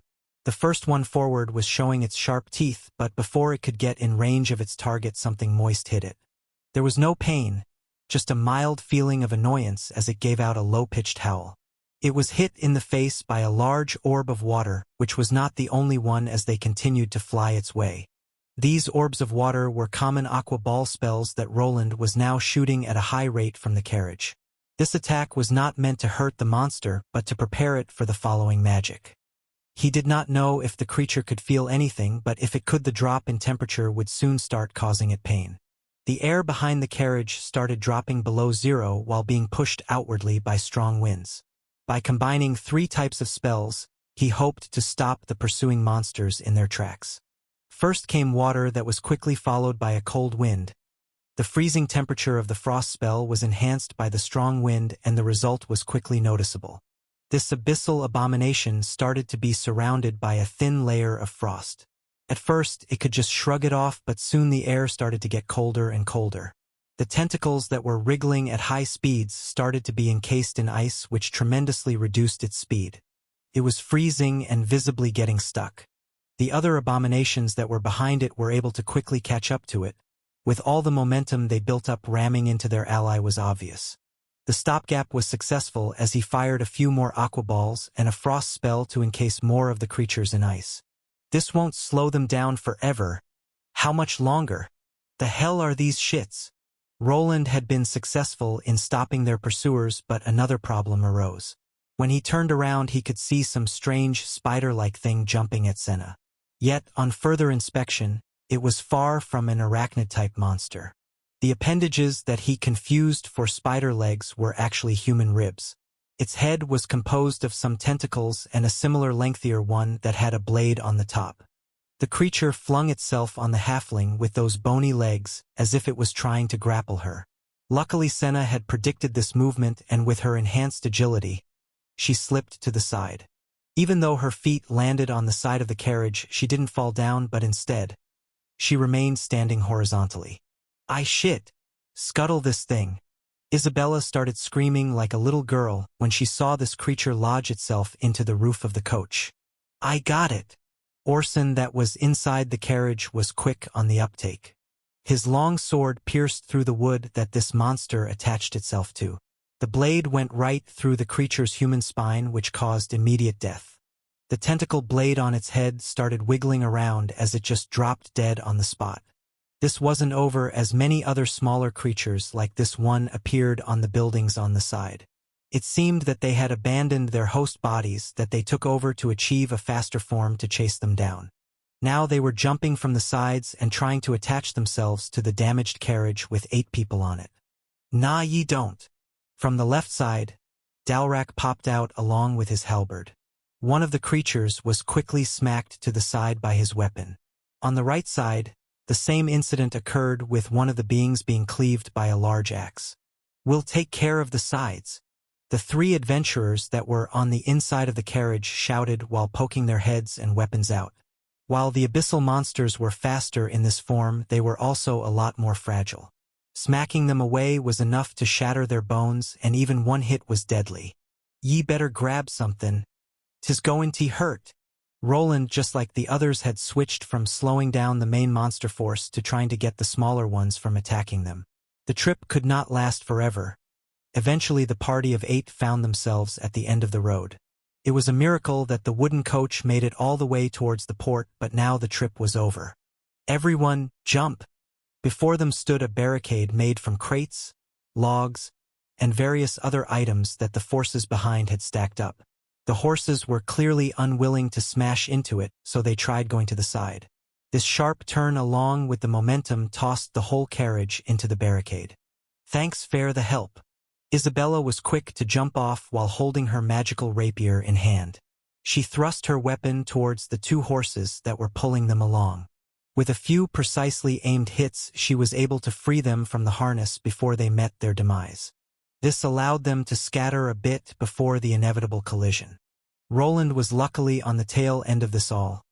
Right before the crash, he activated his buffing spells to jump off. It was quite the sight to behold.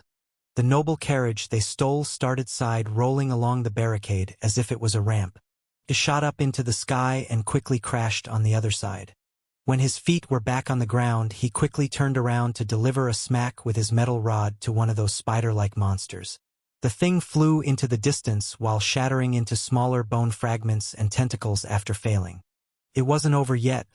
They had arrived at the port, but they still needed to get to the ship. Whoa! That was close. I thought I wouldn't make it. Orson was down on the ground with one of Isabella's sisters sitting on his back. The other one was to the other side with Grisauld. Senna had no trouble performing a somersault through the air and landing on the barricade, but there was still one person missing. Wait, where is Darlak? Roland asked while looking around. Everyone was accounted for, with only the dwarf missing. All of them started looking around before settling their eyes on the pancaked carriage on the other side of the barricade. Quickly they all bolted towards it, but before they could cross to the other side, they saw a group of soldiers. Who are you people? Damn, I be Captain Isabella, move. I wants to get back to me ship. The confused guardsmen were quickly shouted at by the ship captain that was already on the other side. All of the people here looked to be on edge, but they could tell that they were not part of the abyssal creatures. Some monster corpses along with human ones were scattered around here, but it seemed that the place was mostly under control. Yet Roland knew what was coming, and that these guards would not be able to contend with the abominations that he was only able to disable for a moment. If you want to live, you should run. Hey Darlak, you stupid dwarf, are you in there? I think I am a right bit my arm. Orson was the first one to arrive at the wreckage with his party member. Dalrak kicked open what used to be part of the wooden door to get himself out. Dwarves like him were not very nimble, so during the escape, he was unable to quickly react. Instead, he just curled up behind his tower shield while hoping for the best. The result was a mostly alive Dalrak with a dislocated shoulder or perhaps a broken arm. "I can still carry my shield, am fine." While he tried to play it off, it was clear that he was in some pain, but they needed to continue. Grisauld kicked the rubble to the side and grabbed the halberd that was left behind. "I got his weapon, let's go." "Halt, you can't just." The soldiers quickly stormed from all the sides to investigate the small group of adventurers. It was clear that they had their orders and there was a possibility of them being their enemy. But before they could question them, a strange deep howl came from the other side of the barricade. "Ah, shit. Run." Orson threw Dalrak over his shoulder and started running after Isabella and her two sisters. The sisters had already used the confusion to sprint towards the pier that their ship was in, and now the monsters that were pursuing them had arrived. Roland could also clearly tell that it were the abominations, as his scanner had kept their mana fingerprint. The soldiers standing there had all their weapons drawn and were ready to fight. By the number of dead creatures here, they had been able to protect the area. Perhaps this was the reason why they weren't taking them that seriously. Even now they were keeping Roland's way to the docks closed. That was until the howling noises got louder and something slammed into the blockade. While previously it was only smaller monsters that didn't pose much of a threat to the trained soldiers, this time around it was something more massive. The moment the ball of tentacles collided with the obstacle, it tore it to shreds. "Wayland, what are you doing?" The others took this as a chance to bolt towards the pier where the ship was. The confused guards would not stop them when contending with the monster there. Roland felt a bit responsible for bringing those things here, but he was not the one causing widespread slaughter. He was just trying to save himself along with his party members that were trying to achieve the same. Thus he turned away and started running. The monsters managed to bulldoze their way forward, but they were still far away. With nothing else to stop their escape, they continued forward while hoping to get to the ship before it sailed away. "The captain be back. Whar ye idiots waitin' fair? Raise the anchor." "But wha about the cargo?" "Screw the cargo." To Roland's surprise, it was like Isabella had proclaimed earlier, and her crew was still there. He had expected them to at least undock and remain at a distance from land where the monsters were at. Perhaps they had remained here as there weren't any afflicted and the fighting was happening outside. Nevertheless, it seemed that his plan of getting out of here would succeed. Isabella and her sisters were fast to jump onto their ship to bark out orders. The anchor was quickly raised by the crew members that got to work quickly. The wooden walkway that was placed between the vessel and the pier was also quickly removed before Roland and his party could get on. "Whar ye waitin' fair, jump?"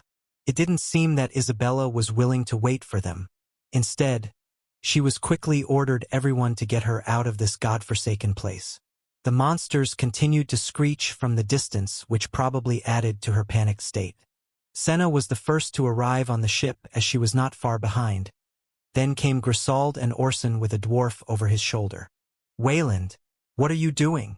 Surprisingly, the last person was the armored man that helped them get here. At this very moment, he was just standing in the distance while glowing. Before anyone could ask more questions, a large mass of black tentacles appeared out of nowhere. It knocked several soldiers out of the way while rapidly going down the steep hill towards the group that was leaving. With the speed and momentum it had, it would be able to catapult itself onto the slowly departing vessel. That is, if it didn't receive a concentrated blast of energy that escaped from Roland's chest. Before the monster could contemplate its mistake, a large hole appeared in the middle. The concentrated beam of energy spread to the sides and luckily caught the core, which caused an almost instantaneous death to this abomination. While being drained and with a migraine, Roland quickly took off towards the leaving ship. The sailors on it were surprised to see someone able to move with such speed while wearing a heavy-looking suit of armor. Their jaws dropped even more after he jumped and safely landed on their deck while producing 2 small holes for each foot. The chase was over and all 8 of them were now on the ship. Following the dead abyssal creature came more that halted in their advance when reaching the end of the pier. All they could see were their flailing tentacles that could not reach them, Finally, they were safe, but could they really leave this area unscathed? The message that Roland had destroyed the lesser abomination was displayed before him along with the experience points for it.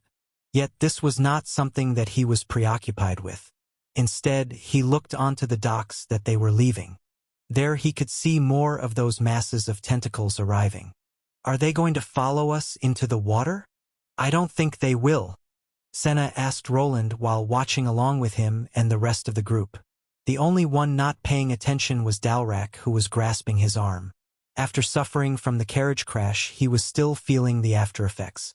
Har, those bastards cannot swim. Good riddance, I say. Isabella spit out of the edge of the ship while also trembling slightly. It was clear that everyone that had made it to the ship was in the process of gathering themselves. They had been through a roller coaster of emotions of being chased through tunnels and then the city by strange creatures. The same creatures were now on the pier contorting in unnatural ways. Raise the sails, we be gettin' out o' here. Aye, Captain. The ship started drifting away from the shore and allowed Roland to see everything clearly. Soldiers started storming the pier that they left to engage with the monsters that broke through the line. Various fires could also be seen from within the city along with the sounds of fighting. Just as he predicted, the noble district didn't seem to be suffering that much damage due to the lack of smoke. The church shield is still there. The only ones suffering are the common folk. As long as the merchants and nobles that had their homes in the rich district survived, everything would be fine. All the workers could be replaced and all the buildings could be repaired. This was the reality of this work where the common labor force was deemed dispensable. The business owners were probably more concerned about their stores than the people getting killed. Roland, who had worked hard to become a business owner, didn't quite like this approach. He knew the plight of the common laborer as he was one for a while. At his business, he allowed days off and even sick days. If he lost some money for a few days, it was fine and nothing to lose sleep over. Even to this day, he didn't really understand people's fascination with money. As to him, it was only a means to an end. Was living in a grand mansion with multiple servants so much better than just having a medium-sized family home? To him, there was always a limit where money started losing its worth. The biggest reason he was improving to this day was mostly for survival, as without money, he would not be able to gain the strength required to have a peaceful life. Alright, watch it. I think 'tis broken. Think you need to work on your evasion skills. His attention was brought back to his new party members. Orson was all smiles when looking at Dalrak, who was in pain. At this very moment, the dwarf was slowly getting help from Senna with his armor. If his arm was broken, the bone would need to be set. This, of course, would be a very painful procedure. Yeah, this one is broken. Tell me when you are ready. In this world filled with monsters and strife, it was quite normal to see a scene like this. Dalrak just nodded while biting down on a rolled-up rag. Roland would offer the dwarf some pain-numbing potions, but he didn't have any, and neither did anyone that was here. Almost every adventurer had the first aid skill. Orson was performing the bone setting and seemed to know what he was doing. Crack. Just a little grunt escaped from his mouth as the damaged bone was set in place. Only after they were sure that it was aligned was Dalrak allowed to douse it in a healing potion that would turn weeks of healing into a day or less. Only thanks to these potions and healing arts could these adventurers be so daring in their quests for money and fame. Damn. Finally it's over. Hey, do you have any booze here? I could use a drink. 'Twould not be much o' a ship without some rum. Eve looked to Orson while winking at him with a bottle in her hand. It seemed that she was already downing it along with the other sisters. Dalrak was just leaning against the mast while the sailors worked on getting them out of here. Just as anyone else, Roland wanted to just sit down and rest, but not long after they started gaining some momentum, a strange howl entered their ears. At first, they thought that perhaps the abominations were just maddened by their departure, but the sound was not coming from the city. It was coming from the sea. Ahoy, it's comin' from thar. The sailor that was up in the crow's nest shouted out while pointing into the distance. Roland, with the help of his suit of armor, was able to zoom in to see another large monster flying up in the sky. It wasn't alone, as several smaller ones accompanied it. The heck? There are more of them? Everyone started panicking as the monsters appeared from behind the clouds that blocked the view. It would be impossible for the ship's cannons to do much damage to these monsters or even aim correctly. It was designed to hide from large sea monsters and battle at most the mid-sized ones while retreating. If one of those large worm monsters decided to wrap themselves around the ship, they would need to quickly abandon it as they lacked a holy shield to defend themselves. Wait! There is something else there. Roland called out, and the man on the lookout point on top of the main mast did the same. Behind the group of flying monstrosities, 3 large ships appeared. They were different than the first one Roland saw, but they were carrying the church's flag. Soon enough their cannons started firing off and hitting the flying creatures. Helmsman! Prime beoni te kapen. A large bald muscle man that had his body riddled with various tattoos quickly turned the rudder to make the ship turn to one side. The evasive maneuver positioned the ship away from the battle in the sky as they quickly tried heading away from the shoreline where the battles were heading. Blasted wind ain't picking up. Hey Wayland Yuri, a mage, can ye do something about this? The wind. It took him a second to process the information before quickly heading to the back end of the ship. He had read up about things like this. Some ships utilized magical devices to produce strong winds. While his regular wind-based spells were meant to cut things or mix with his ice spells, he could quickly alter their structure. With the help of his runic restructuring skill, he was quickly able to alter some of the runes on his armor. This could be observed by everyone here as his armor started glowing and the runes started to slightly shift into other places. Soon enough he had a runic wind blower that he could point at the sails. Whoa! Orson was the first one to stagger when the strong wind energy collided with the sails and made the ship jolt forward. That's wha I be natterin' about. Keep it steady, helmsman. Aye, Captain. Even for Roland, this was no easy task. Most spells were made by a quick jolt of condensed mana, but this one would constantly drain it at a rapid pace. But there was no other way. With his help the ship could quickly zoom through the waves. This could not have happened at a better point in time, as suddenly a large explosion caused their ship to tilt to the side.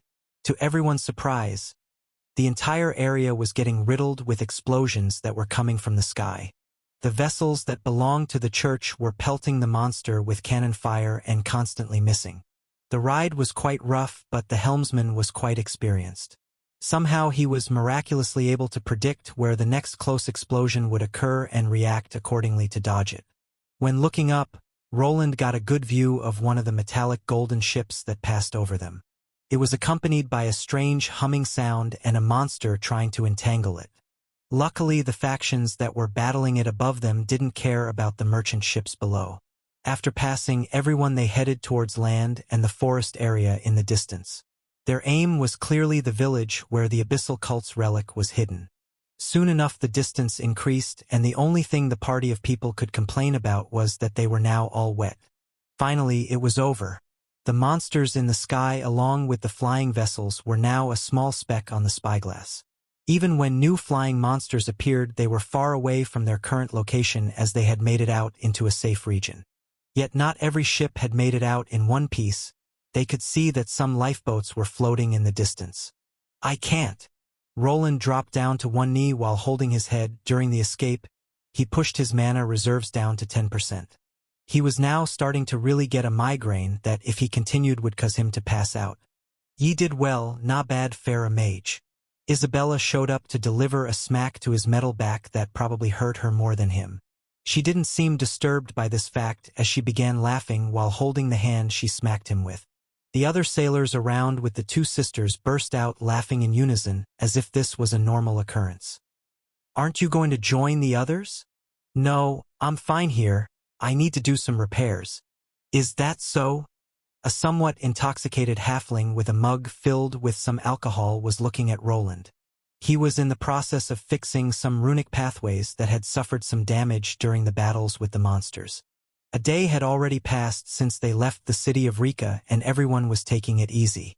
Not far away there was the sound of cheering and music. Orson along with Dalrak were dancing around with both of Isabella's sisters and having a good old time. Even though the danger had passed, Roland could not relax. Instead of partying with the others, he decided to work on his gear. After going through this whole predicament, he had to reevaluate his fighting style.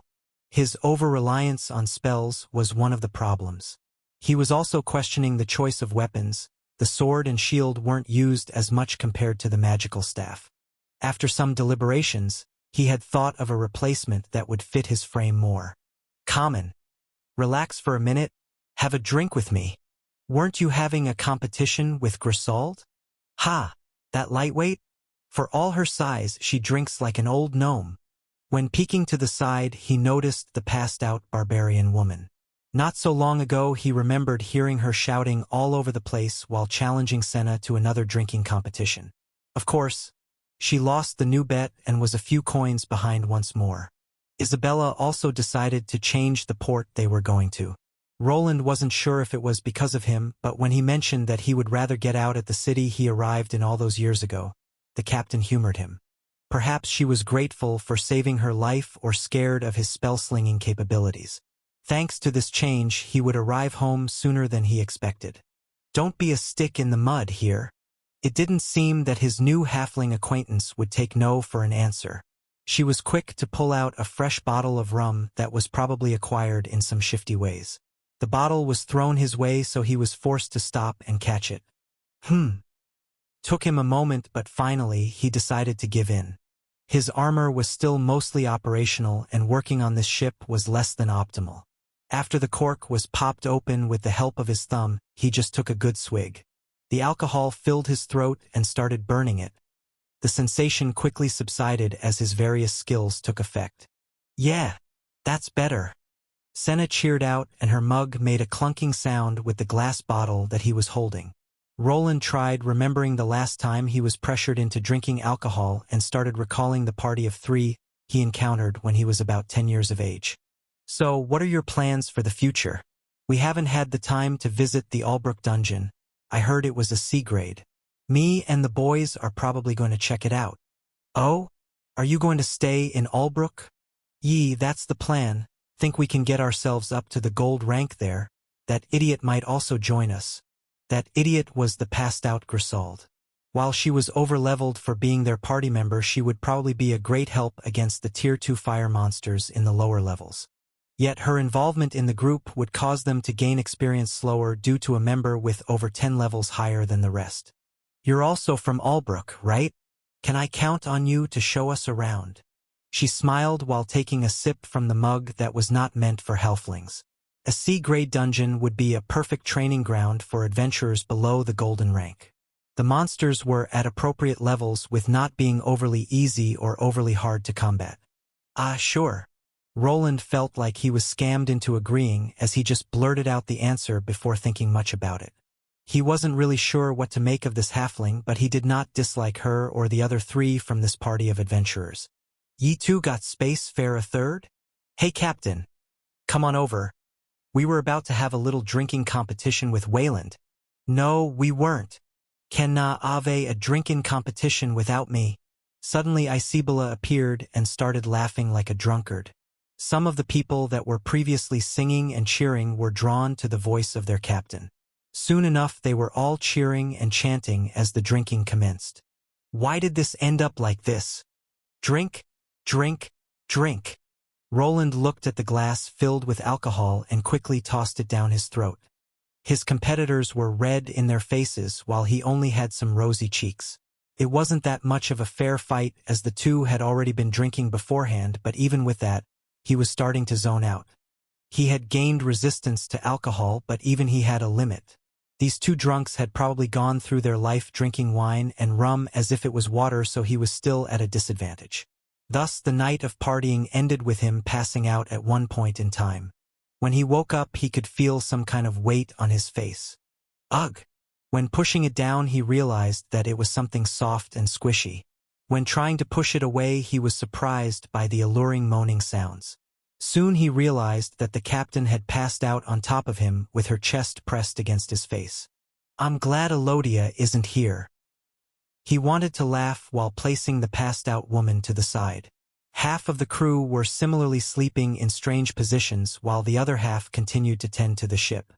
In a few days they would arrive at their destination, and then finally this little adventure that turned out to be a disaster would come to an end. Egg. That's disgusting. Shut up, you damn shrimp.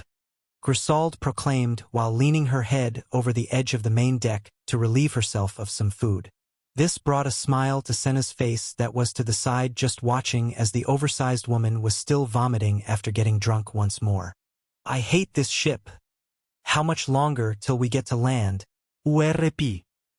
Not much a sailor. We'll be there soon, want some rum. Leave me alone. Isabella started laughing along with all the other sailors that couldn't help but tease the large barbarian woman.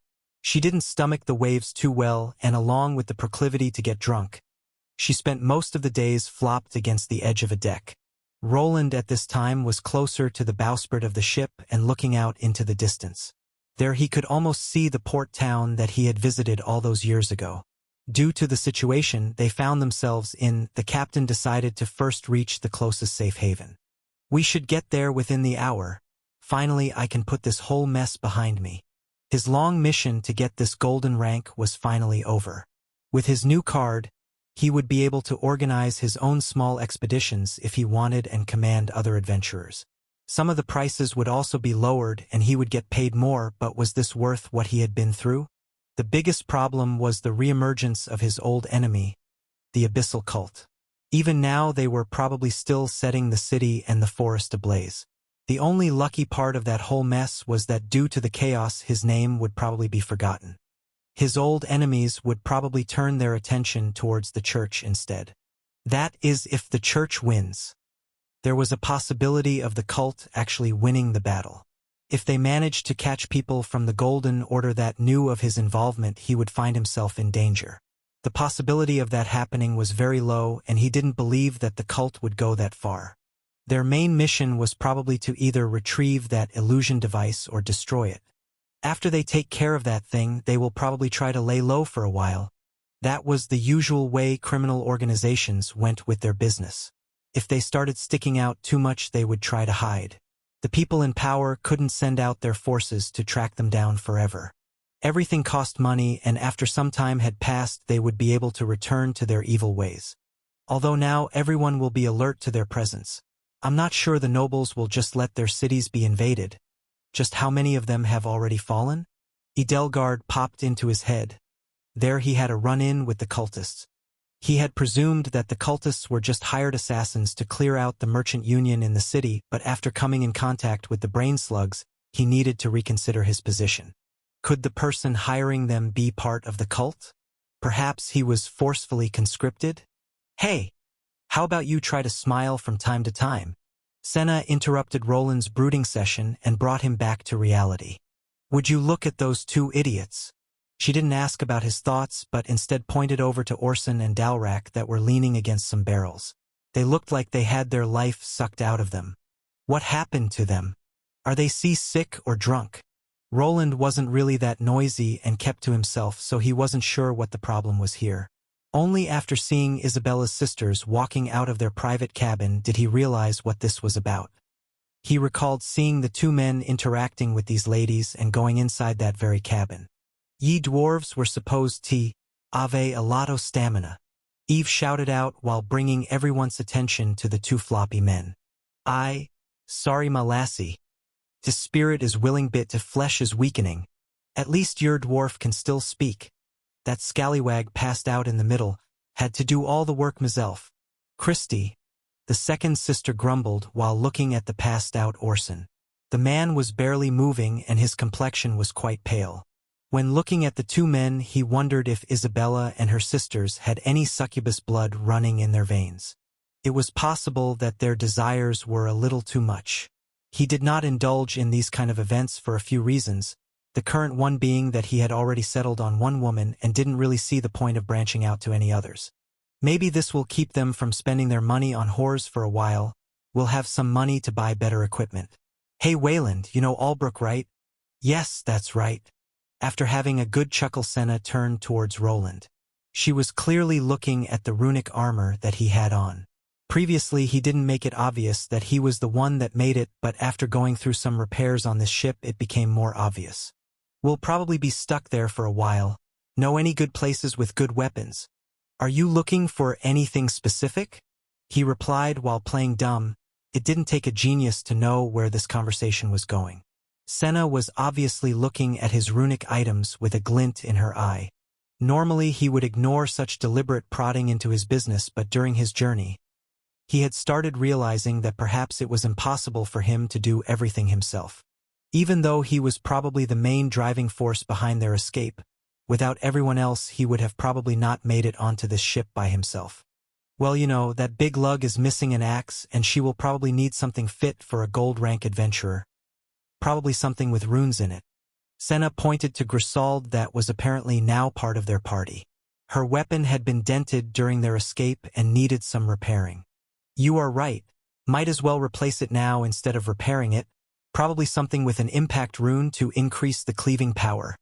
The barbarian woman reminded him of his old acquaintance that used a large hammer with that kind of enchantment. It was perfect for people with low mana capacity and a lot of strength. It would just increase the weight of the weapon during the swing to produce more damage. Now, where could we find a nice runic craftsman that could help us out with that? We can agree on the price later, but it'll probably be cheaper than whatever you can get in the other shops. If you want something, just ask it directly. Oh, so you own your own store? Senna asked, seeming slightly surprised. Yes, something like that. That does fit you more. What does? Owning your own store, don't take this the wrong way, but you don't come across as someone that works well in a group. Yeah, that's probably accurate. Roland started thinking back to his past, where even when he worked for others he was mostly doing everything himself. When working for the gnome he received his own small workshop where no one bothered him. Since then he preferred to just not interact with other craftsmen and do everything his way. So, Wayland, who are you really? What do you mean? His heart skipped a beat as Senna continued questioning his true identity. Luckily for him, this was not related to his noble birth in any way. I mean, you are obviously not just a mage, you can work with a hammer. Oh, I'm a runesmith.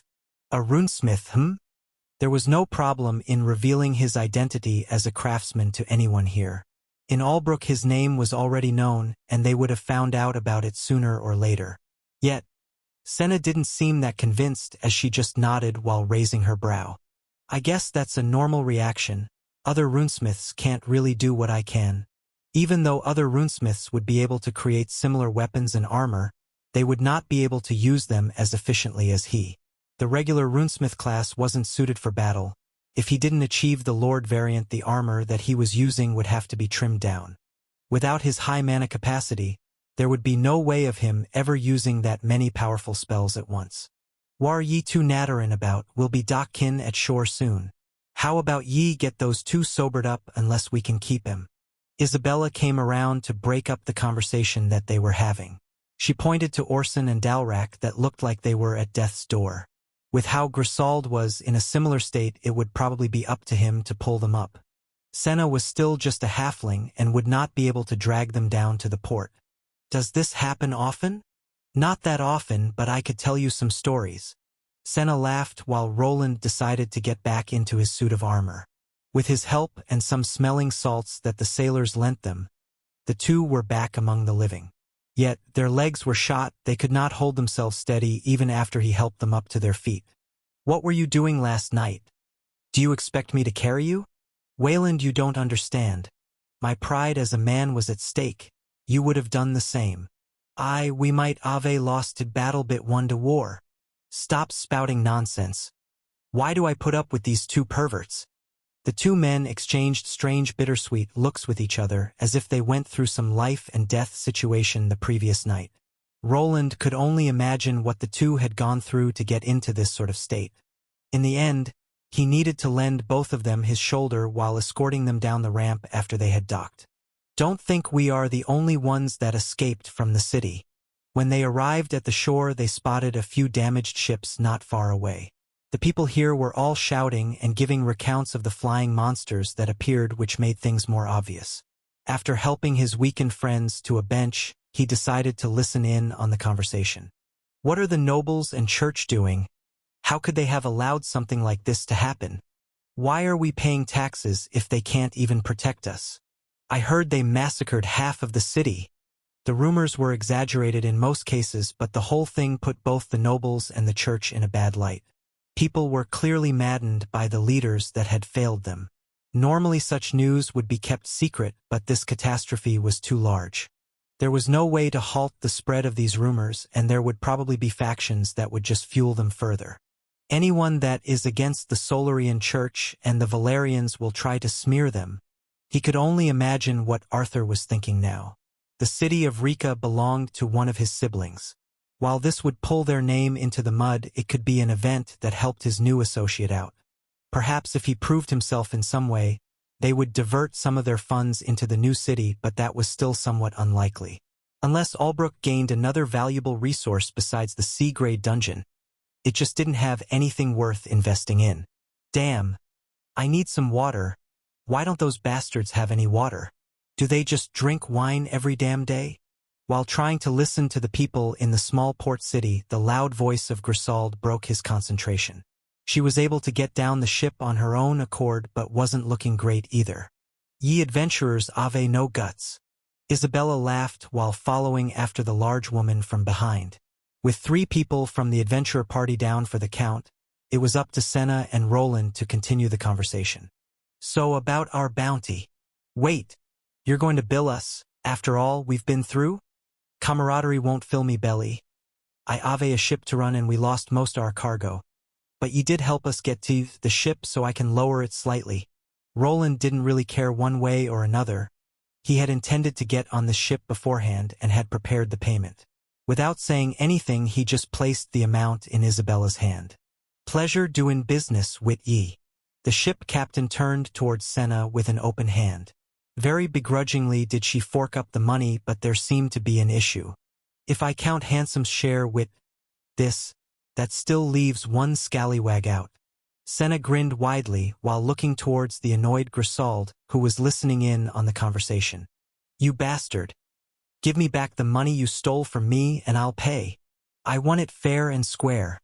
He could see the 2 women looking at each other with some animosity. Grisauld did have some coins when they arrived on the ship, but he saw her gamble it away through the entire trip. I guess I'll have to pay for my silly friend back there. I'm sure she'll pay me back eventually. Senna made a spectacle by paying Grisauld's share of the ship fare. This looked like a planned scheme to get the higher-level barbarian to come along with them. With her around, they would probably have an easier time fighting monsters down in the dungeon. Well, if ye ever needs a ship, don't be a stranger in. Isabella pocketed the few coins that she received but didn't look all that happy. She had lost a lot of the cargo and probably a lot of money during this whole fiasco. Her ship was luckily not damaged, and perhaps there were some wares that she could gather here or people wanting to go to the mainland. Wait, this is… Ye know 'tis, if ye need something to leave the island, I'll give ye a good price. Before walking away, the chesty ship captain delivered a smack to his armored behind. What he received was a small card with a few names on it. It was obviously something related to the Thieves' Guild through which he would actually be able to contact Isabella. She was a member, and smuggling goods directly through her could be more lucrative than selling them on the black market. For the time being, he decided to put this card into his spatial bag. Due to the auction house, he did not need to use the black market to earn money. Instead, he could grow through the more common ways, but if times were tough, then perhaps he could look into this contact. Having Isabella on speed dial could also save his life, just like it did during this small expedition. Finally, he was almost back. While his mind was filled with future problems, he still managed to think back to his home. There, people were waiting for him. People that he actually enjoyed the company of and didn't smell like rum all day. This was a rather odd feeling that he had almost forgotten existed. A place to call home, huh? What are you mumbling about, Wayland? Nothing. If you're not busy, then help me with these 2 idiots. Yeah, sure, but don't expect me to haul their drunk asses through the entire city. Thus, with 2 bad-smelling men leading against his shoulders, he headed towards land. There he first needed to get some proper food and then find a way to get back to Albrook. I'm feeling like a new man. There is nothing better than craking a cold beer into mornin'. Don't get used to it. We are running out of coin because you 2 bastards always throw it away on cheap booze and whores, and now we even have a freeloader with us. Who you calling a freeloader? You. Senna pointed at Grisauld, who was eating some food with the others. Roland was sitting between the two women that continued to shout at each other. This reminded him of the first time he met them. That time Senna was escaping under the table while Grisauld tried to bash her head in. Orson and Dalrak were ignoring the two while enjoying their food. After the party of 5 left the port, they were forced to rest at the nearby tavern. Due to a small refugee problem, they needed to wait for the carriage. It would be leaving soon, so they were just having breakfast together before departing. While everyone was being loud and obnoxious, Roland was just looking outside while tapping his fingers on the table.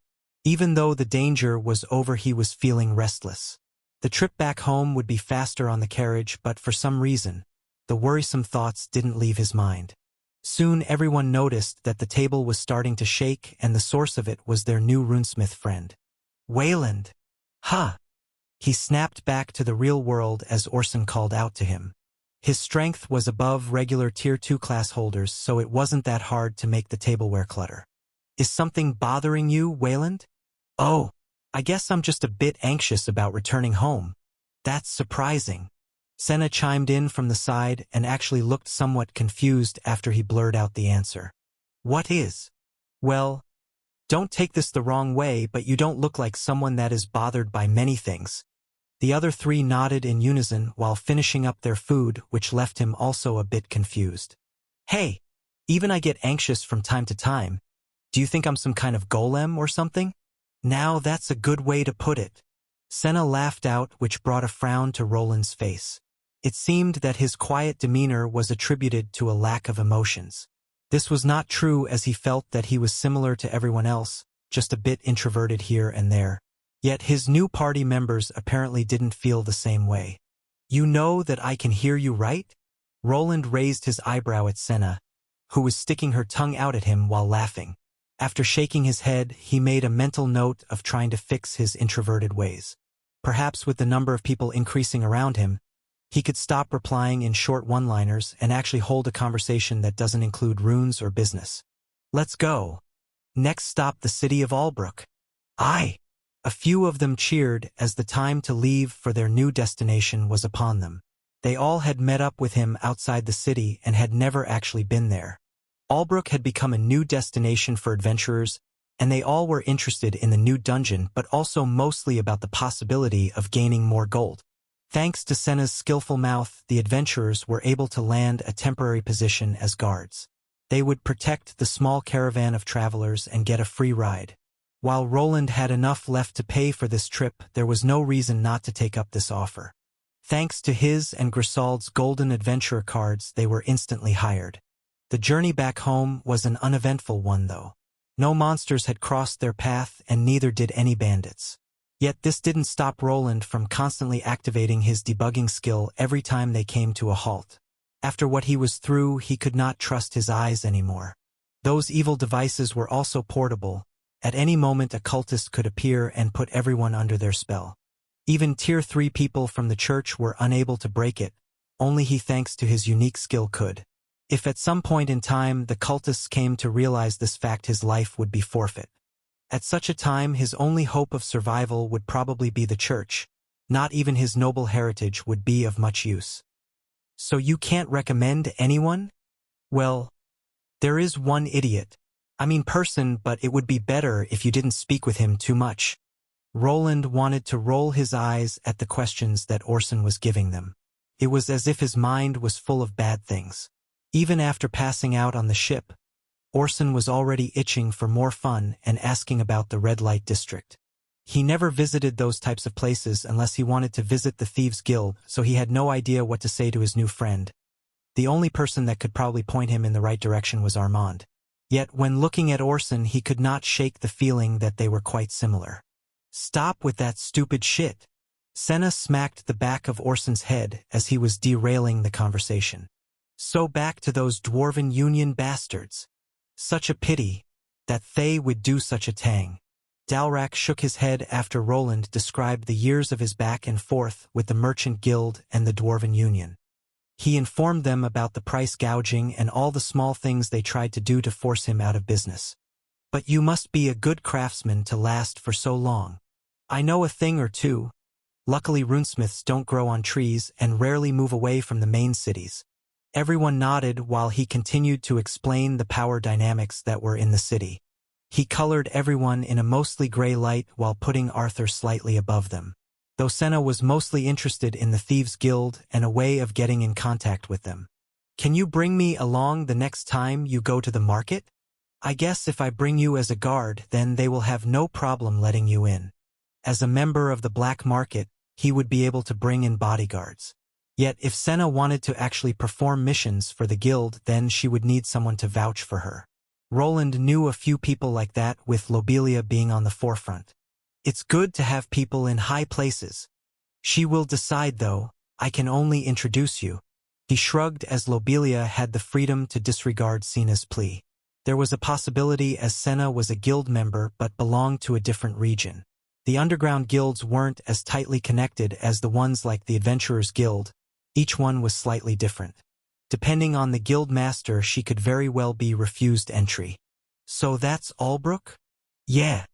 After the conversation was over and some more time had passed, they had finally arrived at their destination. The chimneys from the dwarven workshops were constantly releasing smoke into the air, but besides that, the city seemed peaceful.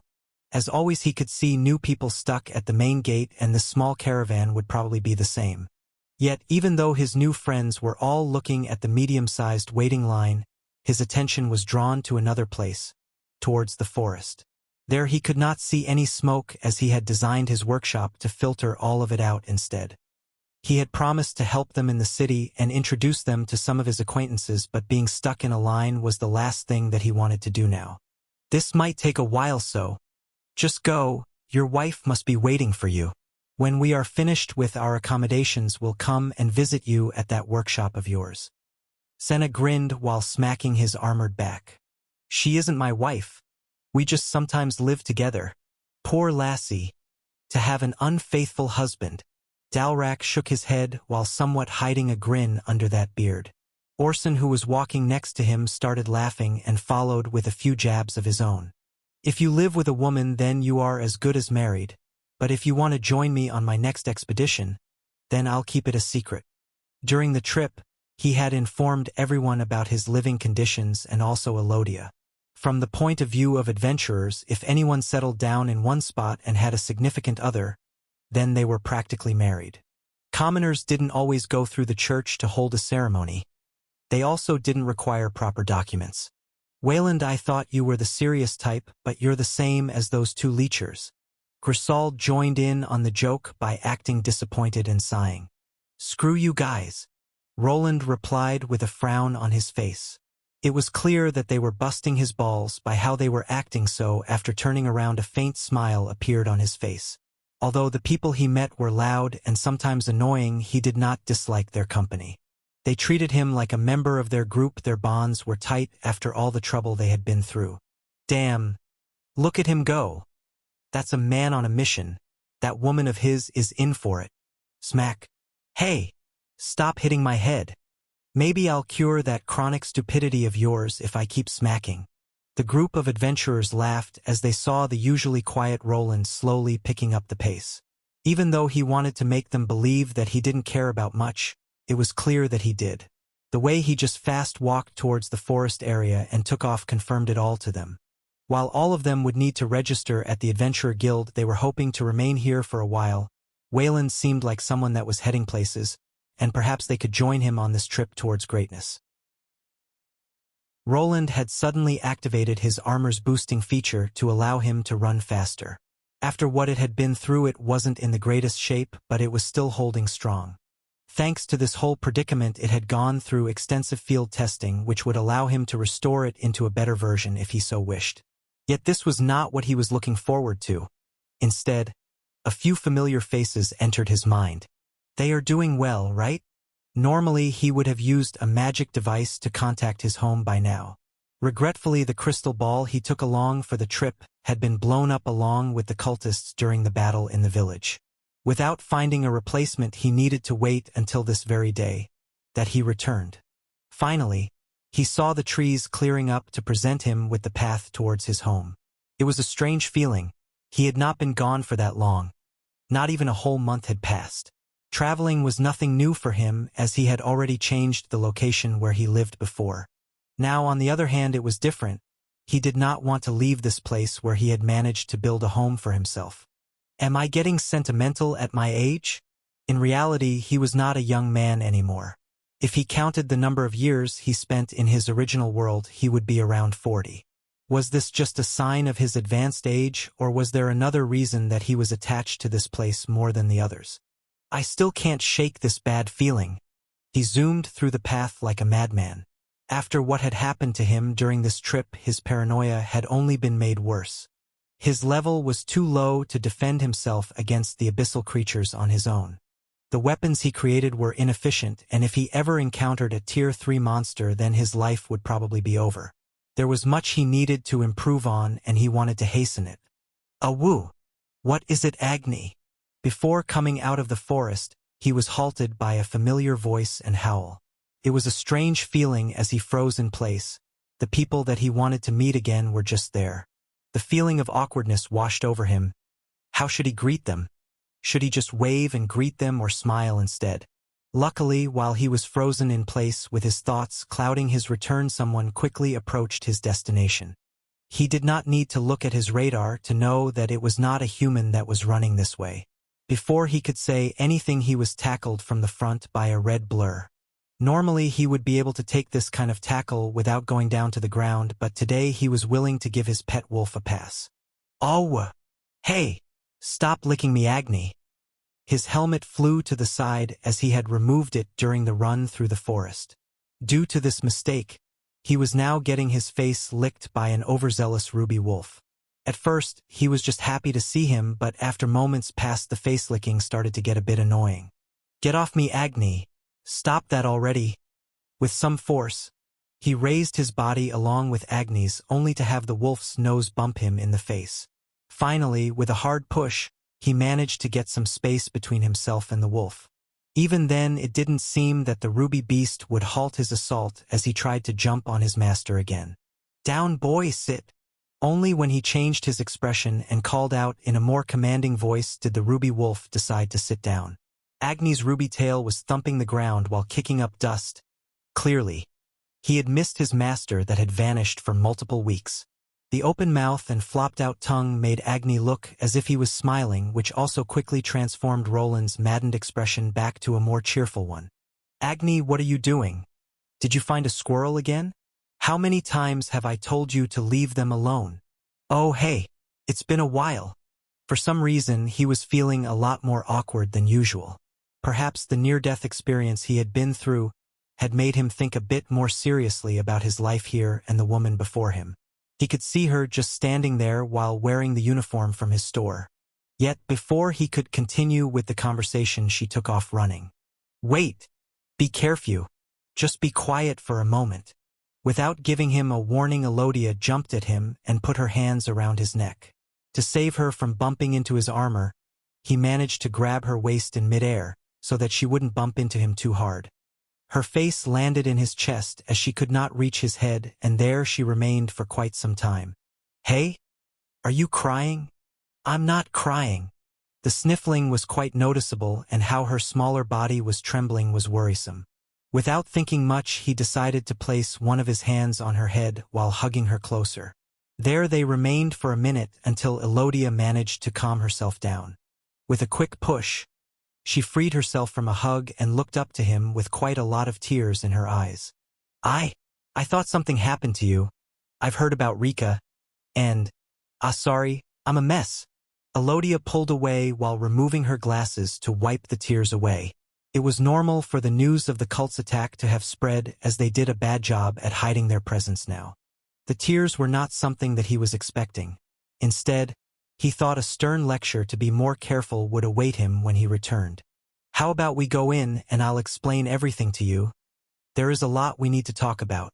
Elodia nodded while also grasping Roland's hand that was offered to her. While he wanted to do nothing more than go to his bed and sleep for a whole day, there were some things Elodia and his workers needed to know. This mostly concerned the cult parasites that needed to be checked for in the church as fast as possible. Only after that was done could he put his worries to rest. Only then would he be able to relax and put this horrible trip behind him.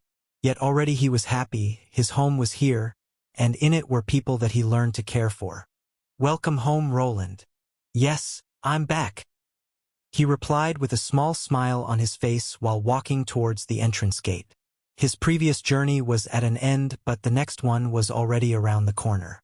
"Roland, is this really necessary? I don't feel that anything is out of place, and is Agni coming too?" "Woo. Yes, I've already explained. It's better if we do it now before word reaches this place. Bernier and Diana need to come with us too." "If you say so." Roland was now back home, but this was not quite over yet. After getting a big hug from Elodia and a lot of slobber from Agni, he didn't just relax. The cult was still fresh in his mind, and the creatures that turned people into abominations could be among them. The only cure that he knew were elixirs and holy energies, thus the best place for a checkup would be the Church of Solaria that was in the city. His assistant Bernier, along with his wife, needed to be brought over as well. He would not be able to relax if anyone around him was infected. Probably from this point onward, all of them would need to periodically go get checkups at the church if that was a possibility. There was no official announcement yet, and without things like the internet, information traveled slowly. While nobles could use magic to get informed, most of the common folk were usually left out in the dark. Everyone had their own little circle they cared about, and just like him, they would probably prioritize them. What the people knew about was that there was an attack in the city of Rika, but they didn't have the details. Not many knew about the abyssal larvae that could transform people into monstrosities. If they did, they would probably all be pushing towards the churches. "What got ye knickers in a twist, boss? Shouldn't we have a drink first? You managed to get ye golden adventurer card. Now is not the time. Is Diana with you?" "I'm here. I've got some gauntlets for your magical touch, boss man. And we also managed to finish that thing you were asking about. It was hard to do the measurements with him moving around so much though." "Good, but that will have to wait. We need to get to the church, so we'll close the shop for today." "To the church?" Both Bernier and Diana looked at each other with confused expressions. They didn't know what was going through Roland's head, but he had an unusual expression on his face. Luckily, they didn't argue too much or ask any unnecessary questions before nodding. Let me turn the forge off before we go then." It took them a moment to make sure that no magical tools were turned on. Not having his home burned down after his return would be appreciated. Elodia finished up in the shop while having to apologize to a few people that were glancing through the wares. The hired guard there would remain to keep watch for the time being while all of them headed to the city. "Do you mind explaining why we are going to the church? Does it have anything to do with the current rumors about Rika?" "Yes." Roland didn't want to directly announce that all of them could potentially have brain-eating parasites in them, so he needed to make it seem at least a bit less lethal. "So you all know that I've taken the mission towards that city and that it was attacked by cultists, right?" "Yes," replied Elodia while the other two nodded. "During that trip I directly encountered the people from the abyssal cult. They have been, how should I put this, inflicting people with an ailment that could be deadly if not checked by the church." "An ailment? Do you think that it could have happened to us?" "There is a slight possibility, but you all should probably be fine. Still, we need to see. It can be cured, so don't worry." All three of them started looking at each other and then quickly onto their own bodies. In their minds, they tried to remember if there were any symptoms of getting cured or poisoned. None of them could recall such an event occurring. Their own statuses weren't showing anything, but not like they would, and Roland was aware of this. Wait! Was this ailment responsible for what happened in Rika? Don't think too much about it. Let's just get to the church. Sister Kasia should be able to get rid of it.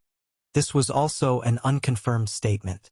He had seen a high-ranking member of the church destroy the parasites, but she was a Tier 3 class holder. Lorena was not a priest that specializes in healing magic. The abyssal larvae were quite weak. In theory, a Tier 2 priest like Kasia should have been able to cleanse them, but this was still only a theory. After the little talk, his friends started walking at a quicker pace. They all knew that Roland wasn't someone that would lie to them. If he was kicking up a fuss about a strange disease, then they needed to get to the church and do it fast. Stop! With a rapid pace, they finally arrived at the city gate. There the first problem arose, which was a huge dire wolf with rubies on it. The moment the people waiting in line saw the oversized wolf, they started backing away. The guards grabbed their spears and pointed them toward the dangerous beast, which made Agni growl slightly. "He is my tamed beast. There shouldn't be a problem here." Before the situation could get out of hand, Roland presented the people with some papers. Their Agni was stated to be his tamed monster, and along with his golden adventurer card, he would theoretically have permission to bring it inside of the city. "These documents are outdated, Mr. Wayland, but the card is real. I know, I recently went through my ranking test. As you can see, he is wearing a muzzle. To update those papers, I need to get him to the guild." Even though he didn't update the documents, he wasn't in the wrong. Agni needed to be taken to the Adventurer Guild for an assessment of his stats. With the gold rank card, he would be also taken more seriously and be allowed to keep a Tier 2 monster. It wasn't forbidden for adventurers to take weapons into the city, and a tamed beast was just another part of their repertoire. "You are correct. Please have the new documents the next time you bring him here, or you will pay a fine." Next. Everything went rather smoothly. The guards had the power to keep him from entering the city, but as he had a relation with the city lord, they could not. He wouldn't be surprised that they would have let him in even if he didn't show any of those documents to them. "Ha! It's good to be famous." Diana chuckled along with the rest of them after they managed to get through the checkpoint. "Let's go to the church first. I'll sort things out with the guild later." Everyone nodded before going towards their destination. Roland took some time to examine Albrook. It didn't seem that anyone was taking the infection in Rika seriously. The news of the parasitic creatures that could be inserted through the eye socket certainly didn't spread yet. The nobles and church wouldn't want to cause panic. If the people in power announced to the world about this potential plague, the kingdom could come to a halt. Every person would clamor to get themselves in the church to get cleansed. This could have various ripple effects on the kingdom's economy, and even potentially invite outside nations to attack. It wouldn't be surprising if they spread some counter-rumors to keep everything hidden. They will probably only mention that the cult attacked the city, but now how people started turning by themselves. Not many people witnessed everything like me. At first, he thought that the only reason the Inquisitor let him go was due to his noble heritage. But there was another reason. No one would believe a group of adventurers about the parasite problem if it wasn't confirmed by the church. Yet at that point in time, no one expected the cult to retaliate this swiftly and make a giant spectacle of everything. He and the adventurers were loose ends that could complicate things. Will they try to? "Hey, boss, we are here." Was he in his own world again? Aye, that he was. "Hey!" Roland frowned as Elodia, along with Bernier, started laughing at him. Everyone was already used to him spacing out in his own thoughts for a long time, so they learned not to interrupt him. Only when they arrived at the church did they raise their voices to get him out of the trance. "Before we go in," he looked towards Agni, who just plopped his rump on the ground. The muzzle that he was wearing did make him look a lot less energetic. His tail, which was usually a propeller, was just hanging down without moving. "I'll stay with him." "Awoo." "Thank you, Diana," Agni replied with a weak howl. Luckily, after receiving some ear scratches from the large lady, his tail started wagging once again. "After I clear things up, we'll probably have to get Agni in through the back door, so just wait for a moment. It shouldn't take long." "It's fine, take your time. Let's go in then." Thus, everyone besides Agni and Diana made their way inside through the large gate-like door. For something called the Sun Church, it's awfully chilly in here." Elodia shivered slightly after going into the building with a high ceiling. The drop in temperature was noticeable to everyone, but nothing too extreme. Luckily, Sister Kasia wasn't far from the entrance. "We were lucky. Think they just finished with the sermon. I could never stay awake through those. Just sounds like gibberish to me." Bernier smiled as he saw Kasia walking down from the slightly raised platform. There was a large circular stained glass window behind it that concentrated light there during certain hours. When it wasn't midday, the light would focus down from a side window while the priests performed prayers. "Mr. Wayland, what brings you to the church? Have you finally decided to devote yourself to the Radiant Lady? It would be a pleasure to praise the sun with you and your companions." Sister Kasia spotted Roland the moment he entered the church. For some reason, She was obsessed with trying to convert him to her religion. He wasn't sure why, but perhaps she was just thick-headed and unable to accept that he wasn't interested. Luckily, this would only allow him to ask about the favor. Sister Kasia, it's nice to see you. I require some help, but I'm not sure that this is the best place to speak about it. After arriving here, he noticed that the church was filled out with believers. They were kneeling on the ground and praying with their hands together. They did it in a very similar fashion to the religion he was part of in his original world. Not the best place to speak? There is nothing that needs to remain a secret under her watchful eyes.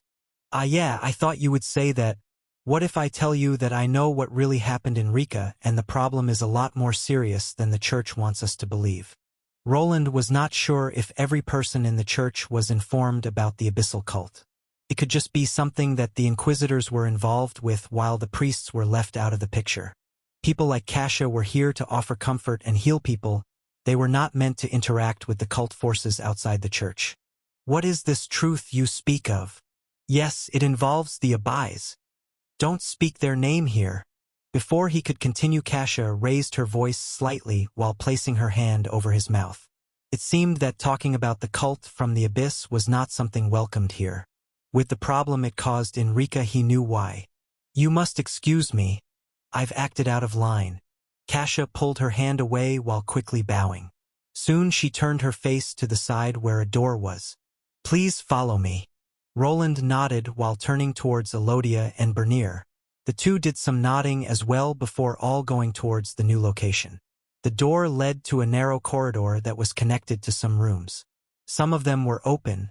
There he saw Solarian nuns performing prayers.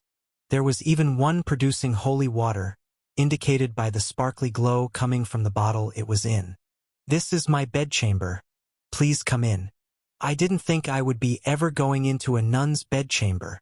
Bernier had a strange smirk on his face while going in. Before he could peek his head inside, he was smacked by Elodia. Hey, what was that for? Don't think I didn't see where those eyes were looking. I'm going to tell your wife everything if you don't stop. Please, anything but that. He could only roll his eyes at the panicked half-dwarf. His assistant liked to boast about how he was the man of the house, but whenever his wife was brought up, he started behaving like a puppy. Please don't cause a scene. Let's just go in. There was no time for this, so he decided to place his hand on Elodia's shoulder. Thankfully, she was quick to let this matter rest while they were inside the church. Bernier was clearly touched and a bit smug when looking at Roland that seemingly had his back in this situation. Though after one stern look from Elodia, he quickly turned his face to the side. Would you like something to drink? We do have the best water that her radiance gifts us. Holy water could perhaps do the trick? While Kasia offered Roland a drink, he contemplated the validity of holy water working on the parasites. This blessed water was one of the most praised products of the church. It could be sold in bulk and was cheap to produce. It was nowhere near the potency of an elixir but could help out against low-level undead and demonic creatures. When ingested by such a monster, it would act similarly to a poison effect, just like the elixir that he fed to the abyssal monster when he was escaping from Rika. Holy water? That's not something I expected Mr. Wayland to drink. No, I mean, it's better if you just sit down. This might take a while. How much do you know about the Rika incident? Kasia didn't seem well informed. She was a Tier 2 class holder and a priest, but not really someone in a leadership position. Even in this church, there were others on the same level, and all of them would need to answer to any Tier 3 priest if they met them. I must admit that I don't know anything specific, but I'm sure there is a good reason for it. I guess that's one way to put it. Finally, after the door was closed and everyone was seated, Roland started to explain everything. He glossed over most of his battles to not worry Elodia, but he did mention the parasite problem. The moment he started to describe the monstrosities that people turned into if the little monsters weren't killed, he could see everyone's faces change. Wait, boss. Are you telling me that I could have one of those worms inside my head, and I'll turn into some monstrosity if I don't get it out? Well, yes, but there is an easy way to get rid of them. There is. Bernier started to panic, but soon let out a sigh of relief after Roland mentioned that there was a cure. Elodia along with Kasha became silent, but he could see them also thinking hard to figure out if they could have been infected in any way. These monsters can't stand divine spells. If they are exposed to them, they should easily die. Should? Asked Elodia as she didn't like the sound of those words. Yes. I don't know how time affects this. He didn't want to worry them, but he had no idea if those larvae could be killed after living in a host for a long period of time. Could have already been too late for the people that lived in Rika. If he didn't see Lorina remove the abyssal creatures with her holy energy in the village, he would not be so sure about a cure even existing. So, this is why I have come here to you today, sister. I would like you to use your magic to examine my companions. The cat lady was shocked by the revelation. Her hand covered her mouth, but he could clearly tell that she was shaken. Yet, without missing a beat, she just nodded when Roland posed his request of healing his friends. With proper guidance from him, she would be able to focus those divine energies on the spots that the parasites resided in and hopefully remove them if they were there. Stay still, boy. This isn't going to take long. A woof. I didn't know that he would be afraid of healing magic that much. I'll hold him down. Roland had to go down to one knee and keep Agni steady while Kasha performed her healing spell. Surprisingly, the large dire wolf had a fright of divine magic. Perhaps it was some kind of innate fear as he was still a monster. Luckily, Roland was able to hold him down until the priest was done with her spell. I don't think he has any either. Can tamed monsters also be a host to those creatures born of vile magic? I'm not sure. I've only seen them take over people as hosts. This brought up an interesting question, but not one that was important. After spending 20 minutes in the church, everyone had been dosed with holy energy. This is what he expected to see, as no one showed any signs of discomfort when venturing into this chapel. Roland expected some kind of reaction from the abyssal creatures, even though the concentration of divine energy was low. Sister Kasha went through everyone one by one while focusing her divine energy on their heads. There was no feeling of discomfort for anyone in their small group. Lorina from the Golden Order went through the same process, and there the reaction was quite visible. Either the monsters would try to crawl out through an orifice or black smoke would rise from the infected person while it perished. This holy energy was extremely deadly to these tiny creatures, thus they were obviously not in any danger. Awoo! Agni jumped back while wrestling out of Roland's grip after he loosened it up slightly. He was quick to run behind Elodia while whimpering.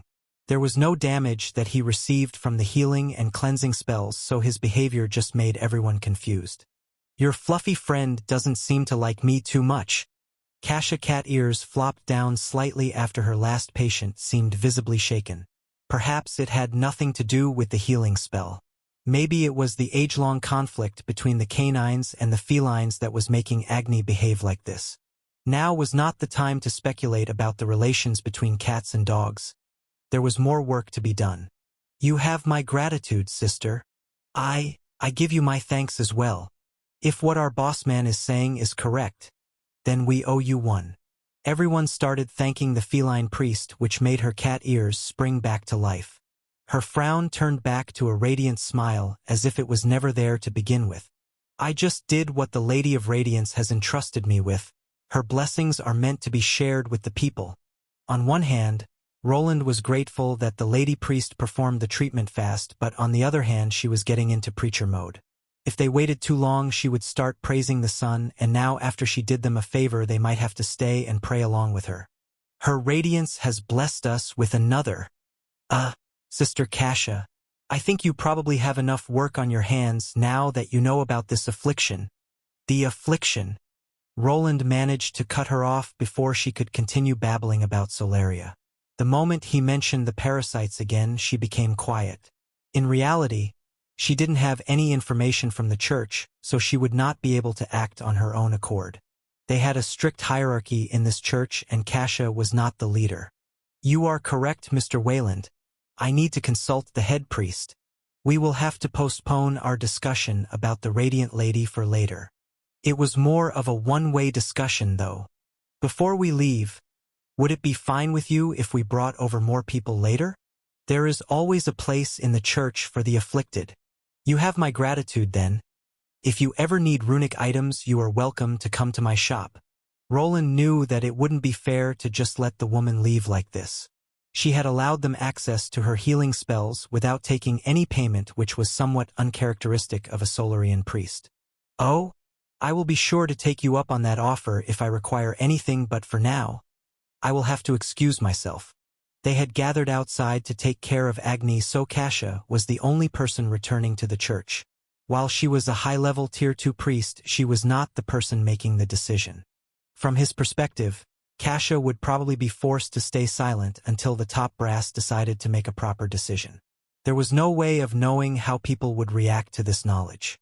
This small temple that they had created here could probably not manage too many people clamoring for their services at once.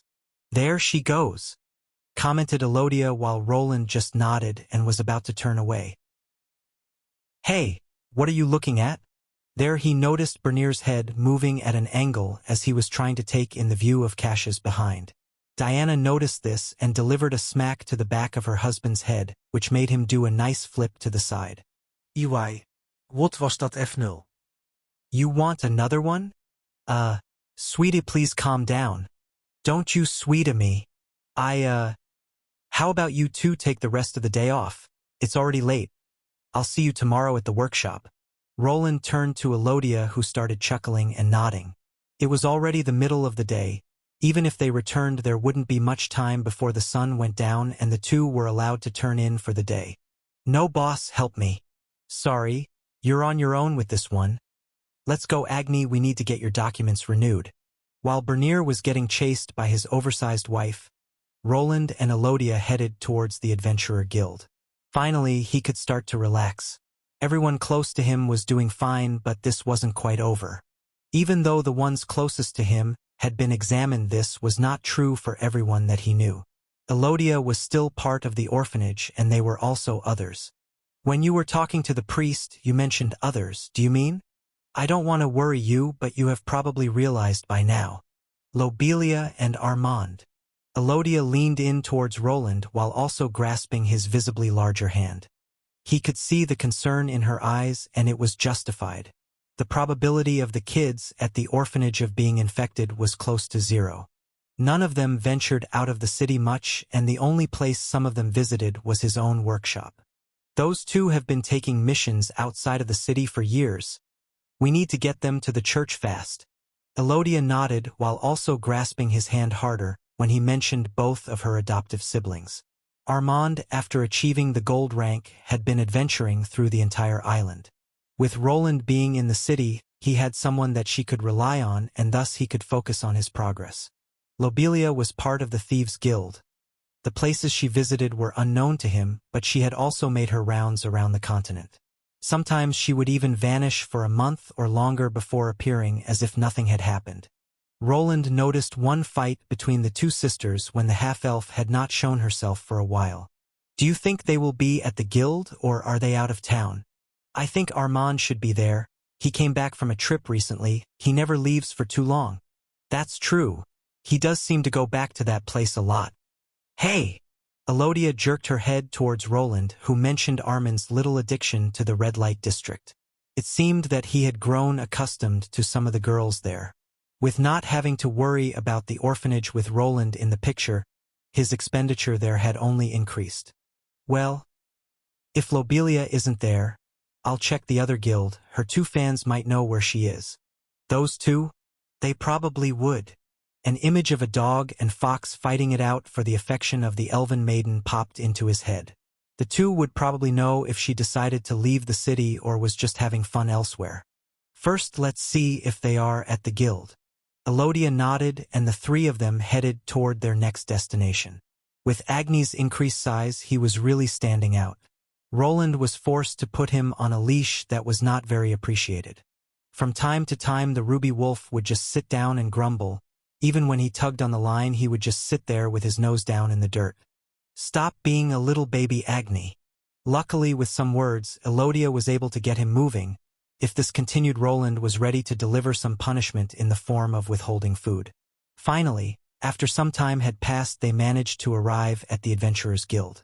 The building did not change at all. Among the adventurers, Agni would comfortably fit in, as most of them had already seen a tamed monster. The tamer stables are in the back. Wait for me there. Sure. With Elodia here, he would not really need to go in there himself. After giving her the old documents, he started moving to the area behind the guild. There he would find some other facilities like the training area that he had his bout with Armand all those years before. There were people shouting and cheering just like now. Wait? After moving closer to the back of the guild, he started hearing various shouts. People were cheering and some even ran past him towards the training area. He couldn't really see what the noise was about, but this was not something that rare. Perhaps there was someone advancing to their silver rank and taking a test, or someone was in a sanctioned match between adventurers. The guild was filled with various people that liked to let their fists do the talking. When a dispute arose between two parties, they could always clear it up in a fair match. The reason for allowing a brutal competition where their health was on the line was, as always, money. People could bet on who would win and win quite a high amount of coins. The loser will be disgraced and the winner takes all the glory. Roland found something in this sentiment. Perhaps if he knew about this tradition sooner, he would have taken on the party of adventurers that hurt Bernier there. It would be a good show of his might, but luckily for him, the guild master wanted to do business with him at that time and he got off scot-free. Awoo! Is something wrong, Agni? Woof! The ruby wolf pointed with his nose towards the direction of the training area where all the noise was coming from. There was something there that Agni wanted, and Roland kind of had an idea what. Did he recognize someone's smell? Maybe it's Lobelia or the idiot. He had just arrived at this location, and even if he went towards the training ground, it wasn't that far away from here. Elodia would probably need at least 15 minutes to get everything sorted out, even with the many guild members she knew. That left him with nothing much to do for that time. Perhaps checking out what the commotion was about wasn't such a bad idea. Okay. Let's go then. Awoo! You think that she can win? I don't know. Her axe was damaged and that other adventurer looks strong. Why can't that idiot keep her mouth shut? I'd say 'tis in favor of a lad. They gauntlets be unusual. It must be dwarven craftsmanship.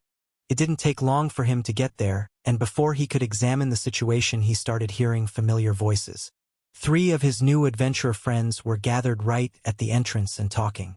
He didn't need to look to figure out that Grisauld was involved in this event, as even the bystanders were vocal about it. I'll put 1 large silver on the giant woman. Just look at those muscles. Ha, you're an idiot, look at that weapon she has. It'll be a miracle if it doesn't break. Armand got this in the bag.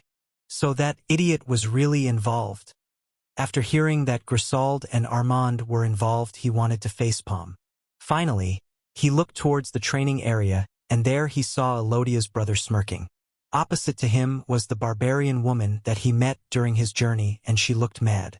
The two were both gold-rank adventurers, but Armand fell behind in levels. This he probably made up with the runic gauntlets that he was using. Why are those two there? Didn't they just arrive? Is this some new world record for finding trouble? Much time didn't pass between him going to the workshop and back to the city. The caravan had to stop before being allowed through the gate. This added to about 2 hours before this incident had to happen. Roland was quick to take his friends to the church and to get here. This meant that Armand and the barbarian woman started fighting not long after they visited the guild. Hey, it's Wayland. But what's that thing with him? Is that a ruby wolf? But it's much bigger. Both Senna and Orson finally spotted Roland that was sticking out like a sore thumb with Agni next to him. The large ruby wolf noticed the group of 3 and thanks to his sense of smell could tell that his master had interacted with them for a while. What is going on here? What is Grisauld doing? Roland quickly moved toward the 3 to ask the question. It didn't make sense to him that such a situation could have arisen within this short span of time. Do you want the long or the short version? Short.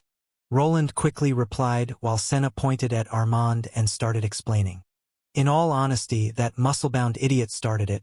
When we were in the guild, he walked up to the other muscle-bound idiot. I think he was trying to woo her? Wait, he was trying to woo her? Ha! That was my reaction too. Does he even have eyes? So I reckon that this courting process didn't go too well? I think that's still debatable. The 2 idiots made a bet. If the guy wins, she has to spend the night with him, but if he loses, she gets 10 small gold coins? Why would she? Senna shrugged while Roland started wondering where such a ridiculous bet came from. 10 small gold coins were a large sum of money and probably the reason why Grisauld decided to take Armand up on the offer. The barbarian woman probably wanted to pay off her debt to Senna with this one last gamble, but her chances of winning weren't that great. Don't ask me. Maybe she was playing hard to get? That guy is an idiot, but he does have a handsome face. Senna rubbed her chin while looking at Armand's handsome features. Even now he was getting cheered on by a group of ladies from the side. This of course was only fueling his big ego that he didn't seem to have been able to get rid of even after suffering many defeats. The times he had been beaten up by Roland faded into obscurity while the recent victories and ranking up took over his mind. We don't have time for this. Normally there were rules with these kinds of bets. People from the outside could not get involved or they could be held responsible by the adventurers that just loved making bets. Luckily for him, he had a high enough position in this adventure society that he could risk it. There you are. I've been looking for you. What happened to getting Agni registered? Before being able to move towards the two idiots that were staring at each other, he heard Elodia's voice behind him. Good that you are here. Can you help me with that? That? Elodia followed Roland's finger and instantly frowned when she saw her younger brother puffing out his chest. Then even more as she noticed another familiar person further behind him. This person was holding on to a lot of cash and gathering various bets. Even Roland was noticed by the entourage she was with. At least all of them are here, now we can. Yet before he could move in he heard a loud banging sound that indicated the start of the fight. The large group of adventurers swarmed towards the fence to quickly block off the path as the fight had started. Why don't you just give up? No reason to be shy about your true feelings. I'll be sure to take care of you well. Armand winked at the woman that was standing on the other side of this training ground. While she wasn't quite his type, it didn't take much to get him going. He was sure to strike a gallant pose to show off his muscles that had grown since he reached his second Tier 2 class. What's wrong with your head? You've been spouting nonsense the entire time, and you call those things muscles? These are muscles. Grisauld the barbarian was on the opposite end. The moment she saw her opponent flexing to show off their physique, she returned the favor. Her body wasn't behind Armand's in any way, and she was also taller. When she was striking that double biceps pose, the other adventurers started whistling. Damn, that woman is huge. Isn't she larger than Armand? He's got a bit more volume on her because he is a man, but she isn't far behind. Some posing enthusiasts that were in the peanut gallery started giving their opinion while the two showed off their goods. Other people that were here to see a fight started to complain, but not like the two muscle brains cared. They continued to strike poses as if this was some kind of bodybuilding competition. They did draw in the attention of a certain guild leader. The bald man that was in a different weight category started rubbing his chin while looking at the two young adventurers. His eyes were drawn to Armand, who used to be part of the faculty of the guild. He did improve a lot, but he still has a lot to learn. Guild master, what are you doing? Oh, don't mind me. Solana that was within the office tipped her head to the side while looking at her boss. Orden, who was of the Goliath race, suddenly started flexing his biceps while looking out the window. The shouts of the other adventurers didn't go unnoticed, but it was not something that they weren't used to. Please, pay attention and stop doing that. Ha! Can't have any fun around here. Maybe I should give that brat his position back. While the guild master was getting scolded by his secretary, another group of people were looking dumbfounded at the fight. Roland had rushed towards the fence and almost jumped over it to stop the altercation, but the two just continued the flex off. I'm really glad that you two aren't blood-related. Yeah. Elodia nodded her head while looking away. Her face was a bit flushed after having to listen to Armand make a fool of himself. But now is not the time. Let's get him over to the church. To everyone's regret, before any real action could take place, Roland along with Elodia rushed to the two muscle brains. He went over to Grisauld while Elodia had to contend with Armand and his antics. Wayland? What are you doing here? Keeping you from doing... I guess it's too late for that. Just come with me and ignore that guy. But he started it first. I won't feel satisfied until I cleave his crotch in two. You want to do it with that? Roland pointed to the damaged axe that she was holding. After the escape, it had been damaged and needed to be repaired. Grisauld looked at her weapon and for some reason tried to hide the dented edge behind her back. As a heavy axe, it probably could be used to deliver some blunt damage, but against Armand, who was a close combat specialist, it wouldn't be that effective. "Hey, stop that! That hurts!" While he was trying to convince the barbarian woman to give up, he heard Armand's pleading voice from behind. There he saw a strange scene of a vast smaller Elodia yanking on the man's ear. He looked truly pathetic with his shoulders and arms slumped forward. Even though the person pulling the ear didn't have much strength, he was forced to move. "Why do you always have to get in these stupid situations? I thought you'd mature after getting the gold rank, but it seems that you need to be scolded," Elodia shouted while tugging on his ear. The other adventurers burst out into laughter as they forgot about the bets that they made. "Ha ha! Armand is going to get scolded. Elodia, you're making me look bad in front of the other adventurers. You should have thought about that sooner. Wait until you get back home, Army." "Hey, I told you not to call me that." The people burst out in even more laughter after Elodia brought up a nickname from his past. It was clearly something that one would call a child and caused everyone to start shouting it at the man himself. "I think Army needs some milk from his mommy." "Hey, look guys, Army is going to cry," some adventurers shouted out after getting some fuel. Armand was known around by many and had built up a bad reputation. There were many other men that disliked him for being popular with the ladies, and this was the perfect time to throw in some jabs. They were safe in the crowd and confident of him, not being able to tell where their voices were coming from. "Hey, who said that? When I find you, I'm going to bash. You're not going to do anything. Now start walking."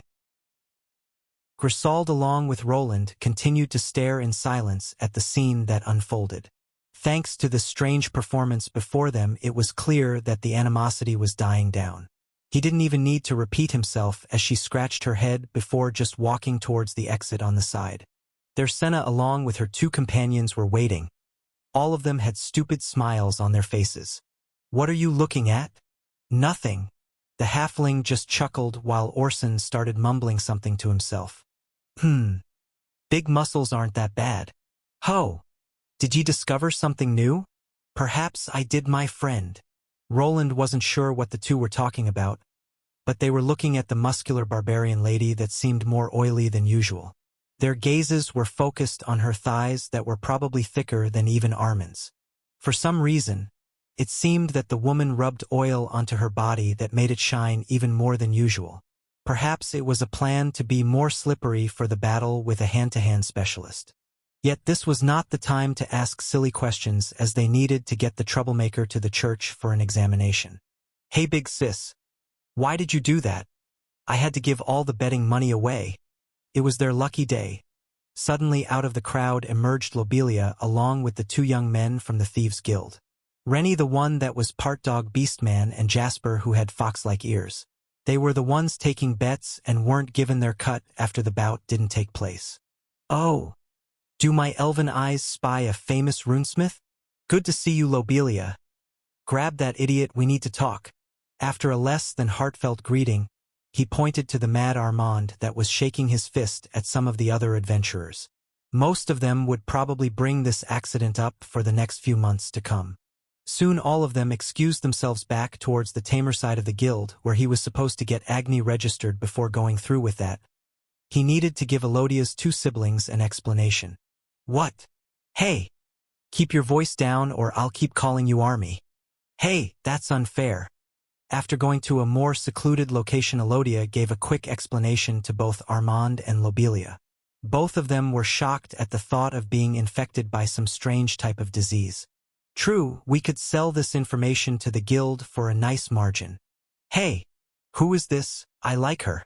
Senna popped her head out to look at Lobelia talking about selling the info. The guild in this case was not actually the adventurer one, but the one that worked underground with thieves. When the two spotted each other, they could instantly tell that they came from a similar background. "Wayland, who are these people?" "Right, I should probably introduce you. These four were on the same mission with me and then helped me escape from Rika." "Ha! More like we just clung to Wayland here while he did all the work. You should have seen him sling those spells around. Speak for yourself, Pipsqueak. I did my part. Grisauld didn't seem so amused as she remembered killing a couple of monsters on her way out. The others just chuckled and ignored the small outburst. You have my gratitude. Elodia moved towards the four and performed a little official bow before them. The four were taken aback by the gesture. They were all grizzled adventurers, so a heart-filled bow of gratitude wasn't something that they were used to. So is this Waylon's wife? Asked Grisauld after the bow of appreciation. The large woman just nodded her head back, but on the other hand, both Orson and Dalrak remained quiet. His wife? Oh no, I am just... Elodia's face got a bit red after the statement. She looked towards Roland that for some reason felt a lot of weight on his shoulders. That look that she was giving him started making him sweat, but luckily, he had some people to divert the conversation in a different direction. So that's Waylon's type. Those clothes are deceptive. Is that an E? No, I think it's an F. The lad has a keen eye. The hell are you two on about? After getting kicked in the shin by Senna, both of the idiots backed away. Roland was surprised by the keen eye that Orson had when it came to women figures. Not bad. For one reason or another, Armand nodded with approval at the two new adventurers he met. The three started looking at each other with a certain glint in their eyes before bursting out in laughter. This laughter brought frowns onto the female members of this conversation that started inching away from the trio. I guess those three are equal in their perverseness. Better not to leave Elodia alone with any of them. Roland made a mental note of keeping his woman away from this trio of blockheads. He wouldn't be surprised if not soon after they cleared things up, the three would start going to the red light district together. Anyway, everyone, let's meet up at the church in 15 minutes. Do we have to? Asked Armand while throwing glances at Grisauld, the new woman in town. Luckily, after one cider from his big sister, he just nodded. Agni's papers needed to be taken care of, which would take a bit of time. Thankfully, with Elodia's help, they were able to get these sorted out in about 10 minutes. Here you go. Please show this to the city guards whenever you take your tamed beast into the city. Also, remember to keep your beast muzzled at all times. If it causes any harm to a citizen, you will be held accountable for its actions. Thank you. Roland nodded after seeing a stamp appearing on a small, slightly above card-sized piece of paper. This thing was similar to an identification card. On the front it had his information written down, while on the back there were 6 squares for a stamp. It was clearly less intricate than the adventurer card that was not easily destroyed. Each time he gained a new tamed monster or his old one evolved, he would need to get a new stamp of approval. The only magical part about this small document piece was this stamp that was radiating a faint mana fingerprint. They probably have something to identify the stamp within the guild. It wouldn't be easy to falsify this. While the document in itself would be easy to counterfeit, the stamp would not. Perhaps in the Thieves' Guild, there would be someone able to create a false card for a tamed beast that one didn't want to have on the record. For instance, a poisonous creature could be tied to assassination but could be hidden behind a fake tamer card. Some creatures looked similar to each other and could also have unique evolution options. Even wolf-type monsters such as Agni could evolve to have poison glands in their fangs if they were brought up in a poisonous environment. Food choices could also affect this, as they did with his ruby wolf that liked to eat mana stones. I never get to see you anymore. Want to go to the tavern? After finishing his business, he was hoping to quickly get the rest done soon. Yet when he returned to where Elodia was, she was getting hugged from behind by a beautiful elf woman. The tavern? I'll have to decline. I still have a few things to take care of. Now let me go. Should I? Solana was the one that was clinging to her old coworker and making a scene. They didn't have that much time on their hands, so even with his aversion to social interactions, he decided to go over to help Elodia out.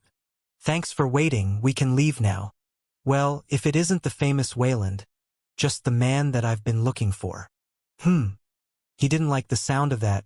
Roland intended to just give Elodia an excuse to leave earlier, but instead, he seemed to be the focus of this ploy. Solana was quick to move toward him for a quick interrogation. Didn't your mission involve Rika? You probably heard the news. How did you manage to get here so fast? I was just lucky and left before the incident. That's quite the luck you have there. The way back should be blocked. Did you use a ship? Roland didn't really want to talk about his involvement in the village incident or about the monsters in the city. There were probably records of him entering the guild in Rika that Solana couldn't confirm due to the attack. The only real proof was the ship that he arrived at, but he could always claim that he left the city right before the monster attacked. Yes? Now if you would excuse us. While Solana wasn't his enemy, he didn't have time. His closest companions came first. After everyone was checked, he didn't mind informing some of his allies about what truly happened there. Getting everyone in the city examined was something that needed to be done. Arthur was probably left in the dark even as the city lord. As his new boss, it would probably be good to inform him about the problem at hand. Wait! Yet when he was about to go, he felt Elodia tugging on his robe. Her face said it all. It was clear that she wanted to explain everything to Solana but didn't want to go ahead without his consent. Roland took a moment. The elven girl did help him in getting this mission sorted out quickly. Even though he almost died, it was his choice in the end. I'll go with the others. You can meet us there after you are finished, but on one condition. Take Agni for now. Awoo! Agni had been allowed into the guild filled with monster hunters as long as he had someone watching him. Roland couldn't go into the church together with his ruby wolf if Elodia wasn't there to keep him company. All right, be careful. Elodia smiled while nodding before turning back to Solana, who was confused but intrigued. While the two were going to have a long conversation about the true movements of the abyssal cult, he needed to get Armand and Lobelia checked. While the quartet of adventurers didn't need a checkup, they were still hanging with the new group. When he arrived at the church without Agni in tow, he could see two groups forming. On one side were the trio of leechers that were probably talking about women. On the other side were the women along with the two young men that hang around Lobelia. Hey, Wayland, where is Big Sis? Asked Lobelia, who was a bit confused. She stayed at the guild to take care of a few things. Wait here, I'll go get Sister Kasha, she will examine all of you. Luckily, it didn't take him long to get Kasha to let them in through the back door. Just like before, Roland kept his eyes on everyone that was going in. This time around, he noticed something peculiar. One of the people they came with looked strange. Their eyes started twitching and they started to sweat. It was as if they were feeling uncomfortable from being exposed to the environment of the temple. So, how about the two of us grab some brew after we are finished here? Some brew? Do you want to discuss the scripture of the Radiant Lady with me? How about you come to the sermon and pray with me then, Mr. Armand? A sermon? I didn't think that I'd see Armand ever be dejected when talking to a woman. Roland along with a few other people were looking at Armand's facade crumbling. They had come here to get checked up, but he could not hold himself back from courting someone as beautiful as Sister Kasha. Regretfully for him, this woman was already in a relationship with the sun goddess, Solaria. The moment he tried his one-liner on the cat lady priest, she mistook it for a call for preaching. At least he seems normal enough. He isn't infected and Lobelia is next after her will be those two. The plan was to get Elodia's two siblings here for a proper examination. But they weren't the only ones here. Besides these two, another duo followed them inside of the church. They were half-beastmen that belonged to the Thieves' Guild and liked to hang around their leader Lobelia. In the past, the two of them along with Lobelia tried to rob him of his possessions. They took him for a defenseless merchant that was new to the guild and wanted to teach him a lesson. Luckily for them, Roland was able to control his impulses and didn't harm them too much. Ever since then he could tell that the two weren't fond of him too much. Perhaps it was due to the beatdown in the past or his relation to Lobelia. He did not truly know or care. Just as usual, they were giving him that passive-aggressive treatment while not talking much, but there was a slight difference. Jasper, the one with the fox ears and the louder of the two, was acting strange. Could he have it? Oh, my skin feels a lot smoother. That's one of the gifts of the Radiant Lady. Her light is capable of revitalizing a maiden's skin. There were after effects of the divine-based healing magic. From what he could tell, there were variants of healing spells. One boosted the body's natural mending capacity to rapidly seal any wound. The downside was that it would leave a scar. Then there was divine healing, which apparently turned the body back to a state in which it was healthier. The drawback with those spells was time. The longer a person remained wounded, the harder it would be to heal them with a divine spell. This could be countered by more powerful spells or higher levels. Thus, if there weren't that many wounds, it would only de-age the skin cells. "Jasper, you're up." Lobelia, with a smile on her face, moved over to the young man with fox ears and gave him a smack on the shoulder. The response wasn't what she expected, as instead of going forward with a puffed-out chest, he just took a step back. His forehead was full of sweat, and it seemed that he was close to losing it. "What's wrong with you, Jasper? Are you afraid of priests or something?" "No, Can we just get out of here? I don't see a reason why we have to do this. Will we have to pay that nun after she is done? Doesn't this look a bit fishy?" He turned to his friend Rene, whose dog ears were flopping around while listening. "Wait, we need to pay for this?" Rene asked with concern in his voice, but was quickly interrupted. "No, you don't. I will cover any expenses now. Move and get checked. It won't take long." Roland was quick to reply while taking a harsher tone with Jasper, who for some reason was fidgeting around. "No, I don't really. Why don't you listen to the man, my small friend?" While Jasper was backing away, he bumped into something hard. When looking up, he saw a large grinning barbarian woman that was strategically placed in the doorway. Before everyone entered the church, Roland asked her a small favor. He had already realized that Jasper was acting strange. Grisauld was much taller and stronger. Even when he tried, he could not wrestle out of her grip. "Bring him over." "Wayland, is this really necessary?" Lobelia, along with Rene, tried moving closer but were unsure what to do. Quickly, Roland answered the question with a raised voice, while also quickly moving to grab the young man's forearm. "Yes, he could be compromised, Sister Kasia." While caught by the large barbarian from one side and Roland from the other, Jasper was dragged before the priest. After pushing him down to his knees, he was held in place by two people with superior strength. "Stop with your squirming. This is for your own good." He tried to reason with the fox beastman, but he was like an unruly dog at a veterinary appointment. There was clearly something wrong here. Luckily, with the two of them combining their strength, there was no escape. Sister Kasia quickly started focusing her divine energy on the man's head. "Wait, what is that black smoke?" Lobelia shouted out while pointing towards Jasper. The moment the golden light surrounded his face, pitch-black smoke started escaping from his orifices. Stop iteurs. "Hold him. He is infected." The moment Roland saw the change, he could tell that this person had a parasite. The whole scene was similar to the one he saw back in the village.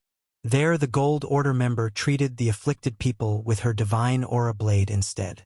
It was slightly different here, as Kasia was not a Tier 3 class holder, but thanks to being a priest, her healing spell was able to perform at a similar capacity. During the first stage of the treatment, Jasper's body started convulsing. It was as if he was going through an epilepsy attack. Soon after, dark smoke started rising from his nose, ears, and even eye sockets. His eyes started bleeding as if they were about to pop, but before that could happen, the healing spell took over. He passed out. What happened to him? Is he going to live?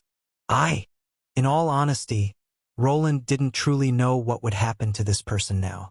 Back in the village, Lorena insisted on having the people with the abyssal larvae taken by the church. This wouldn't be different. Jasper needed to be watched by people from the church and observed for any kind of relapse. "I think we need to move him to a bed first. Sister Kasia, do you have a room where you keep the sick?" "We have a small infirmary. Please follow me." The priestess was fast on the uptake. After seeing the dark smoke, her smile was gone. Roland wasn't sure, but he assumed that clerics could feel corruption from evil deities like this. This was quickly confirmed as they left the room to go towards the infirmary. Before they could get there, an old man in full priest garb appeared before them. "Sister Kasia, what is the meaning of this? Why do I feel the influence of a primordial evil in the house of the Radiant Mother?" Head priest, this person. It was the head priest of this church that was able to feel the miasma arising from the previous treatment. Without thinking much of it, Roland decided to use his identification skill to confirm something. Name: Stanwyck L141. Classes: T2 Sun Devout L41. T2 Sun Priest L50. T1 Cleric L25.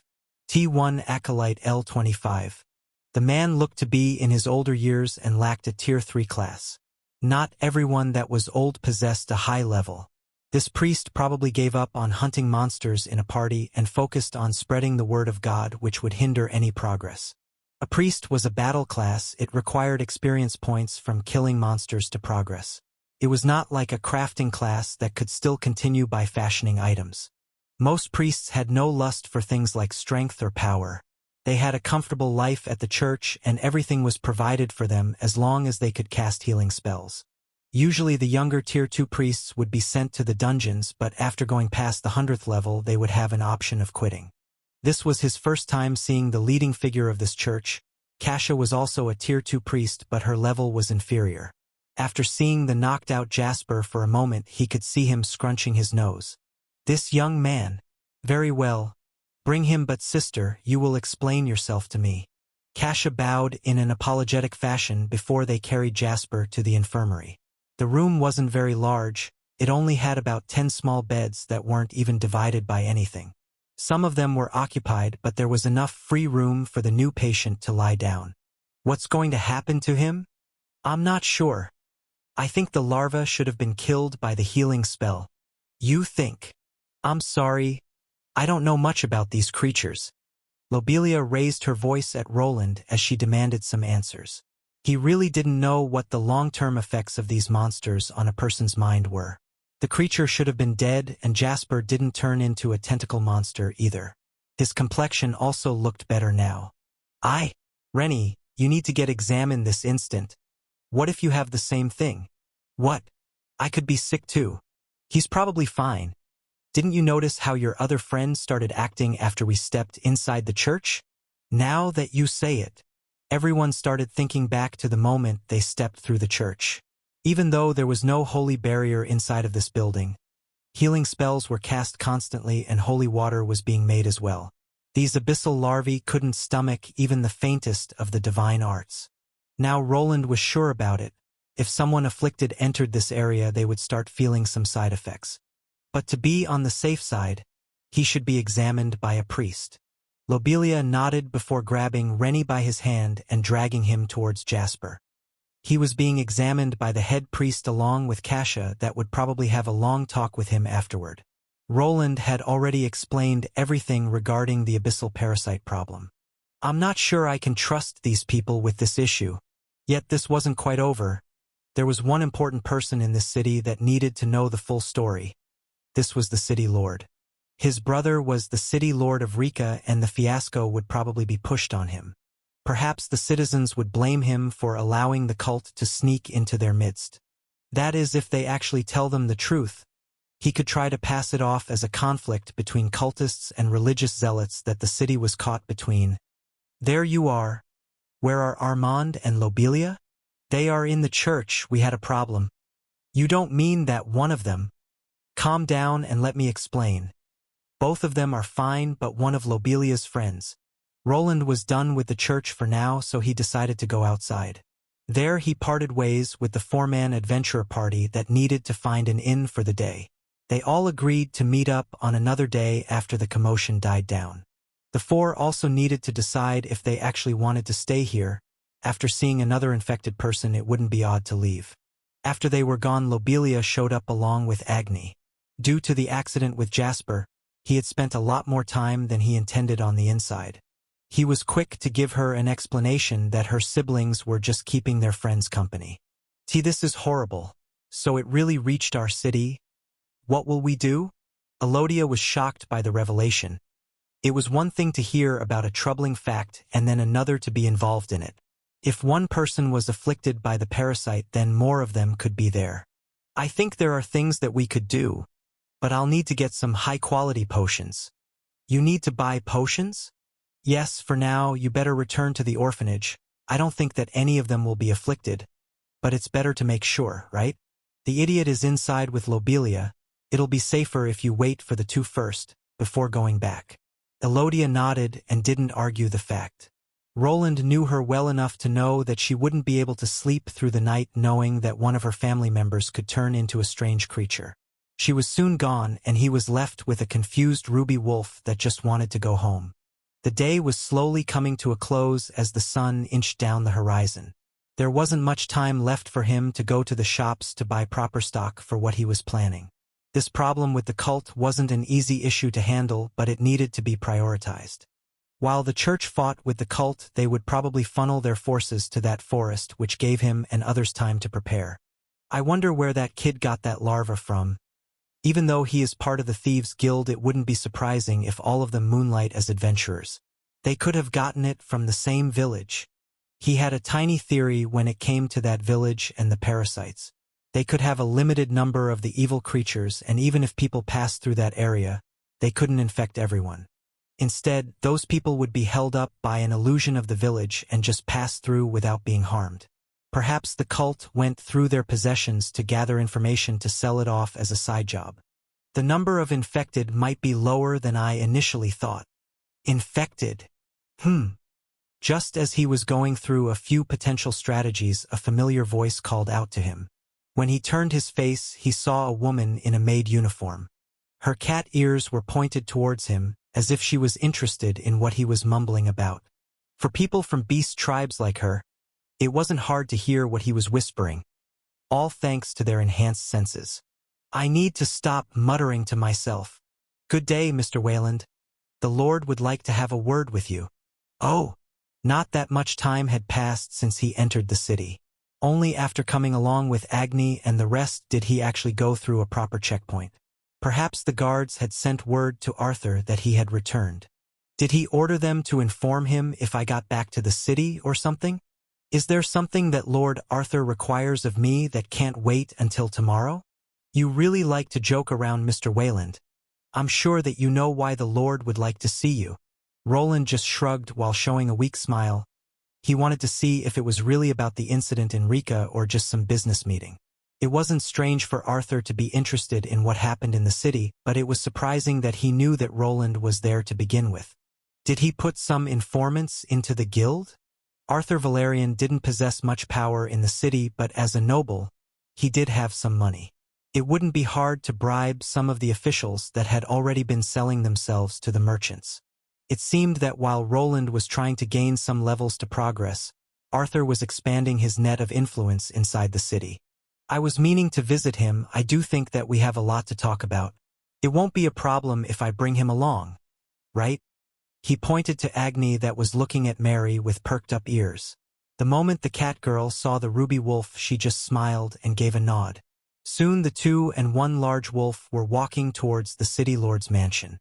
There Roland would need to explain the situation that the island they were on had found itself in.